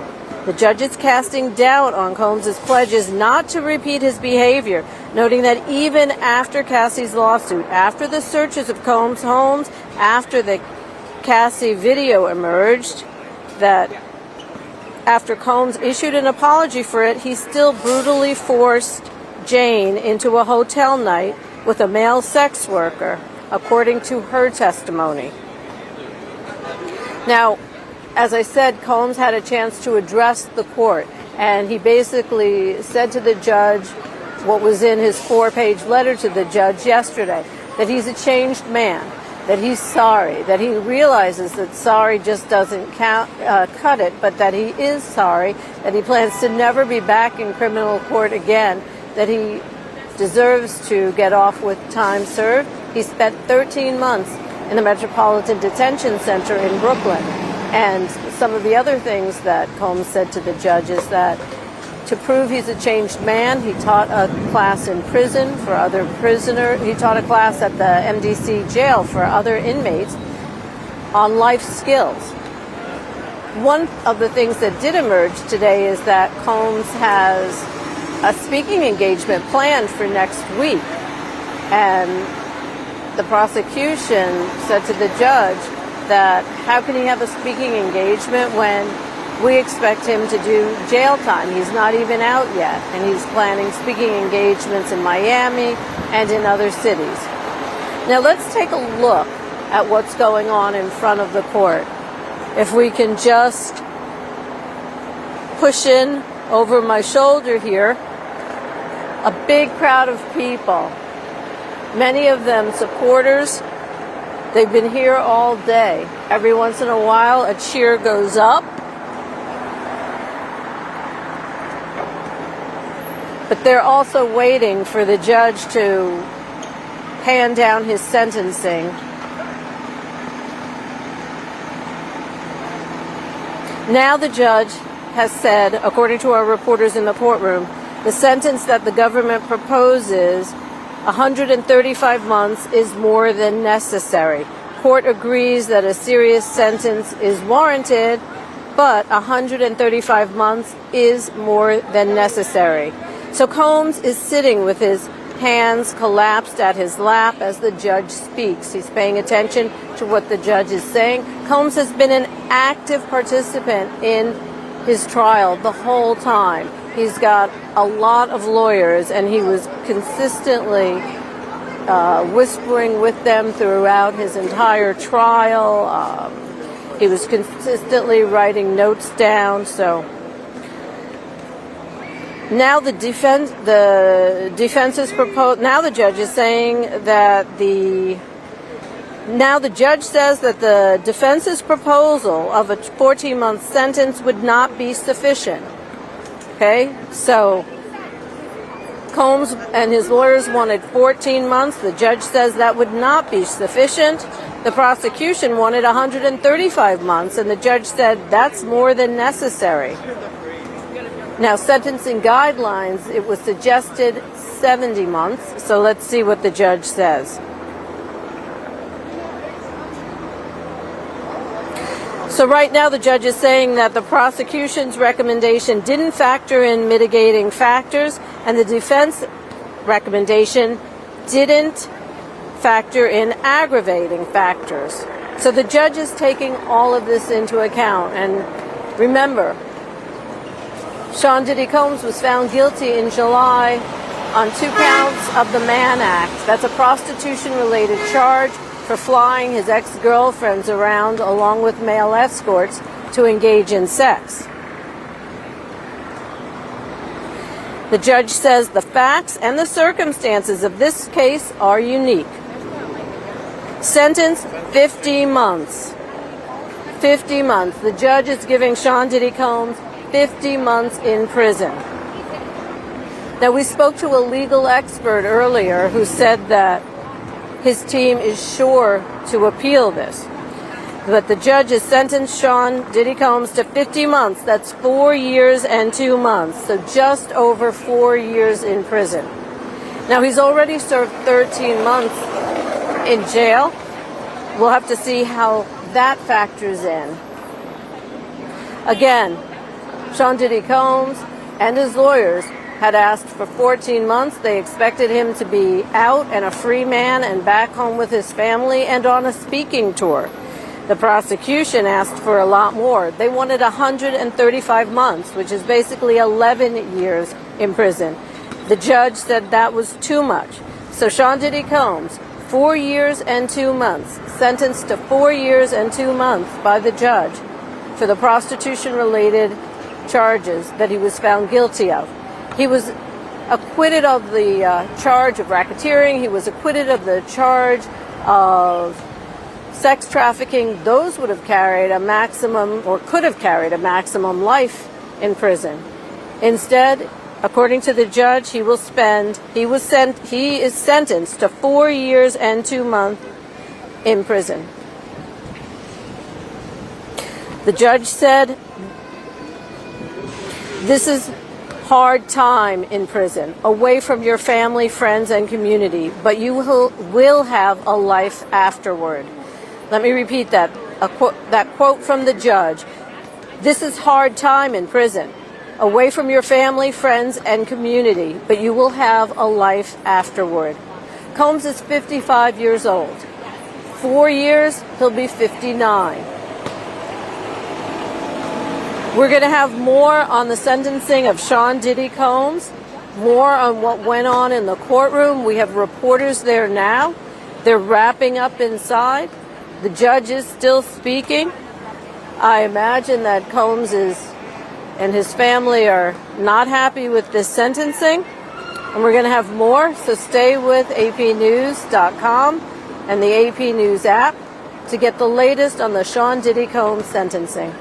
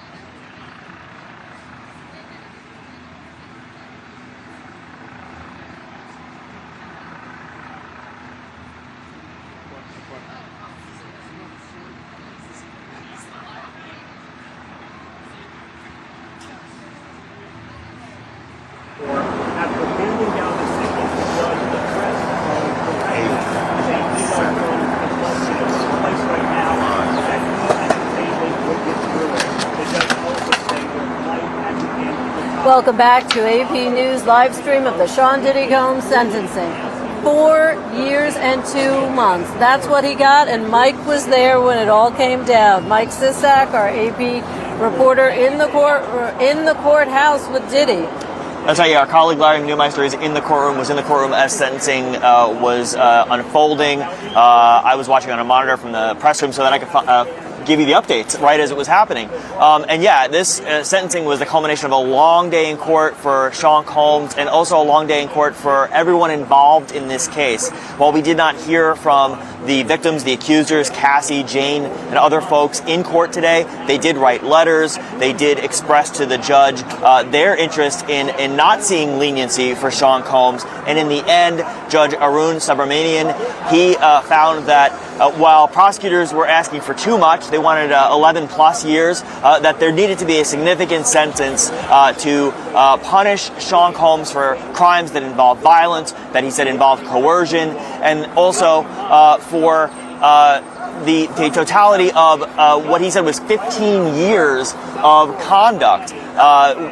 The judge acknowledged that, yes, the jury in this case had a split verdict, that the jury convicted Combs of 2 counts of prostitution-related offenses, but acquitted him of the more serious charges, sex trafficking and racketeering conspiracy, those counts that could have put him in prison for the rest of his life. However, the judge said that he was sitting there in court listening to Cassie testify, listening to Jane testify, and that he had to consider the behavior and the totality of Combs' character as he sentenced him, and concluded that 4 years and 2 months, 50 months in total, was the appropriate sentence. Now, that said, Combs has been in jail since his arrest last year. He's been in jail for more than a year, so that means he could be released in about 3 years when he's 58 or 59 years old. Right, so he did spend 13 months at the Metropolitan Detention Center in Brooklyn, so that counts towards his sentence of 4 years and 2 months. And then after he's let out of prison, he will be on a 5-year supervised release program. And the judge also asking his attorneys, where does he want to go to prison? And his attorney's saying, I'll have to get back to you on Monday about that. Is that typical where you get a choice of where to go? Not a specific choice, but judges can make recommendations about where in the country a person could be incarcerated. The ultimate determination is made by the federal prison system, the Federal Bureau of Prisons. But since Combs has his home in the Miami area, the judge could recommend a prison within the state of Florida or within the Southeast. The Bureau of Prisons typically will put people in institutions that are within 500 miles or so of their address to make it easier for family to visit, for friends to visit. That said, sometimes due to the conditions of a particular inmate, the needs that they have, they might not get those accommodations, that proximity to home. But we'll see what the defense asks for on Monday as it relates to where Combs will be serving this time. For the time being, he will be going back to the jail in Brooklyn, the Metropolitan Detention Center, and he will be going to prison for at least the next 3 years, again, because of that time served. He will not be free. His lawyers had asked for 14 months, which essentially would mean he would be immediately released from incarceration or released within a few weeks once his time was completely served. There was an interesting wrinkle in the proceeding today where a prosecutor noted that Sean Combs has already lined up speaking engagements or teaching engagements, 7 of them through the remainder of October in the Miami area to impart wisdom that he says he's learned while incarcerated. Prosecutor said that was the epitome of hubris, and his lawyer said that was not their intent. They simply wanted to demonstrate to the court that Sean Combs has things lined up, things to do, and that he wants to take a positive message out of his experience with the justice system. However, given this sentence, he's going to have to cancel those appointments for the time being. But at the MDC, at the jail where he is in New York City, he has been teaching a class to other inmates called Free Game with Diddy, and he may be continuing that now at whatever institution he ends up at. So to recap, okay, the prosecution wanted him to spend 11 years in prison. the defense, his lawyers, wanted him out basically immediately. They were asking for 14 months, and they had booked speaking engagements for him. But the judge kind of split the difference. I mean, giving him 4 years and 2 months, somewhat of splitting the difference. I mean, the judge had said that, I don't take this lightly. You have to pay for your crimes, basically. I mean, you were convicted by a jury of your peers, and, you were convicted of prostitution-related charges. You're not just going home with your family. You're going to go to prison, and you're going to do, in the judge's words, am I quoting him right? Hard time. You're going to do hard time, but you're going to come out and you'll be a better man for it. And he's 55 now. If he's there for 3 more years, he'll be 58, 59, depending on when his birthday is. So he will miss a lot of birthdays of his children, a lot of special occasions of his children. He's got a 2-year-old. He'll miss a significant amount of her life. But the judge said, you will come out and you will still have a life. Yeah, and I think there's an interesting, several interesting things about how the judge arrived at this sentence.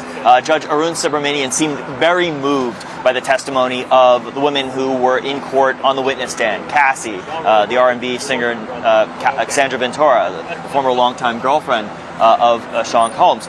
And a woman named Jane, who also testified. There was another woman named Mia, who was a personal assistant, who was going to appear in court today and make a statement, but decided not to, in part because she said she felt intimidated by the defense team. He factored all of that in, and he went through a whole litany of things that he considered as he arrived at this sentence. He said he factored in comments that were made in court today by 6 of Sean Combs' 7 children. You mentioned the 2-year-old daughter. She, of course, did not speak. He factored in letters that he received from people in favor of leniency and people opposed to it. And he also factored in how other cases, similar cases, have been sentenced, what other defendants in this similar circumstance have received. However, he noted this is a very unique case with a very unique defendant, and he had to also factor in other things regarding the things he heard in this trial, in this case. Now, he noted that his sentence of 50 months, or 4 years and 2 months, is less than what was recommended by the probation department. In every criminal case in federal court, the probation department prepares a pre-sentence investigation report, and that helps guide the judge on where to arrive at a particular sentence. In this case, the judge said his sentence that he imposed was 10 months less than what probation officials had arrived at, and even less than what the federal sentencing guidelines would suggest for a case like this. Now, prosecutors, again, they wanted much more time. They wanted 11 years and 3 months. They pointed to some of the very same factors that the judge did in him imposing his sentence, including the violence, including the domestic abuse, and including the power and control that Sean Combs had over the women who ultimately came and testified against him. And one final note, as he was concluding the sentencing hearing today, which went on all day in federal court, Judge Arun Subramanian praised Cassie, praised Jane, and praised the other women who came forward to tell their stories. He said that these were horrific stories, but stories of courage, because they came forward to stand up to a very powerful person.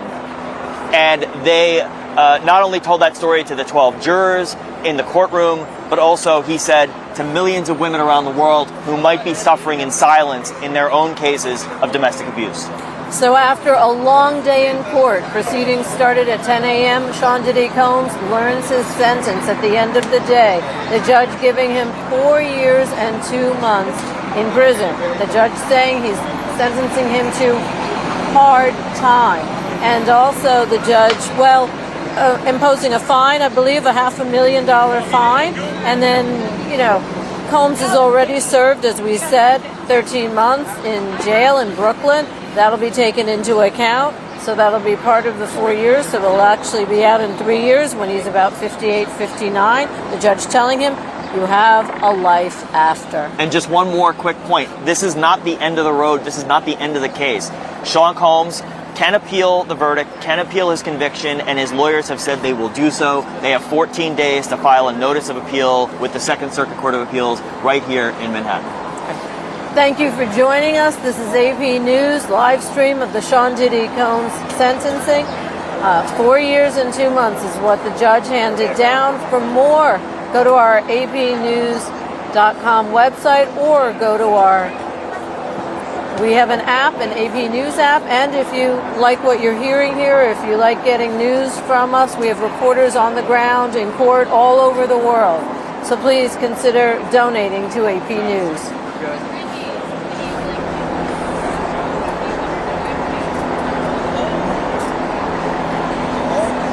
Here. Good job, guy.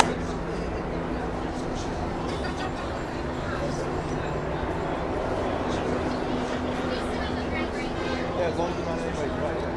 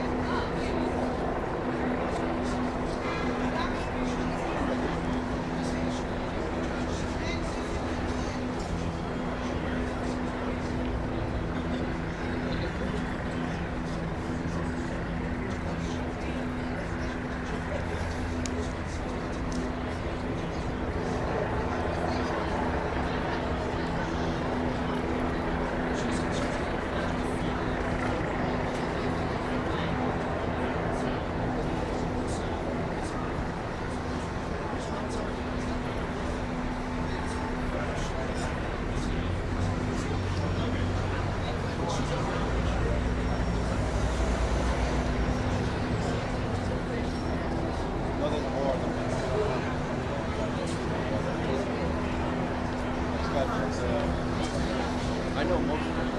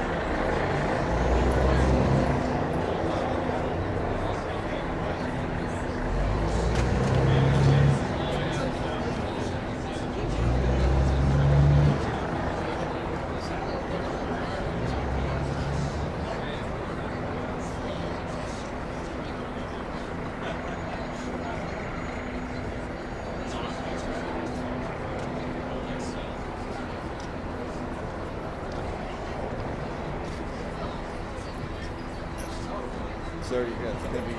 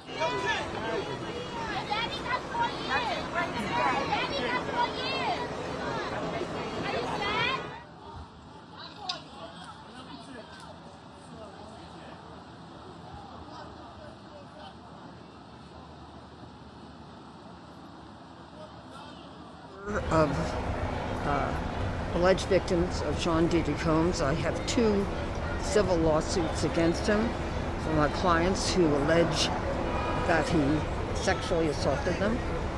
And also I represent a number of victims or alleged victims who spoke to law enforcement, the prosecutors, but the court did not allow many of the witnesses who were willing to testify. Probably because of judicial economy, because the trial would have been very long. I don't know. 148 months is what the sentence was. I think the judge was very thoughtful. He didn't do the 11 years that the prosecutor wanted, and nor did he do the 14 months that the defense wanted. So Mr. Combs will be in prison for a while. He basically had a lot of good things to say, the judge did, about Mr. Combs and his contribution to the community over many years and to racial justice. But on the other hand, he has to pay the price for what he did. He could have had 10 years for each of the 2 counts of the violation of the Mann Act, which is going across state lines for the purpose of prostitution. So I think all in all, he gave the sentence that was recommended by the probation office. And so that's somewhere in between what the prosecution wanted and what the defense wanted. So it's finally over, except that there will be appeal, of course, by Mr. Combs' very large legal team. And so we'll see what happens on appeal. Yeah, the argument was by the defense that that really this was just watching sex, and so that's free speech. But the judge did not agree to that argument. It wasn't about filming. He said you can't launder an illegal act into a constitutional right, because that would otherwise be a very narrow interpretation of the Mann Act. So it was about committing a crime, because he pointed out that Mr. Combs had in fact participated and sometimes had sexual interaction with Jane and also with Cassie. So it wasn't just about watching, he actually participated in it. So I think he's got a good argument, and I don't think that the defense has a good argument on appeal. So he could have gotten 20 years, 10 years consecutively for each count, and now he has 148 months for a sentence. Many of my clients were very concerned that he might walk free by the end of this year, time served, and then a couple more months. And they were very much afraid that he would retaliate against them. And so I think that they will be happy that he will be at least in prison for a number of years. I think they'll feel comforted on that. So thank you. Okay, all right.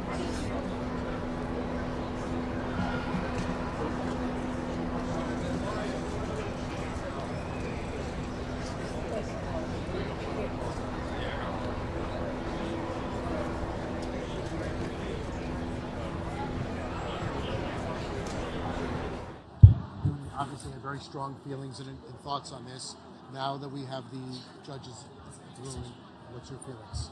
Well, the judge hands down a sentence of 148 months, which is essentially what the probation office recommended. So it wasn't the 11 years that the prosecution wanted, nor was it the 14 months and get out by the end of this year that the defense wanted. He did have very kind words for Mr. Combs in reference to his contribution to racial justice and the community. But on the other hand, it's obvious that Mr. Combs is going to have to pay the price, the consequences for his 2 criminal acts. He could have had 10 years for each count, the Mann Act. That would have been 20 years. So he only has 148 months that he is ordered to serve. No doubt his legal team will be appealing from this sentence and from the trial as soon as possible. He's got a very large legal team because he has sufficient funds, and so he'll be able to do that. What I would like to say is many of my clients who allege they were victims of Mr. Combs were very afraid that he would get out either today or in a couple of months, and they were afraid that he would retaliate against them. That's something that Cassie Ventura said, but it's also something that my clients were concerned about. So I think they'll be comforted by the fact that he will have to serve now a number of years, and that they won't have to worry about his getting out. I'm not saying he would retaliate against them. Right. He argued today, the defense, that he is a different man today, now that he's no longer on drugs. That may be true, but he still has to pay the consequences of what he did when he was addicted. Now, Lori, when you was judge, we knew how firm you were. What were some of your thoughts about what he said to Sean Combs believing all of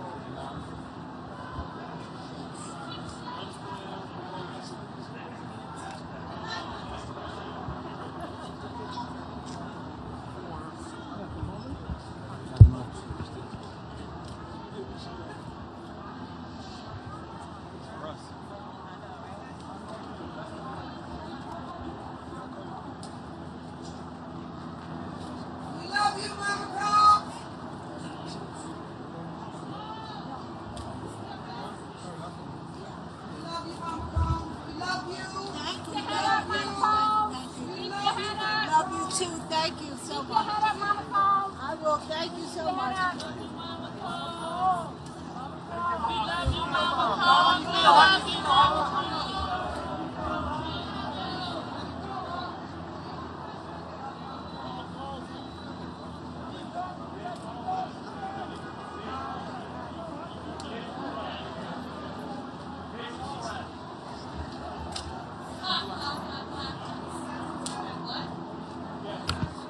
Oh, how do you feel? Mama Combs, how you feeling? You got your dog in there?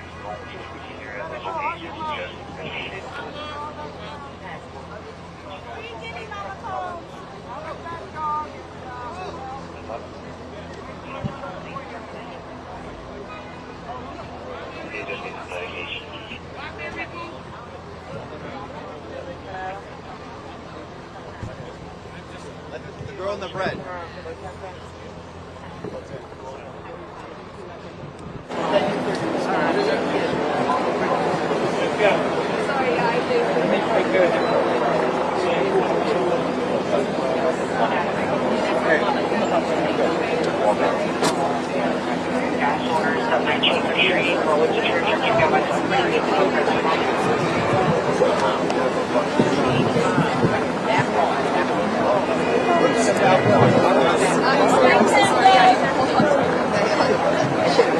No, yeah, you're all good. Be careful.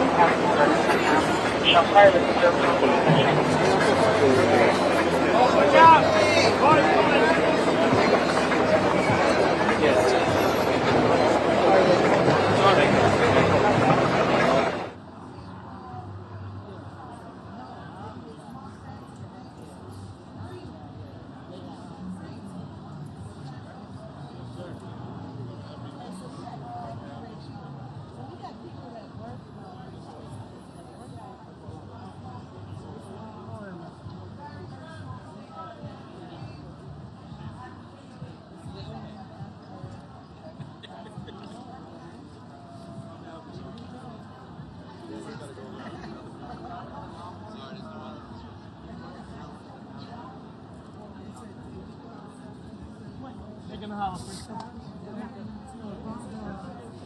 Where's the lawyer? Where's the prosecutor? Sorry, yeah. What's up, Pablo?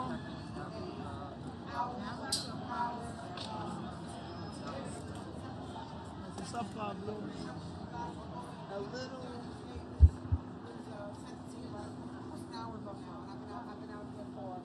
Oh, that's what's the name? That was it. What's that victim 3? That's missing victim 3 right there.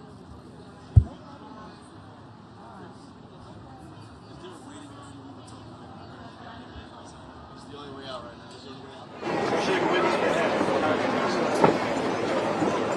Thank you. All right. Is that everything? Are we done? Yeah, I think. There's a gentleman right here with a box and said he's going to deliver it inside. Where's your finger? Sir.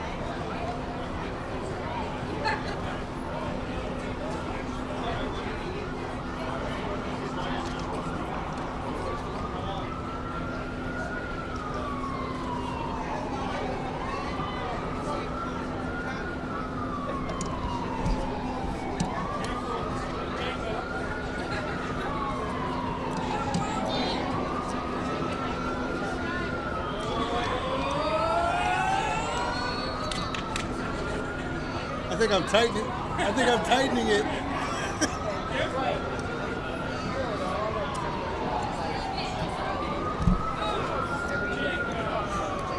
And it's down.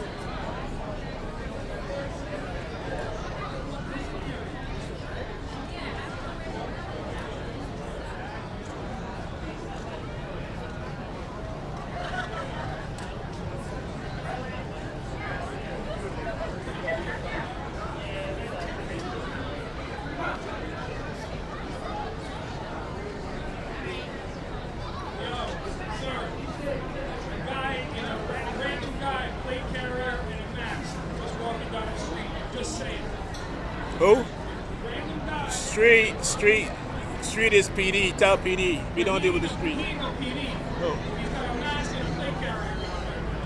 Tell PD's put you on this.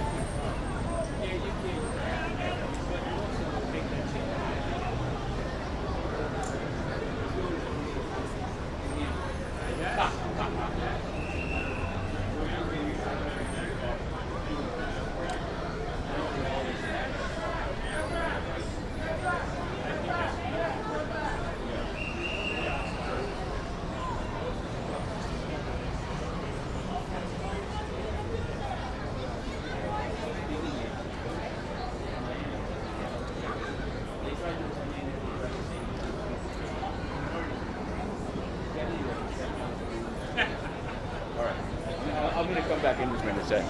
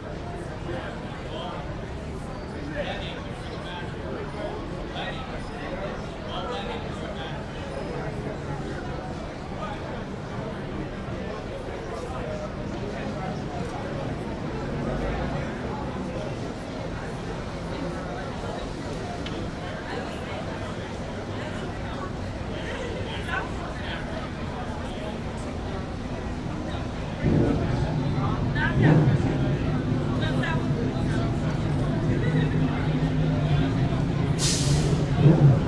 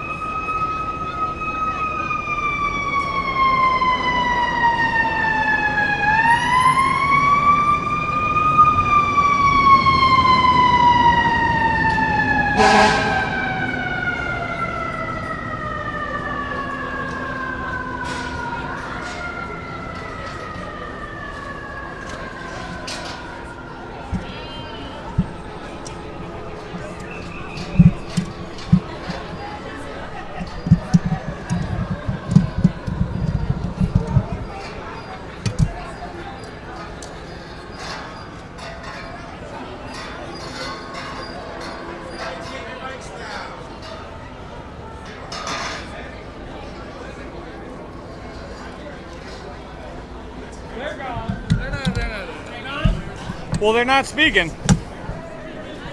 That means I'm gone. Huh?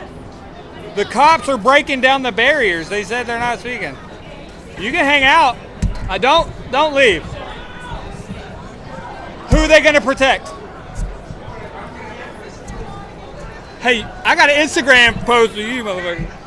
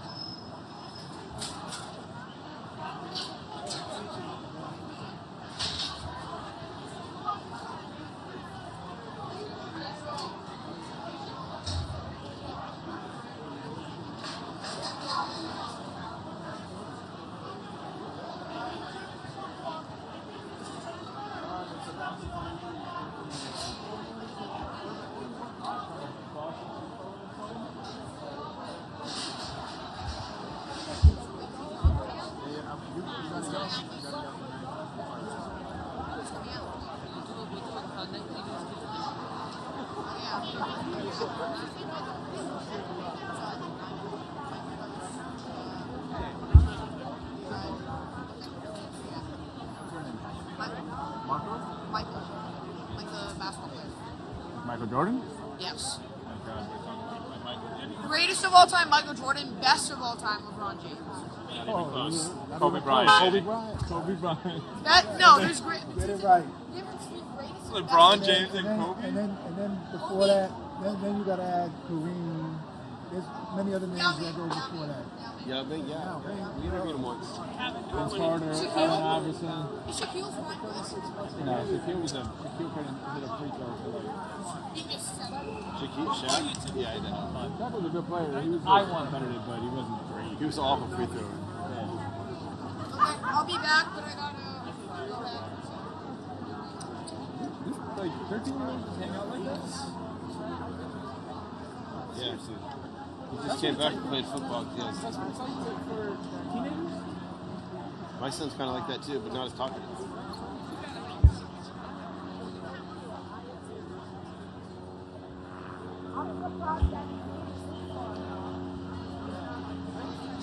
He probably lives in one of these nice buildings around here.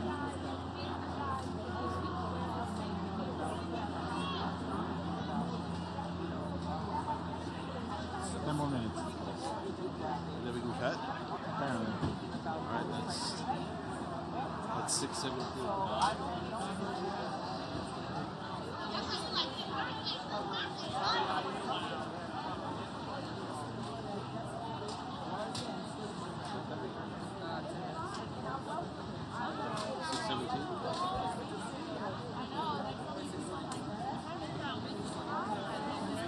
You want to do 6:30? Okay, I can do 6:30. I mean, the defense is still in there. I can do whatever. I'll stay as long as you want. I'll stay as. Huh? You want to switch it to 7? I'll stay. Okay.